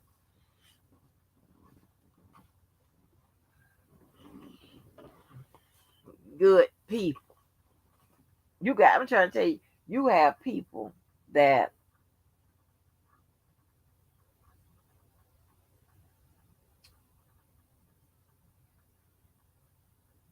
let me give you an example. I don't know what the plants and stuff y'all have, but we have this place. Oh, I don't know if it's still here, but we had this place called the Tyson chicken plant. They used to let their people buy, I don't know how many packs of chicken. I think it was like 20 or some ridiculous amount of packs of chicken. But what a lot of them was doing, of course, you know how we do, they had a side hustle. They would take it and sell it, right? Because they wanted to make some, extra money or whatever. Then they had people that, yep, see, that's the white lady that I just called. You see that Bing? Yeah. The niggas I called before I got on this live. And last week. And I still ain't got no Bing. Anyway, so they just not gonna be on the calendar. That this will be the last contract I take. So that's it. That will be filled. That'll fill my calendar up for however long. But anyway, so this is what they'll do right now. Some of them, I don't know who, some kind of way, they're not supposed to be doing something with all that chicken. But you know what they would do? Okay? Because they know I don't like no bullshit. I can't be dealing with no stolen merchandise, even if it is chicken and whatever, all kind of fuck. Everybody know. I can't be fucked with none of that shit y'all got going on. Okay? But I'm going to tell you what they'll do. This was a while ago. Instead of giving me the chicken or whatever that they done hit a lick with, they would actually buy straight up from their employee purchase plan and give me the chicken that they purchased straight up. So I don't get the stolen chicken and all of that. At least this is what they told me. I put it like that, but I believe it. Because why would they go through all of this? You see what I'm saying? They will cover me in that type of way. Instead of giving me the stolen chicken and shit. They'll give me the employee purchase chicken. They'll just go ahead because they done made a lick. You see what I'm saying? So they got enough to give me, just buy me some chicken outright and whatever. Let me tell you, y'all, and God knows I love me some good people. I do. And I can't tell y'all no to say. I have a hard time staying mad at Virgos and good people that I know that's good from the heart. Let me tell you something. I would have so much chicken. Now, mind you, it ain't nothing but the two of us back in the day. You know what I'm saying? Coming up, right? With my daughter. That I've always taken care of. I don't know. Anyway, I don't know. The chicken comes in packages. Mind you, y'all know I'm talking about the packages y'all buy at the store. It's like, what is it, like 4 or 5 pieces in a pack of chicken? Now, if somebody gives you 20 of them packages,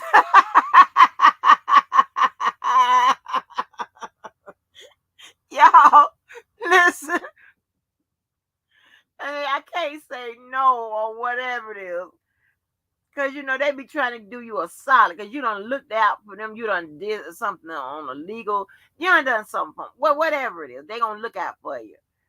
Think about getting about 20 of them packages. Now, I live in a regular places and shit. With just a regular refrigerator.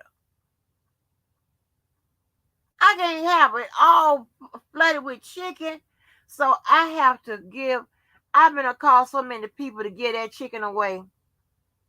I'm like, Lord have mercy. I'm trying to tell you. And I love to call the people that got like 5 or 6 head of kids and shit like that.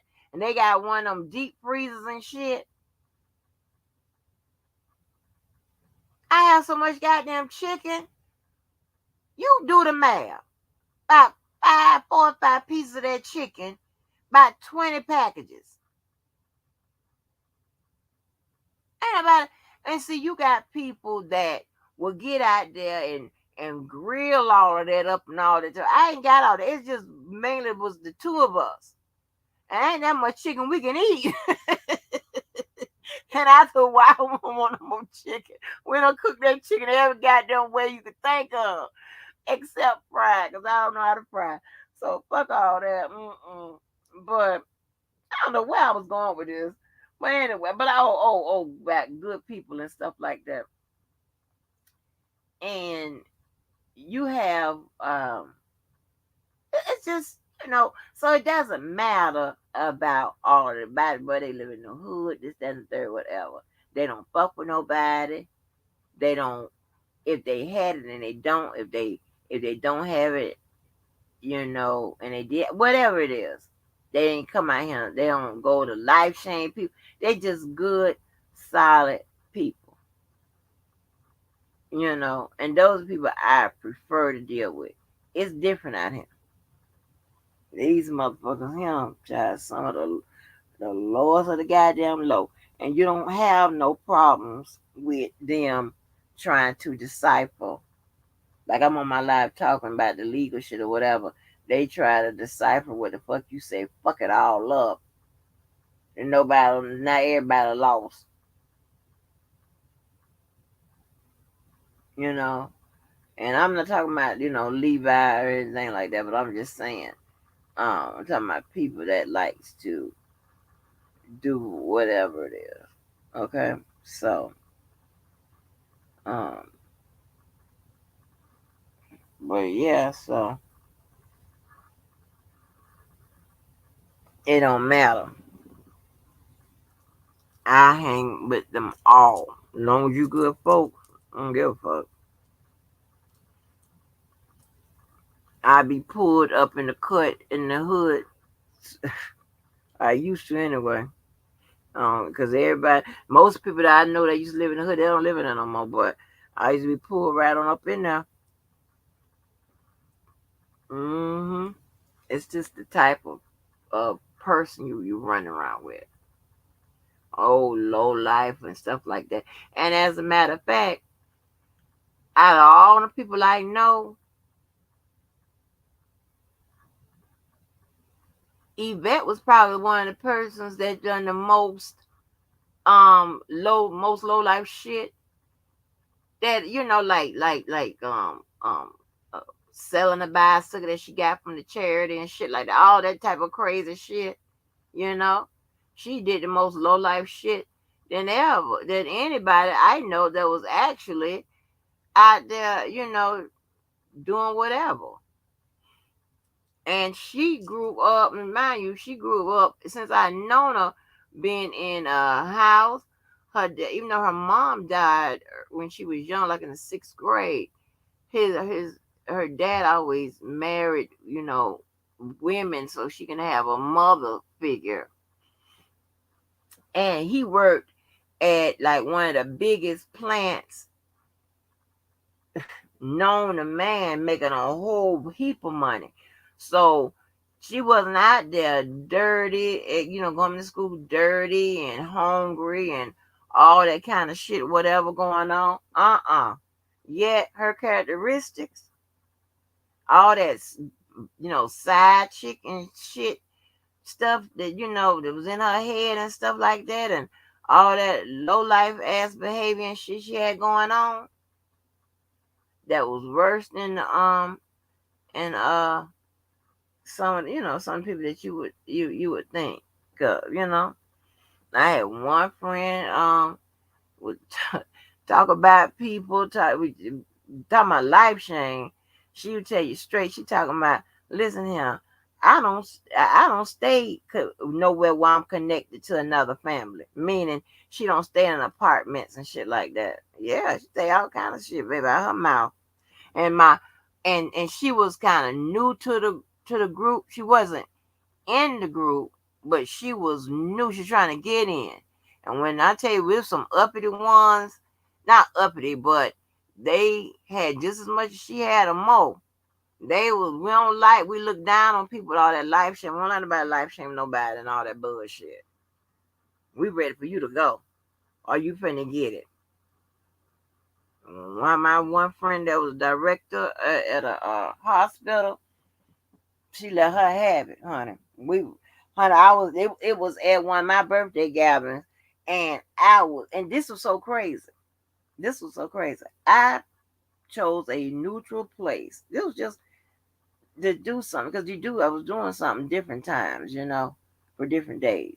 This one particular day, I picked for us to gather up over there at, it was either Applebee's or Chili's, one of them. So Chili's, Applebee's, that's that ain't nowhere. I mean, there ain't no elaborate place to eat or no shit like that. That's not gonna break your pockets or nothing like that. But so my people like to run that word fine dining. This ain't fine dining. This ain't fine. I picked a place where everybody could get something to eat or to get something to drink, and everybody could afford it. It wasn't no big deal. We was having other things later on. And honey, she done got up there with that snooty attitude, and then I knew she didn't know me because she thought just because of how I go off that I didn't have like a whole bunch of friends, or the fact that I at this point in time that I was hanging with them a lot. Right, just because you don't see nobody, that don't mean are you crazy? All these people I run, but they wasn't counting that. They were just counting the fact that you know, they used to like to be around me all the time, so that's what it was. And when they got there, then she gonna talk about, dang, I didn't even know, um, you knew this many people. I'm like, huh? This little handful of people. And here's the thing, right? And Applebee's our Chili's. They didn't. Let me see. Hold on, let me ask which one it was.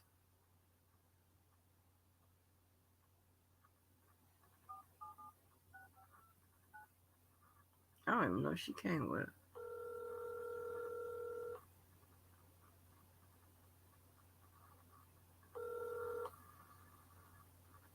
Hello. Hey, little girl. Yes. People can hear you.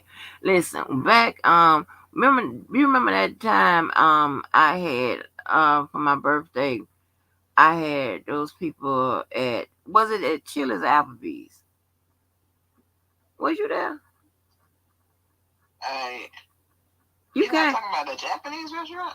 Not the no. You talking about where the Liza's friend grabbed that man? Mm-hmm. No, not there. I ain't talking about that one. No, not that one. That's a different story. Yeah. No, I'm talking about. People don't believe it. We got so many stories on it, but no. I'm talking about where um Dexter and what's the name? They was the newbies to the group. Remember? Weren't you there with Yvette and the white people? Was you there? We went to Applebee's, and it was either Applebee's or Chili's. It was Yvette. It was Kia and Dexter, Carol, the white people. That when you at the, I don't know why I thought you went. Yeah. You weren't with us. I do not recall that. Cause you be with us. You was with us so much. Oh, let me ask you this, just for the sake of Kikis. Do you ever remember anybody taking care of you? But me. You mean besides you? Yeah. No. I wouldn't even let nobody watch your ass. That's why you went to them damn daycares and shit with the horses and the camps and all that shit for Like, child, the lies, honey.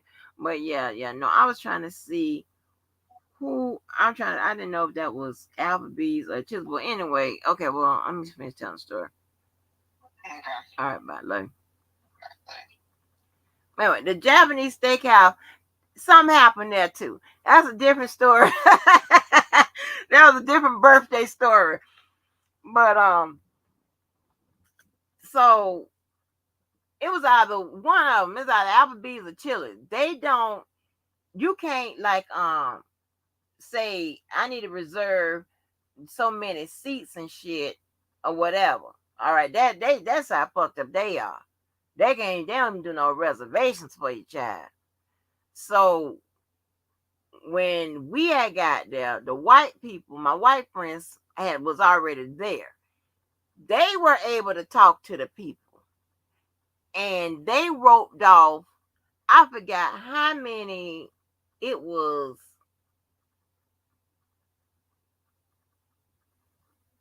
eight.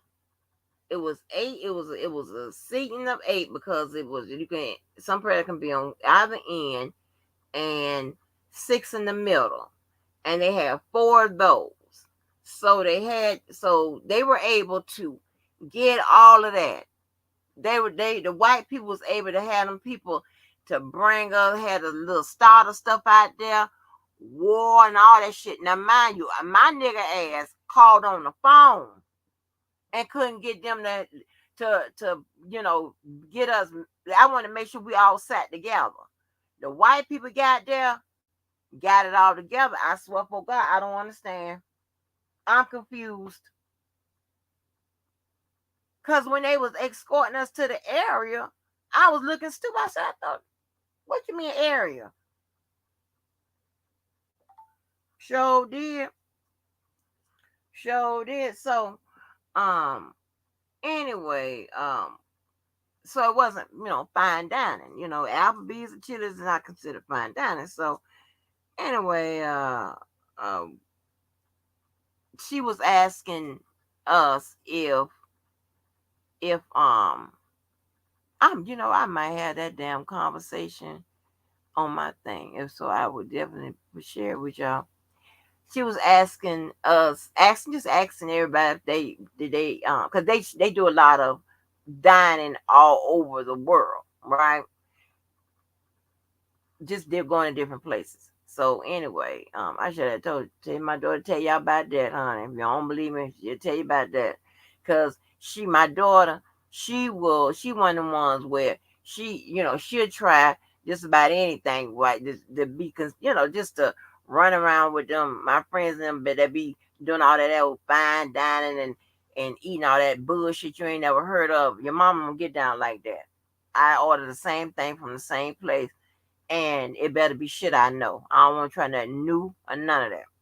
So anyway, well, we sitting there, and because she's one of those type of people, well, several of them are like that, but because she's one of those type of people, she was asking them, did they know about a particular restaurant? Now, first of all, she's one of the ones that get that don't know the answer, but because she get it in her head, then it must be the answer. Okay. So first she didn't think I knew that many people. I'm like, are you crazy? Now you know it. You done been with me. Everybody know me. You don't think I know that many people? Are you crazy? That's number one. Number two, um, she gonna sit up there and say, when you um assume that just a look at everybody was just dressed down, whatever, that maybe they were banking the most. Huh? Just crazy. I just want to like nobody. When it comes to me, you cannot have no preconceived notions about none of that because you're gonna get it wrong every time. If you look at how some of the way I drag my ass up in these streets, sometimes what I jump in or whatever, you be like, well, goddamn, that motherfucker there is piss poor. But if you know me and whatever, and if you go look closely or whatever, then you be like, oh, okay, she doing all right or whatever. She just driving whatever she want to drive, carrying whatever she want to carry, and dressing how she need to dress up for the occasion. I'm dressed up for the occasion. All right. So, but anyway, so we in there now. She know one of the girls as a goddamn director at the damn hospital. You know she banking. The other girl works with the same company as Kayla Anthony's mother because that's when they had to get the she runs the place. Well, actually, it's over higher than Kayla Anthony. I ain't even getting all that, but that's where they had to get Kayla Anthony's mother's time thing, time sheet to send when she was at work and shit like that. So I don't know what she was thinking. And then it was just some other people. Mind you, they just getting off work or they work where they are the boss or they own their own company or whatever, but however they're dressed. Or I don't know what she was using to judge, but she's a judgmental type person.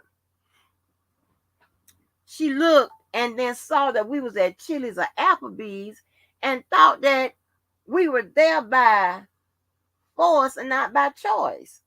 Huh? No. And plus it was centrally located to where everybody, this was just a quick whatever. So she gonna say, um, have y'all eaten to whatever that restaurant was? And then they was like, no, we ain't never heard of it, blah blah. She talking about because well maybe not because um that would be fine dining. Yeah, she said that. Y'all. Baby. Let me see if my other friend, she was there. Let me tell you who's that. The fake ass girlfriend. Let me see if I can get the fake ass girlfriend on the line. See if she remember. She got a good memory. Almost all hell broke loose.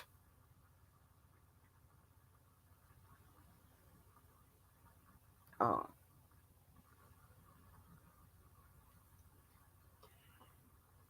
honey, my friend said the one that make that bank.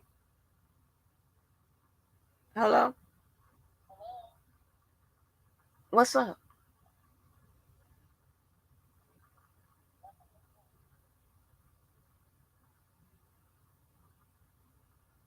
Look at your thing. Mm-hmm. Uh-huh. Calling you. I ain't calling from my regular phone. I'm calling you from a temporary phone. You got both numbers.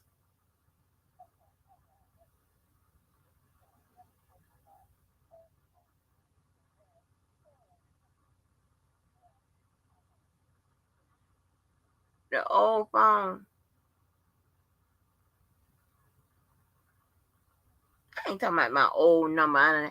Listen, do you remember when we went to and people listening, so don't say all my names. When we went to either Applebee's or Chili's that time for my birthday.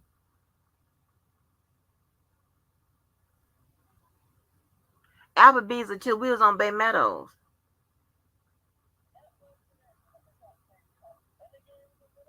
That wasn't Bennigan's. No, we went to Bennigan's. That was another time. It was Applebee's or Chili's. It was me, you, Frankie, all of us. My white friend, all of us was there. Because you was sitting at the table with me. You were sitting at my table with me. Right? Weren't you there? That ain't no, yes, you did. You did get an invite. It was, remember when Frankie and Kia, when Kia was trying to suggest about fine dining and we went at no fine dining? And Frank told me, oh, remember that? What you mean we ain't let you hang out with us? What you mean? Cause I ain't get to go to no damn, and that ain't no Chili's or Applebee's. on Bay Meadows. Yes, it is. It is a Chili's and Applebee's. Don't be that far from each other. Any city we go to. But it ain't on Bay Meadows in Jacksonville. Yes, it is. Might not be now, but it was.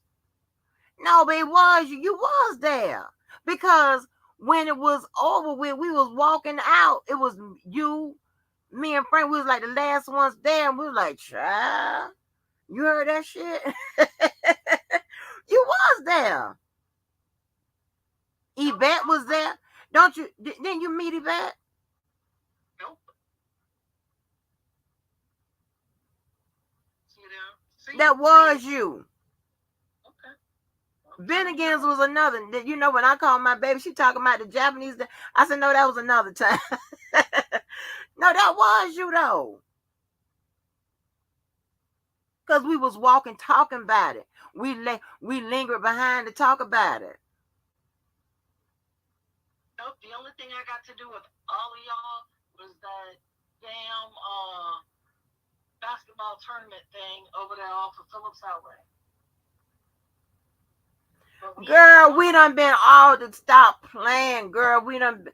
You and I was just together when we was in Orlando, and I told you, huh? Yeah, me and you. No, but later on, Trilla and what's the name came and whatever, and even goddamn Dexter came. But no, and when I told you, I said because you ordered them goddamn burgers that way at the damn McDonald's. I said they're gonna put all the damn sauce on all the burgers in that bag. And I said, don't order. How you order your hamburger? Add Big Mac sauce. Add Big Mac. So I don't understand why you just want to get a fucking Big Mac. I don't get that. And I said, they going to put Big Mac sauce on all them burgers. I said, wait a minute, stand here and check it. I checked it, see there? Give my burgers like I want them. I told you. But no. Your ass was around. Don't see, you sound just like everybody else. I don't get to hang out with your tail. That's you done hung out with us, and you was there. I know you was there. That was great. If I'm not mistaken, you was sitting on the right of me. Wasn't you? Nope.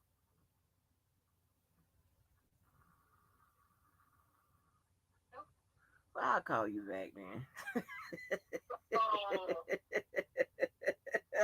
I'll call you back, man. Shit, I thought it was you. You had to. You was there. There is no way in the world you was left out. Nope. You was there. You just don't remember. We was in, because my baby talking about she wasn't there. I know damn well you was there. She was there. She talking about she wasn't there. And I'm thinking about, I don't think she was there. No, she had to be there. Because her and Gabby had to be the only two what you would consider kids there.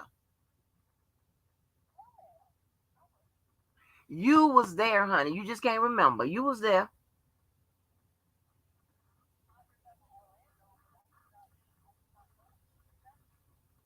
You remember Orlando.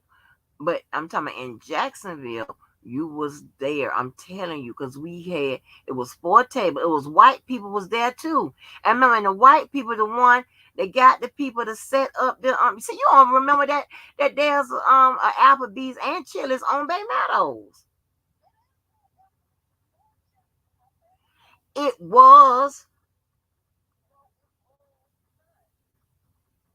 We didn't go to no Bennigan's because I ain't never called no Bennigan's and set up nowhere. So it wasn't that at that time. I didn't do the Bennigan's.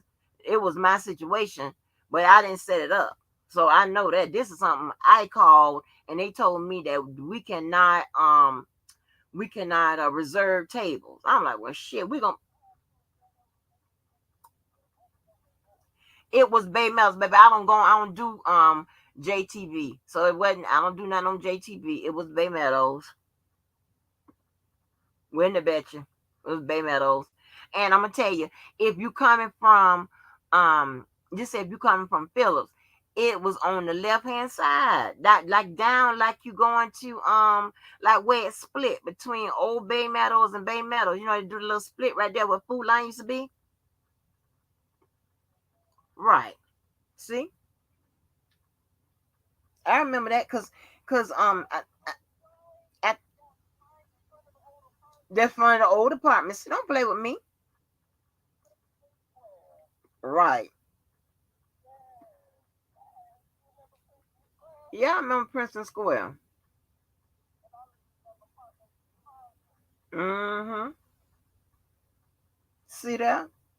But let me what's been up? Let me call you. Let me call you back. How everybody doing?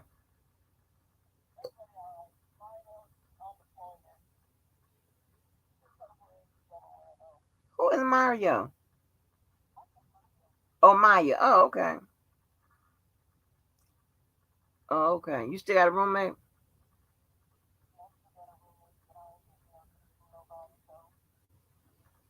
Wait a minute. Repeat that again. No, I forgot you said don't say no name.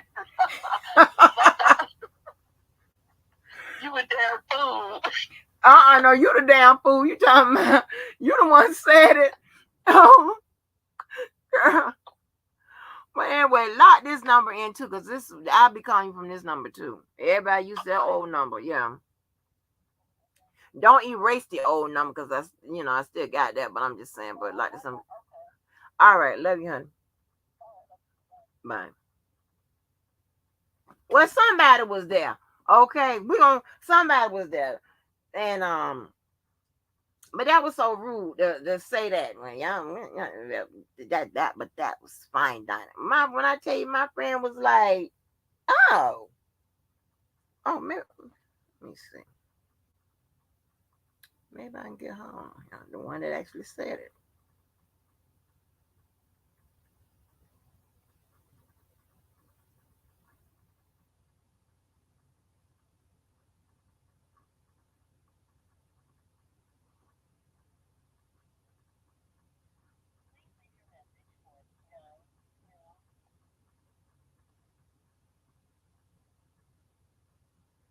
Upper phone.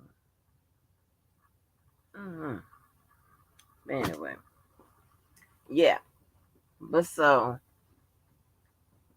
remember I told y'all that some people be talking about like, oh, well, I can't hang with y'all. Y'all gonna let me hang with y'all? All that. Remember I told you it's real status, cliquish.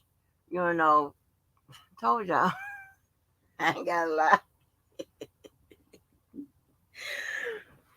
It's it's everything I said. But anyway, so she and this is what I couldn't understand. We kind of had the same type of upbringing, right? When it came to living conditions, in a sense, right? Because I was in the sub in the burbs, then I had to go to the hood for a minute, then I went back out to the burbs, right? She was the only child too. She was in the hood, then they went out to the burbs at some point, right? The fact of the matter is, you do not turn your nose up at people. You just don't do that. And I wasn't gonna ask my friend about, do she think these people are uppity or whatever, because she met them kind of through me. But that's what it is. Okay, I don't like that. But she said that, and one of the one she got that motherfucker a couple dollars. Said, oh, oh, well, I'm sorry. And went to talking in that way, honey. When I tell you, because everybody there didn't know each other, all I could do is look straight ahead and see everybody be thinking that I'm the most likely one that's gonna pop the fuck off and pop somebody in their ass or whatever. And don't be me. I'm the one you want to deal with, because the rest of them have no tolerance for bullshit. You come there with that life shame, you come there with that bullshit, they gonna let you have it. And these are ones that can life shame your ass. Be like, what? Huh?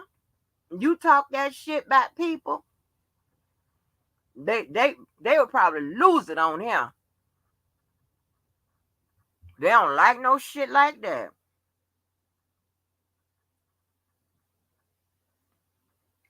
One, if you know anything about etiquette, that's rude.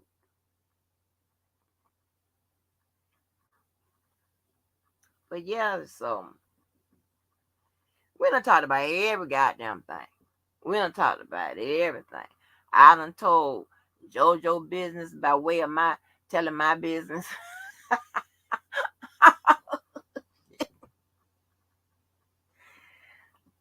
um, what else I done talk about? We done talk about, I listen here, I done ran Levi's old mother. You know, when I get finished Levi gonna be 5'9", talking that old shit to me. And I know more about his ass than he know about his own ass. Talking about, I'm simple. And no, the hell you not. You simple when it comes to what you eat and what you wear and things of that nature. I'm the same way. But when it comes to who I am as a person, my thought process and things of that nature, I can get kind of deep. His ass.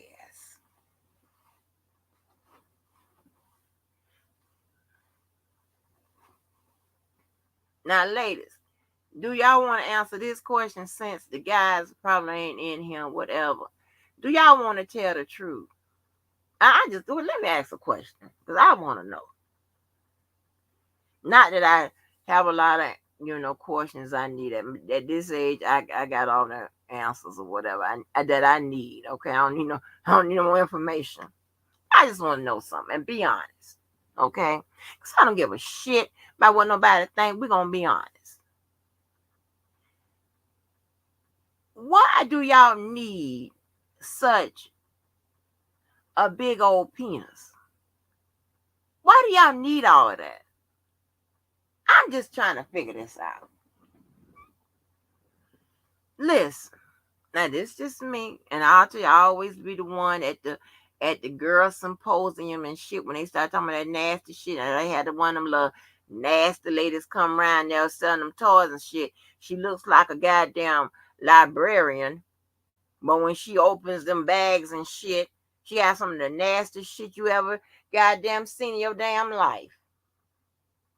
I just don't understand it. I think that it's just bragging rights or it's in your head. Because you want to brag like, nah, my man is, my man can get it done from the next room and shit like that or whatever. Or, something like that. Because if you really think about it, and I'm not trying to get to sell y'all on this, but 6 inches or 6.5, whatever, that's more than enough to get done what you need done to achieve satisfaction. You don't need no motherfucker. And as the old people say, because see, I don't know if it's coming from the old people because I learned a lot from them.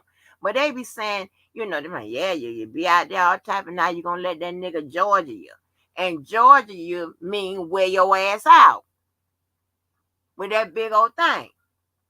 So if you really think about it, and I'm not trying to bring y'all to my side or get y'all to see reasoning or get y'all to understand.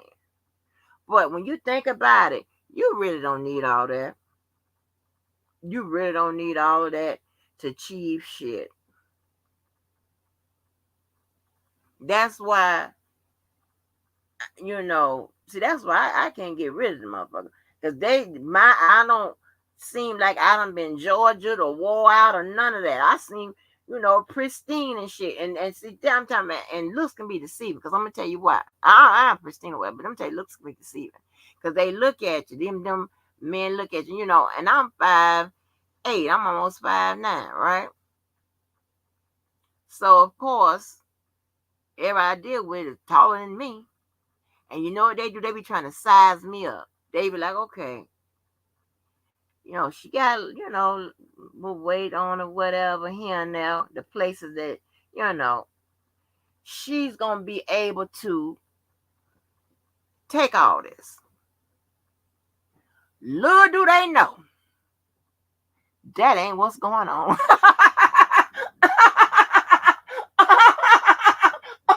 Shit.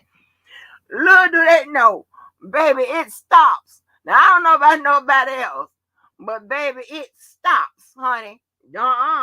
It stopped. It be like, wait a minute. It don't go, it stops, baby. They be looking like, okay, well, she got a long torso. She got wide childbearing hips. She'll be able to take all this in. Looks can be deceiving, just like weight can be. That one lady, she was like, she brought me something. She thought, I said, baby, I can't wear this in. She told me, no, I said, baby, I can't wear this in. I'm telling you now, I can't wear this in. It's going to get right up there over my thighs, and that's where it's going to stop. I can't wear this in. But listen, I told you, listen, I no longer give a damn, right? Hey, I ain't being as bad as I've heard. So listen, hell, I still got manners. But listen, they look at you and look at you how you shape, whatever, and they think in their head, because men, they don't think too much when it comes to that. They don't think that maybe all women ain't alike. Because they think that we are. And they think that just because you can have babies and all this and whatever, you should be accommodating. Well, baby, I'd be the one that they be in shock. Like, oh, what kind of shit is this now?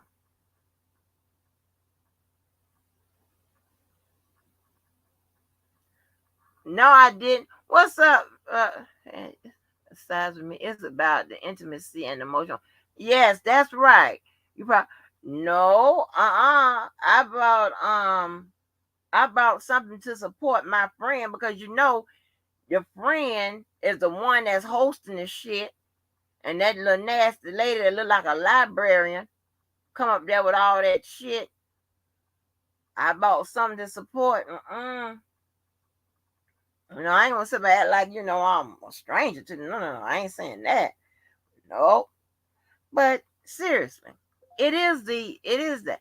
It's not all about all that extra and shit. I don't understand why you need all that. Because I'm telling you, I've sat and I sat down to them little nasty lady meetings and shit when you be talking about these men and stuff. And they sit up there and made like that you got to have somebody that, who got something, honey, long as a foot, honey. I'm trying to tell you.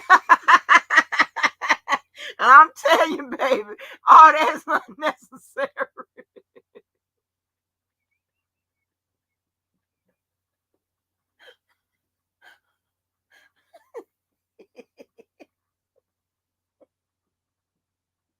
Yeah.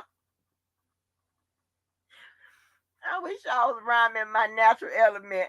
I have no problem with looking at you like, that ain't gonna work out.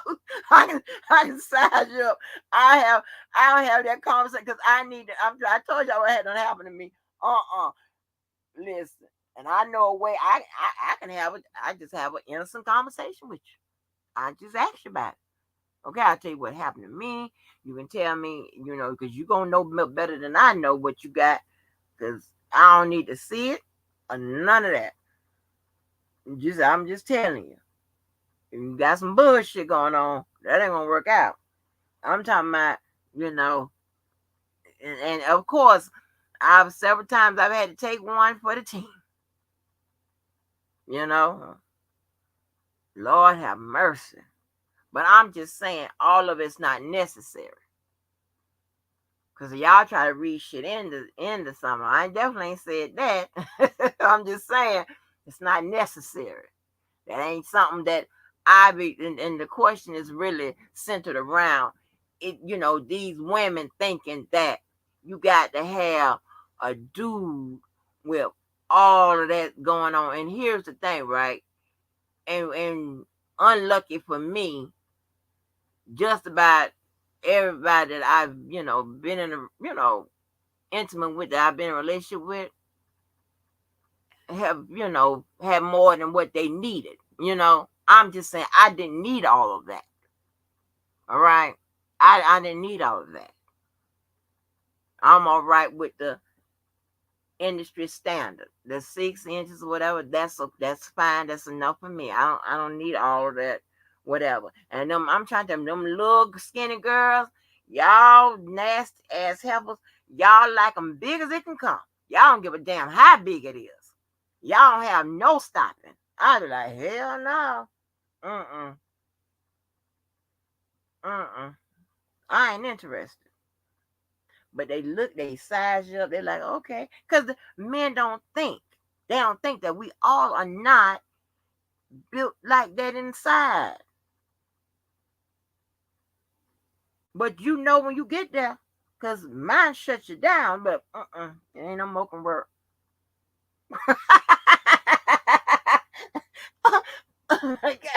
It be a struggle, baby. Mm-mm.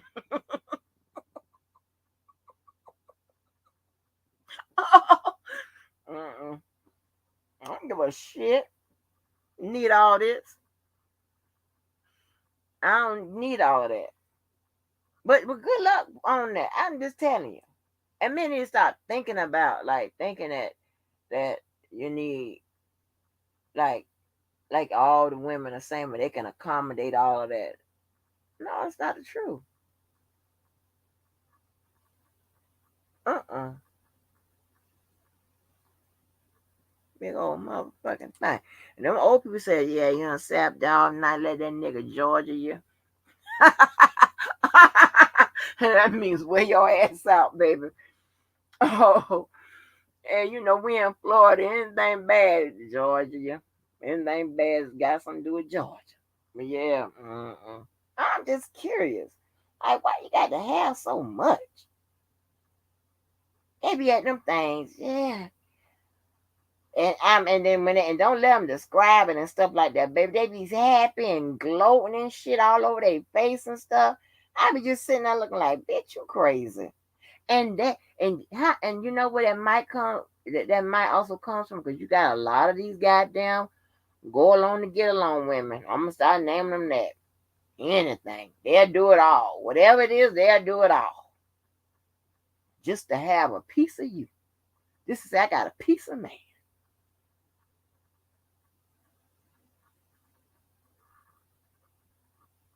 Okay, I'm trying to. Y'all think I'm bullshitting?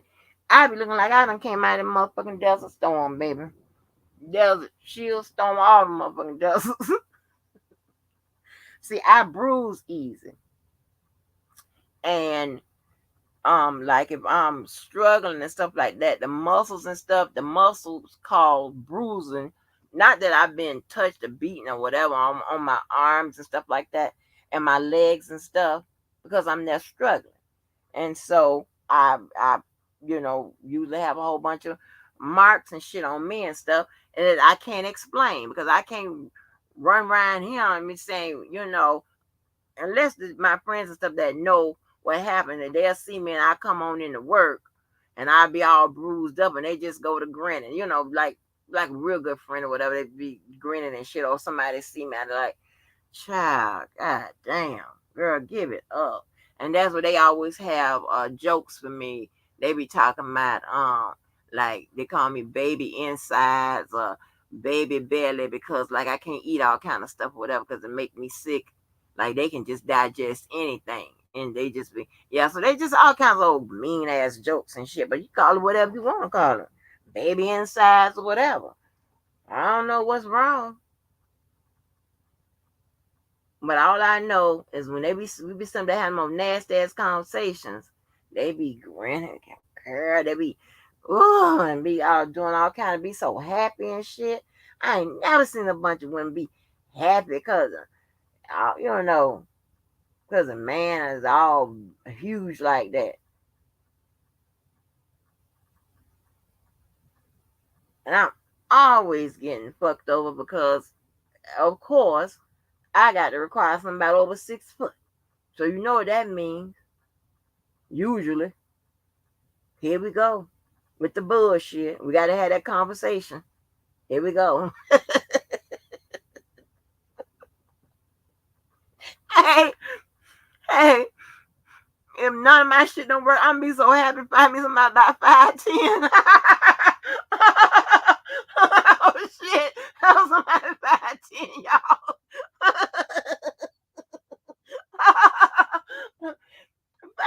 5'10". I'm like, oh yes. Oh yes. I'm be able to sit down. Lord have mercy. And it just wipes me out. And I'm talking about this even when I was younger. It just it's because it's such a struggle. Oh my gosh. Oh, and then they be wanting, and you had to, like my exes and stuff be talking about, well, I be, like I be stingy on it. They be complaining, well, I ain't get it often all the time. You know what I'm saying? Yeah. Because it is such a, it's just so much. It's just so much. I know. I know. No. But you know what? Now that I think about it, shit, one of them R. Kelly setups would probably been optimal for me and shit. I'm like, go ahead on, y'all. Y'all got it now. Go ahead on, Haley. Y'all got it tonight. Now y'all go ahead on. Y'all go. Hey, every time you turn around, I'm gonna erase my name off the calendar and shit and put one of them other people's name. Every time you look for me, her shit, my name on the next month. Fuck that. Y'all turn. Shit. Fuck that. Y'all turn to jump up and down on it. I'm tired. This finna hurt. Hell no. It's gonna hurt me. What's good with it, Dynamite? Yeah. That probably be a good setup for me. My time would never come. R. Kelly be looking for me, but I'll be somewhere hiding in one of them big old fucking places. And he probably coming up the hallway, humming and shit, one of his songs and shit. I can hear him coming. Tell him to duck around the motherfucker Olympia. What is Olympia Fields or whatever it's called? I'm be hiding from that thing. I don't want nothing to do with it. It's gonna hurt. No. Oh, I'm acting silly as hell. Yeah. Shit. He be saying, seems like you're ready. I'm like, no, I'm not. I'm gonna duck out Olympia Field and shit. What the man name at the gate? What the driver name? He was like, I seen him running. I seen him running. I'm running from R. Kelly, baby. You gonna wear my ass out. I ain't interested in all of that. Hell no. It always be some bullshit. I be like, damn. I know it next time, but get motherfucker 5'9", 5'10". See how that works. No, you really have to look at them fingers. Look at them fingers. Mm-mm. But I'm telling y'all, and you think I'm lying. If you think I'm lying, I don't know what woman, and that was when I was young. I encountered that boy with that. Mm-mm, mm-mm. That boy has ruined my life. I look at that shit differently, and I'm gonna tell you what. Let me tell you how this shit is consistent. Y'all know about Aaron Hall and Damon, right? Y'all know. I mean, anybody that's been anywhere close to the damn industry or industry people or know about them, they wore Florida out. Both of them got Uh-uh. Uh-uh. We heard all about that. We know that if they even signaling you to, they trying to holler, keep motherfucking walking, cause you can't do nothing with that. If you know just one of them type people that gonna keep it real with yourself and keep it real with the game. Mm-mm. But Aaron Hall, yeah. Mm-hmm. So y'all, if anybody ain't heard about him, just take my word for it. Ain't nothing I seen, whatever, but baby, we done heard all about it. Check this out right here. The way Aaron Hall and that boy I'm talking about that I ran into as a young girl, I was like 19, as a young girl, him and Aaron Hall is shaped the same, skinny like each other, walk the same, in every goddamn thing. And I be damn,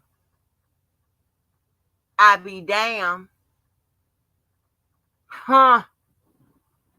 They need to put his ass in jail. I'm trying to tell you, they need to put his ass in jail. And that,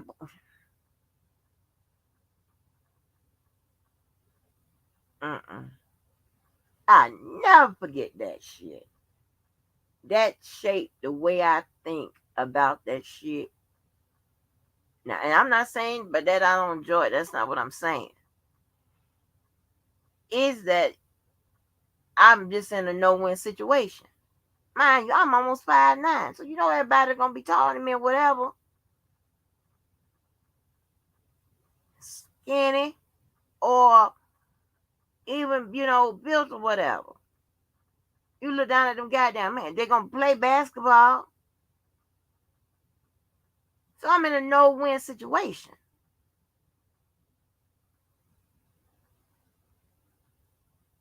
That boy took me all the way down to Orlando. We was supposed to see Mickey Mouse and shit. And the thing about it is, I wish I would have seen Mickey Mouse first.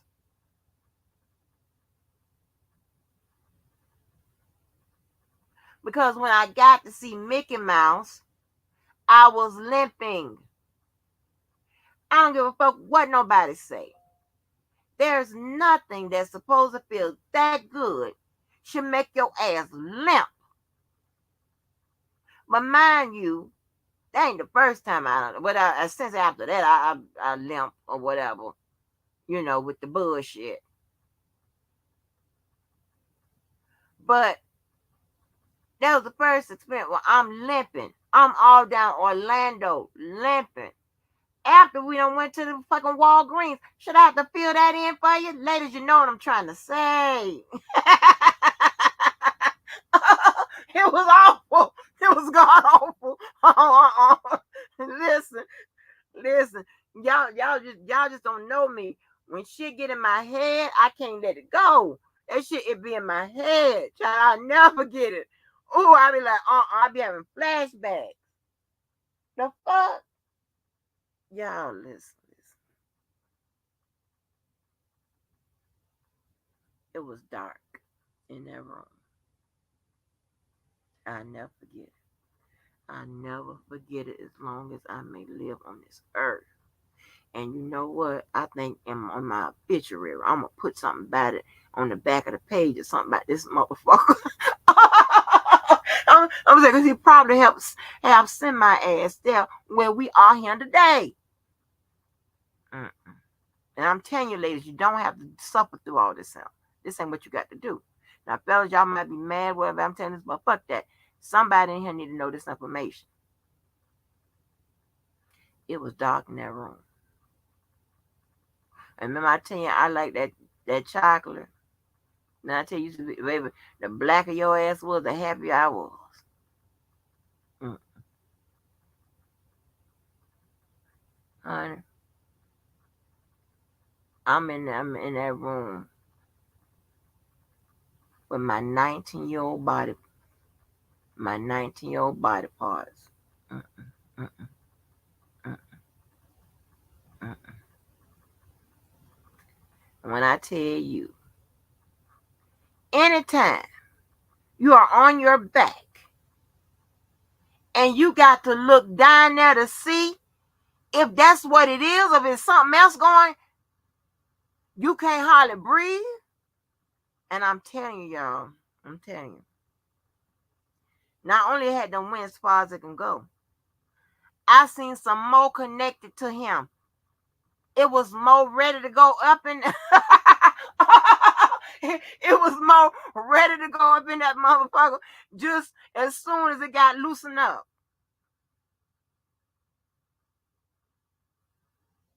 And I look, who raises their head up to look down to see if it's some, is this, what the fuck is that?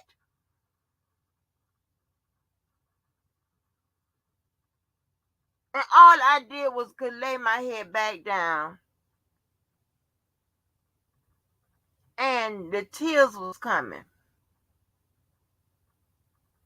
It seemed as though if it was stuck or something. Mm-mm, mm-mm, mm-mm. There was nothing else they can.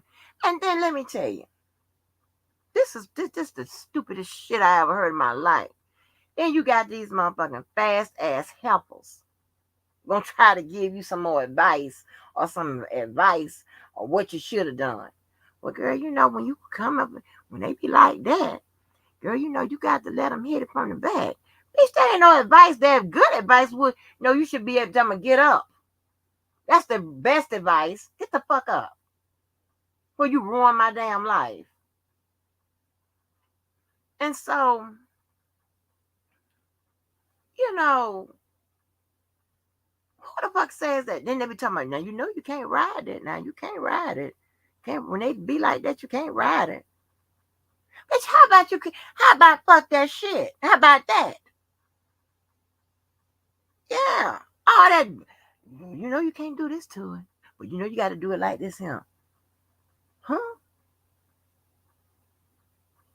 Honey? All I can say after all of that right there. And I had to clean up. Should I try to go into detail? And then go to the Walgreens. The fuck? Hell no. Man, I was out there limping out there trying to see that goddamn mouse. Oh my gosh. Mm-mm. And he trying to hold me up. What kind of fucking shit is that? And baby, when we got to, I said, okay, I got something for this shit here. Because now I got attitude. I ain't say nothing the rest of the goddamn way. Everything was a one. He said, you hungry? Mm-hmm. I'm upset.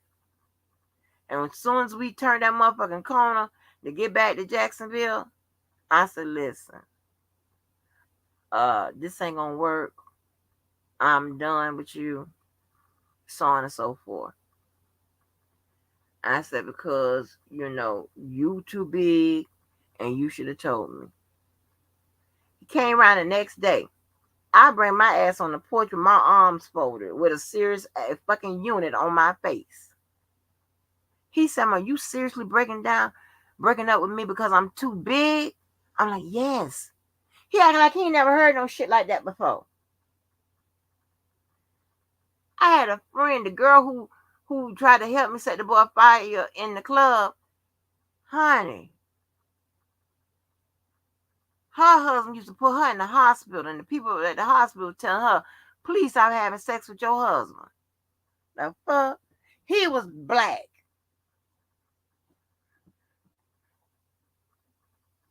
Watch them dark-skinned people. Put some on your ass you ain't ready for. You got to be real with yourself. Stop sitting there, yeah, I can do this here, I can do this here, whatever. Unless you done been used and abused like that, maybe you are one of them porno champs that you can take it out, they take it on the pornos. Well, everybody ain't like that.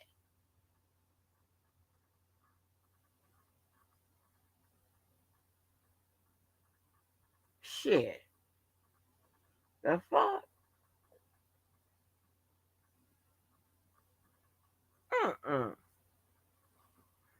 Now that guy was, I mean, about he was 3 years older than I am, but you got to think about it. Traditionally, these, I've been in relation to people who people have been like as much as 5 years younger than I am. So them goddamn boys be trying to wear your ass out. Fuck that. Nope. So that's why I tell people I'm okay with you being regular, the regular industry standard. 6 inches is fine with me. Ain't nobody need all that bullshit. Yeah, I ain't trying to be impressed. What you gonna do is talk yourself out of a relationship. Hey, and then the girl, the one the girl with the bad information from the bad information bureau and shit. She talking about, girl, you supposed to stick your hands down there and feel around. I'm not sticking my hands down in no people pants and shit, feeling around and stuff. That's not proper. I don't do no shit like that. That's what I just gonna ask and tell them to describe to me with their hands what is it, what it does it measure out as. Then I can let you know right then. It, I'll try to see if it works.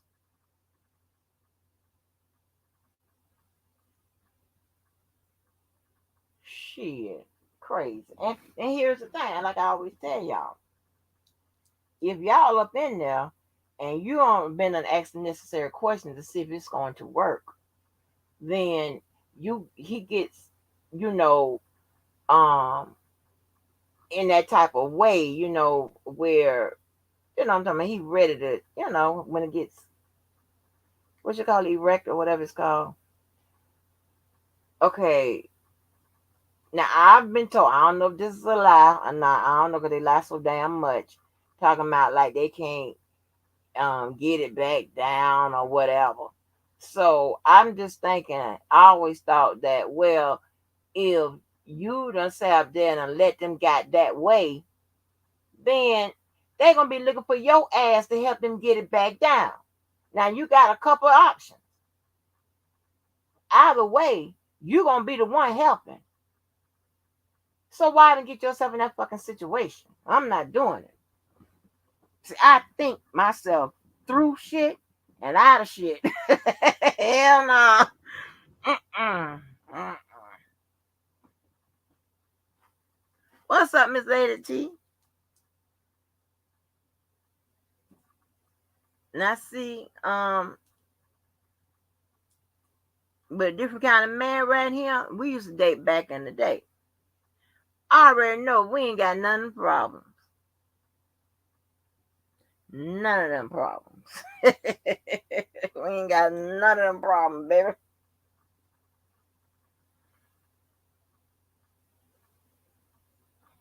Mm-mm. Listen, he might be a half inch taller than I am. We ain't got none of them problems, baby. None of them. Now that being said, now I ain't nobody want no little bitty person. Nobody interested in all of that now, because that's a different kind of job too. I ran into two of them. One name I can't tell you because that person got a Wikipedia page. That person got a Wikipedia page. Well, I can't tell you that name. Uh-uh. But uh-uh. That's a lot of work. You literally have to. Y'all know it, and lazy. Be honest. You got to get up on your back, and that's where you have to be very flexible. Because you got to get up on your back, damn near on your shoulders, to try to connect to it. And then if you up on whatever, you got to, you know, to sit down, not with your legs bent. You got to sit right down on it, which I like sitting down right down. That's neither here. I don't want to talk about that.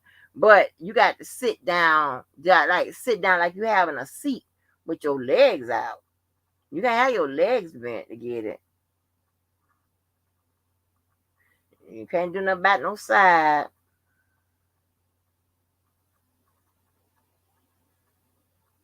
Can't do nothing about no hip from no back. Can't do none of that. I'm talking about this. I'm talking about this shit here. I'm talking about like like somebody that's still 5 or 6 years old. And then I'm gonna tell you what one fool told me. And ain't nothing but two. Only two. Only one fool told me. Talking about the reason why he was so little like that is because he was a premature baby. And my goddamn dumb ass, naive, stupid ass done heard and fell for it all. And I was like, oh, I'm damn near about to cry. Because they because he was about to cry. Because it was so, it's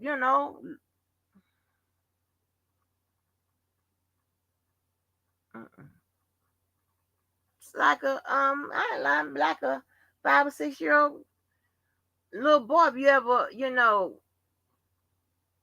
seen a little boy or whatever,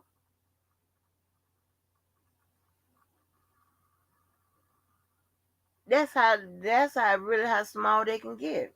Can be like that. Yeah, but those are only two. The next, like the regular industry, like six, like that. Yeah, this is about much y'all gonna get from me. I don't get down like this.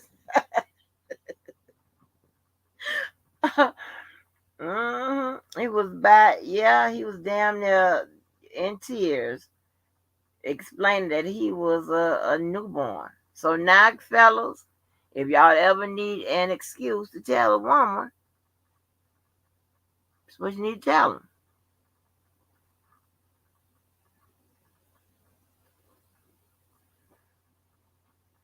Hey y'all, let me give y'all a flashback. I wish I could find. I don't know what the name of that live was, but y'all remember this? I hate to bring this up, but this was funny as hell. This was when Brooke and we would just be talking. I just all type of shit back there on Brooke's channel, right? Just stuff like this, whatever. It would be late night, and we just be talking or whatever, and it don't be getting real. Sometimes they get graphic or whatever, but I don't. I was just talking because I just thought I was in a safe environment where we can just talk about stuff like this. And at that time, I ain't have no we ain't have no damn haters and crazy people that try to turn your words around or whatever as if they could. But anyway. So I feel no shame in my game to tell you, to be honest with you, to tell you I don't need all of that. The regular people is okay with me. I don't need no. Mm-mm. So of course, one of the many, many, many, many, many arguments, but that Kel and JoJo has. Lord have mercy, Jesus. Instead of Kel at this moment, just take the L or whatever in some parts. That particular time, they was going back and forth. Just take the L. He comes back up this motherfucker to get back on with to go back and forth with JoJo, and Keller persists to tell to insinuate that when I was talking about guys that regular sized people, which I don't consider 6 or 7 is little, but whatever. that I was talking about JoJo. Now, Keller leaves out the meat of it. No pun intended. The meat of it, but and just said like when I was talking about I like little guys. He was trying to equate that to JoJo, and then and this is when you know something got to be wrong with you. Are you just like to argue? Are you just crazy as fuck? He goes, Kelly says, yeah, Angie says she like, just saying, like, they're trying to insinuate that JoJo's a little guy, right? And JoJo goes, oh, that's the shit you say? That's the shit y'all talk about? You and this nigga? I'm like, hell no. One, I didn't tell him that. Two, if you simply look down, I wasn't talking about your ass anyway. The fuck why is you mad? And you know there's no way I can be talking about you? What kind of shit is that? Just want to argue. Just ready to fight. Talking about you? How am I talking about you? That's what I really wanted to get in to say. I ain't talking about you. If I did say that, I ain't just wanted to argue. Crazy ass shit is that? I was like, oh, I was so mad. I was like, oh, god damn. I'm talking about you. I'm like, when I said that, I didn't even know you like that. I didn't think I even know him. Like, I don't think I had even been over here with him. We definitely wasn't there. Like, what the fuck? Acting like I'm told him that about him. How the fuck I'm gonna tell you that about you?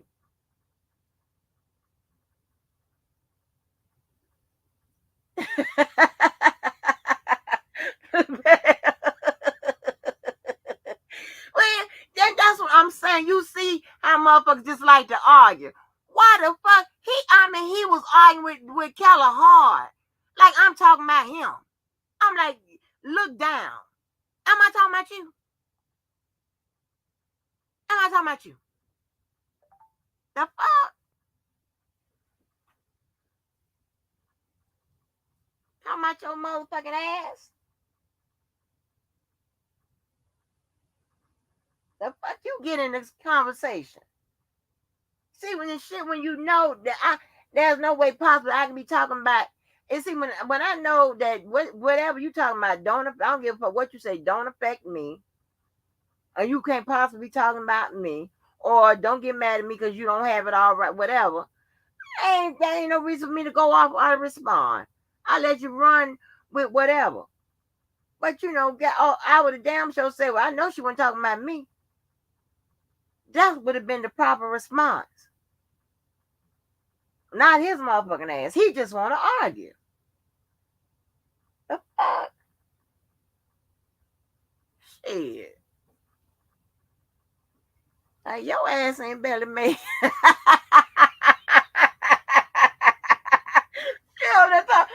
Huh? Boy, you don't get your ass up out of him with that shit. Boy, what the fuck? That shit was crazy. I was in shock. That's the type of shit y'all talk about? That what you told him? That what you... Huh? And I couldn't say what I wanted to say of him because,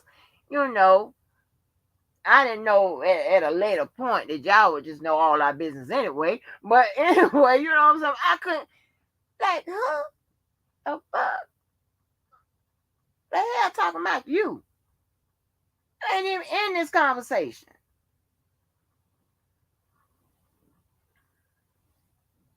He could have said somewhere. If Angie told you that, she told you a damn lie or something like that. Not him. He just want to argue. That's crazy. That's crazy, boy, y'all, man. Whew. And you think I cannot label that dude complex? The fuck?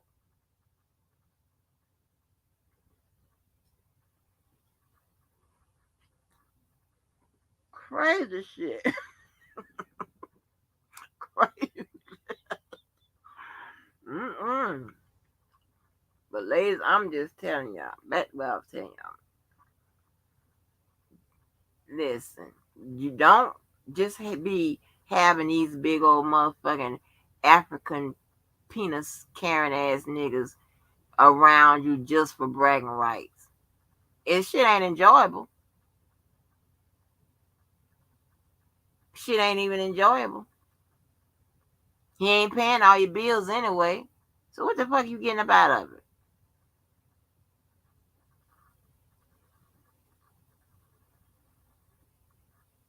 And yeah, like you ain't got to do that. You tell him unless unless you just can accommodate all that and you like all that whatever, and you might be into that pain shit yourself. Cause I don't give a fuck what nobody say.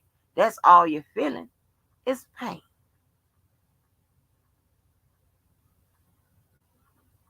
But don't sit up there and look at me like I'm the strange one.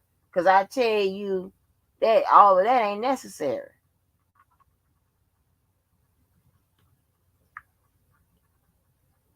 Cause they don't even need all that. Not for me anyway. Mm-mm.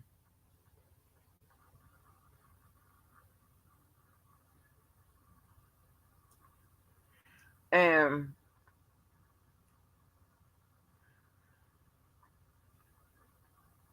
you have some women that let these men do anything to them. Okay,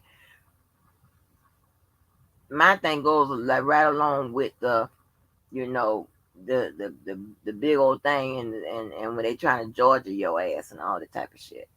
I don't like you. You're not gonna do all the stuff that I don't find enjoyable. You're not gonna do all that type of stuff to me all the time. I will, compromise with your ass. I have no problem with that. But there's a couple things one particular thing I really don't like. I don't like nobody doing that. I just don't like it. So don't do it. I'm not gonna be up here all night. While you trying to think I don't know what the fuck is going on. Where you got trying to wear my ass out. I mean 20, 25 minutes. Oh my gosh.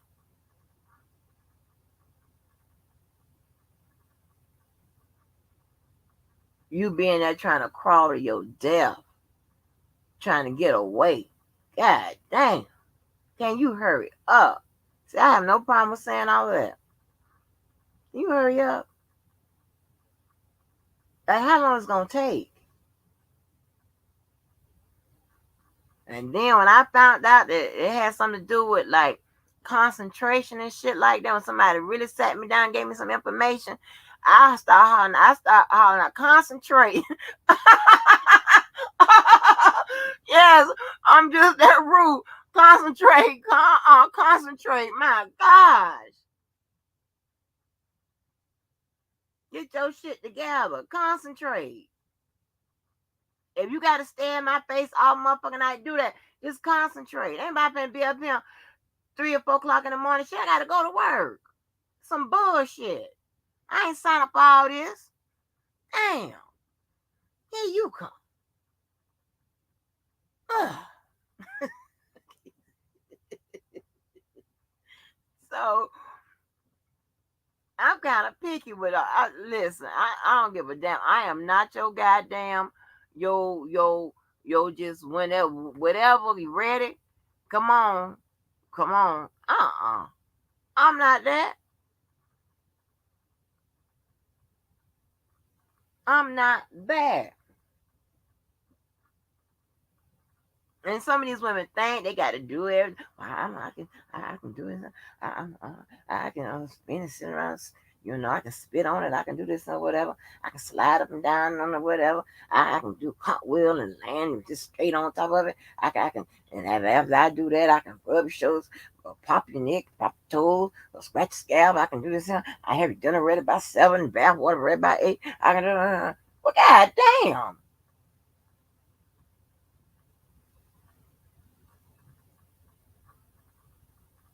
All that shit ain't necessary.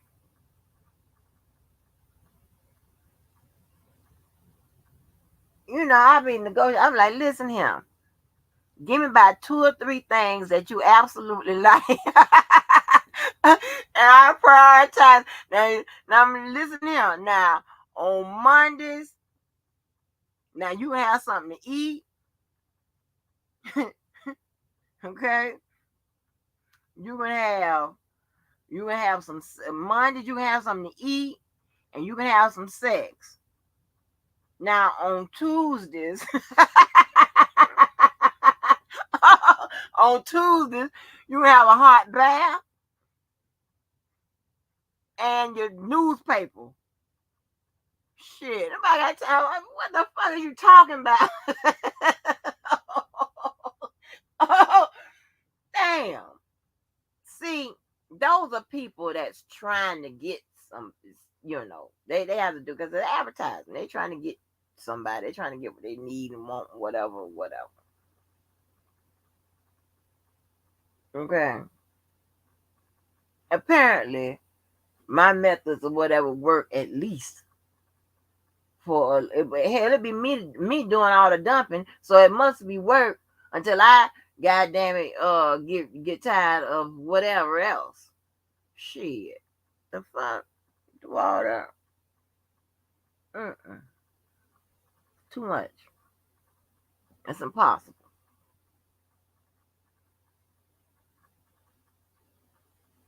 Hell.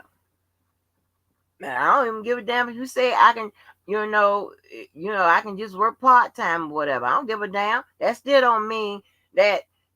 Listen, that means you're gonna be Georging me all the time every time you turn around. Especially if I'm not in no goddamn mood for all of that. Because me, I don't know about nobody else. I like to be at my best when doing all that type of stuff. What I'm saying is I like to give a good performance. I don't like to be half-assing all this shit here.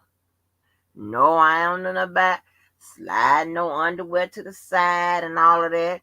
I've heard people be talking about, just slide it on over to the side. I slide my drawers on over to the side. Why we can't take them all the way off?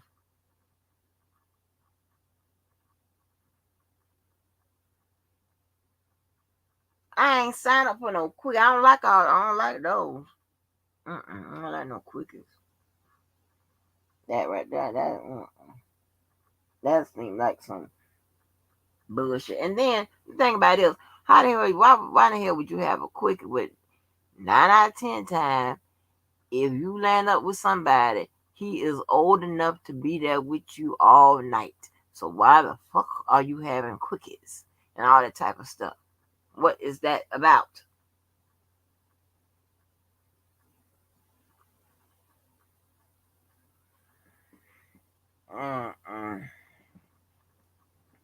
But JoJo friend D Reese, y'all let me know. Is it something that somebody done said that he don't like? I ain't never heard no shit like that. You can ask him all kind of shit. He like it all. God damn, be like D Breezy. Do you wanna you want people to put honey all over you, run you through one of them bee traps and shit, then have sex with you? Yeah, I like that. Yeah, that sound right there. Yeah, I like that right there. I like that. Okay. D Breezy. D Breezy, do you want people to tie you up and then put and hit you on the stomach with a bat and then jump on top of it and jump them down? Yeah, that sounds all right there. I think I like that. Yeah, that sounds good. Yeah, I like that. God damn. He like it all. Ain't shit he don't like.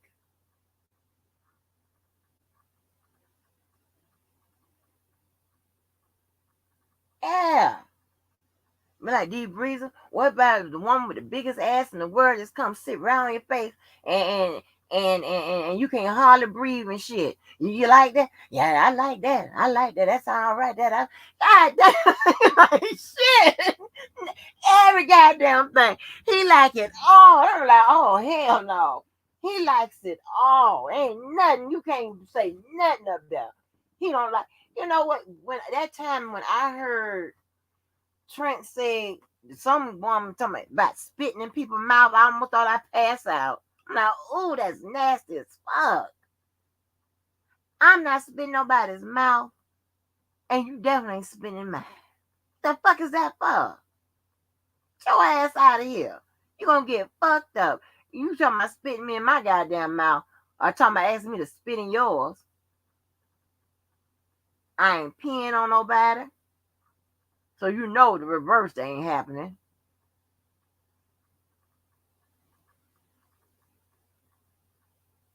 Are you crazy? I'm not doing about no copperfield and none of that bullshit. That sound crazy as hell.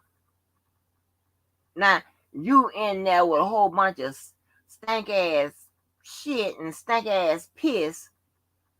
And see, my whole thing about the act of love making sex, it is supposed to be enjoyable. Now, if you one of the ones that get joy out the pain, whatever, I okay. Like I said, I take a couple for a team. Like I said, if you wanna, because I've learned this thing, because you can't be too country, all your entire life or whatever. So you have to try to compromise on some stuff. That's why I told you how I ended up stepping on the man's penis, because that is not something I would traditionally do. Ain't my idea. Y'all, somebody SD Breeze do something where he like somebody to step on his penis. Now, if he say he like that, I give up. God damn. Ask him if he don't want somebody to step on his penis. Next time, ask him that. Do you like that? Is that okay with you? Stepping on your penis. If he say yeah about that, I'm done. I'm done. But anyway, so sometimes you got to, compromise. So you like motherfuckers want to rough you up and shit. Like I say, you can throw them up against the wall one time, and that's it. Well, I'm not gonna sit there and let you dislocate my motherfucking shoulder and shit like all that bullshit, but by some pleasure. What kind of shit is that? It's weird. And you as women, and our guys, I ain't trying to fuck your shit up, but you as women, y'all don't have to do all of that. Just keep that in mind. Y'all ain't got to do all of that. You ain't got to lay up there with all that motherfucking pain. No damn well. He tearing your ass up. You ain't got not one orgasm. You know why? Because you in pain. That's why. You ain't got shit out of it.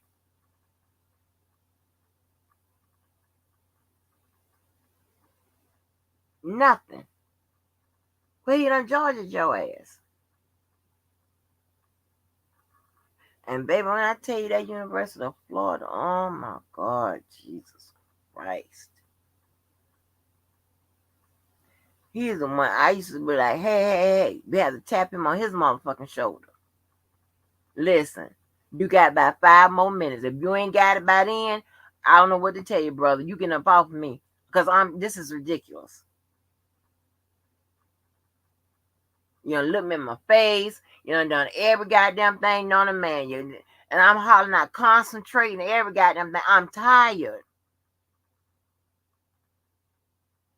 Damn.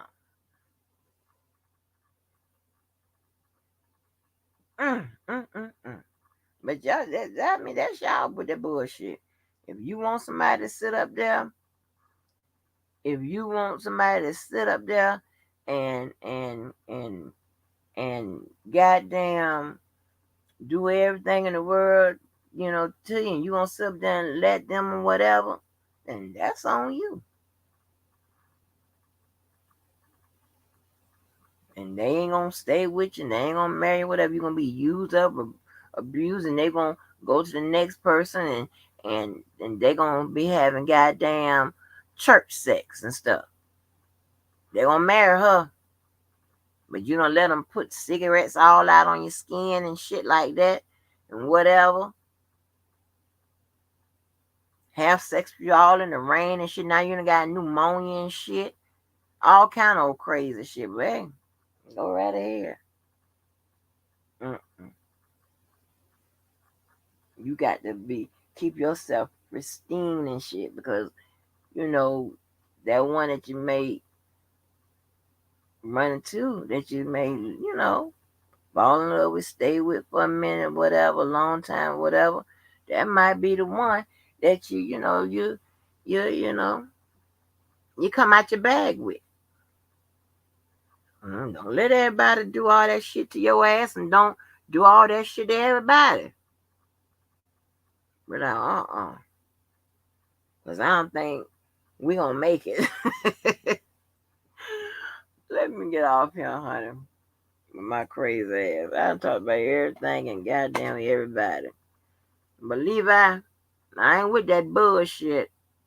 Come here and telling me I got the wrong meaning about I'm using the the goddamn meaning, the the regular meaning of the word innocence. When I'm always using the goddamn legal terminology. But all of a sudden today, because he don't get it. Now watch what I tell you. He's gonna go and spread that bad information right on. Because what he did when he was going back recounting all the shit back, that he done went back and brought back all that stuff back that is not going to play in the court of appeals, and it's not going to win the man a new trial or anything. He ran. You go back on this live. Um, I forgot. I forgot exactly what he said, but it was some shit that we done already been over. There wasn't a legal argument to it. Now he got it back on the table. And don't think just because when it comes to a habeas corpus, that just because you can argue things that was on the record or that wasn't on the record, it does not mean that anything goes, and then you'll be able to say, hey, he get a new trial. No, that's not how it works. That is not how it works. Just because you can argue the shit, it doesn't mean that it's a legal argument behind it. That means you can just bring it up. Just like those fucking text messages. You got to be able to find. Here's the thing. Even if somewhere in those text messages would suggest that someone has broken the law, it will most likely only create an indictment for that person.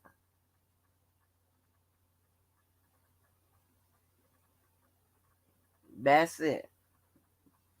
It doesn't mean that it shows that somebody was innocent, because it in your head may show that it was a setup. And then also all that shit he alleges. I don't give a damn about it was about the brothers Johnson, the text message, Bill P. Whatever.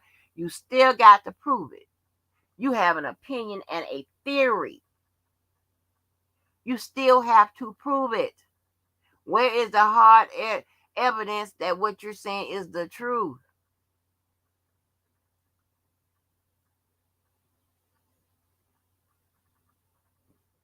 But he don't want to deal with none of that. It's all what Levi thinks. He's gonna sit up here and push all that bad information. And if he does that, I'm gonna come right behind him and push his ass off that motherfucking goddamn cliff and give y'all the right information again.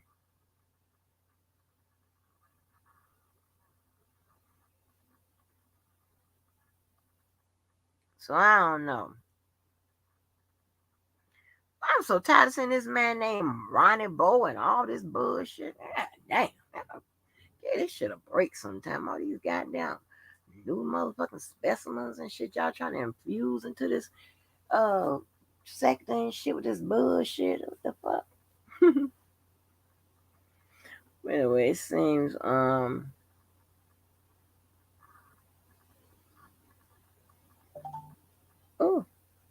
it seems that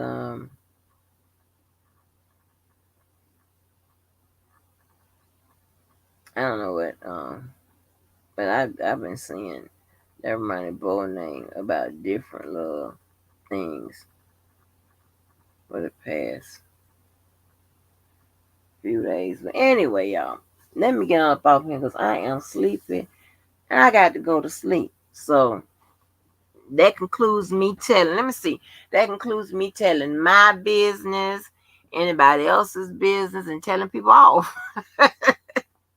That concludes my goddamn activities for the day. But make sure y'all ask that goddamn D Breezer, do he want somebody? Is he okay with somebody stepping on his penis? See if he like that. Because I'm done. That's ridiculous. Yeah, I like that. Yeah, that sounds good to me. Yeah, right there. Yeah. I mean, he be acting like you asking me if he like a ham sandwich or something. He like it all.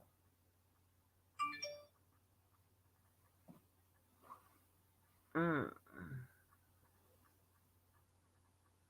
All right, y'all. Anyway, that concludes my live. I will see y'all back whenever I see y'all back. I'll holler y'all. Stay safe and do what? Be good to each other and be good to someone. Oh man, do something good for yourself. Do something good for someone else. Oh yeah, you should be good to each other and be good to your goddamn self. And remember, y'all, ladies, you can say no. It's not a. It's not gonna. You're not gonna look bad. You're not gonna look like a punk. Okay. Only thing about it is you just got to say no before it grow. Say no before it grow. Because remember, the one that helped it to grow is the one that got to bring it back low. Keep that in mind. I'll talk to y'all later.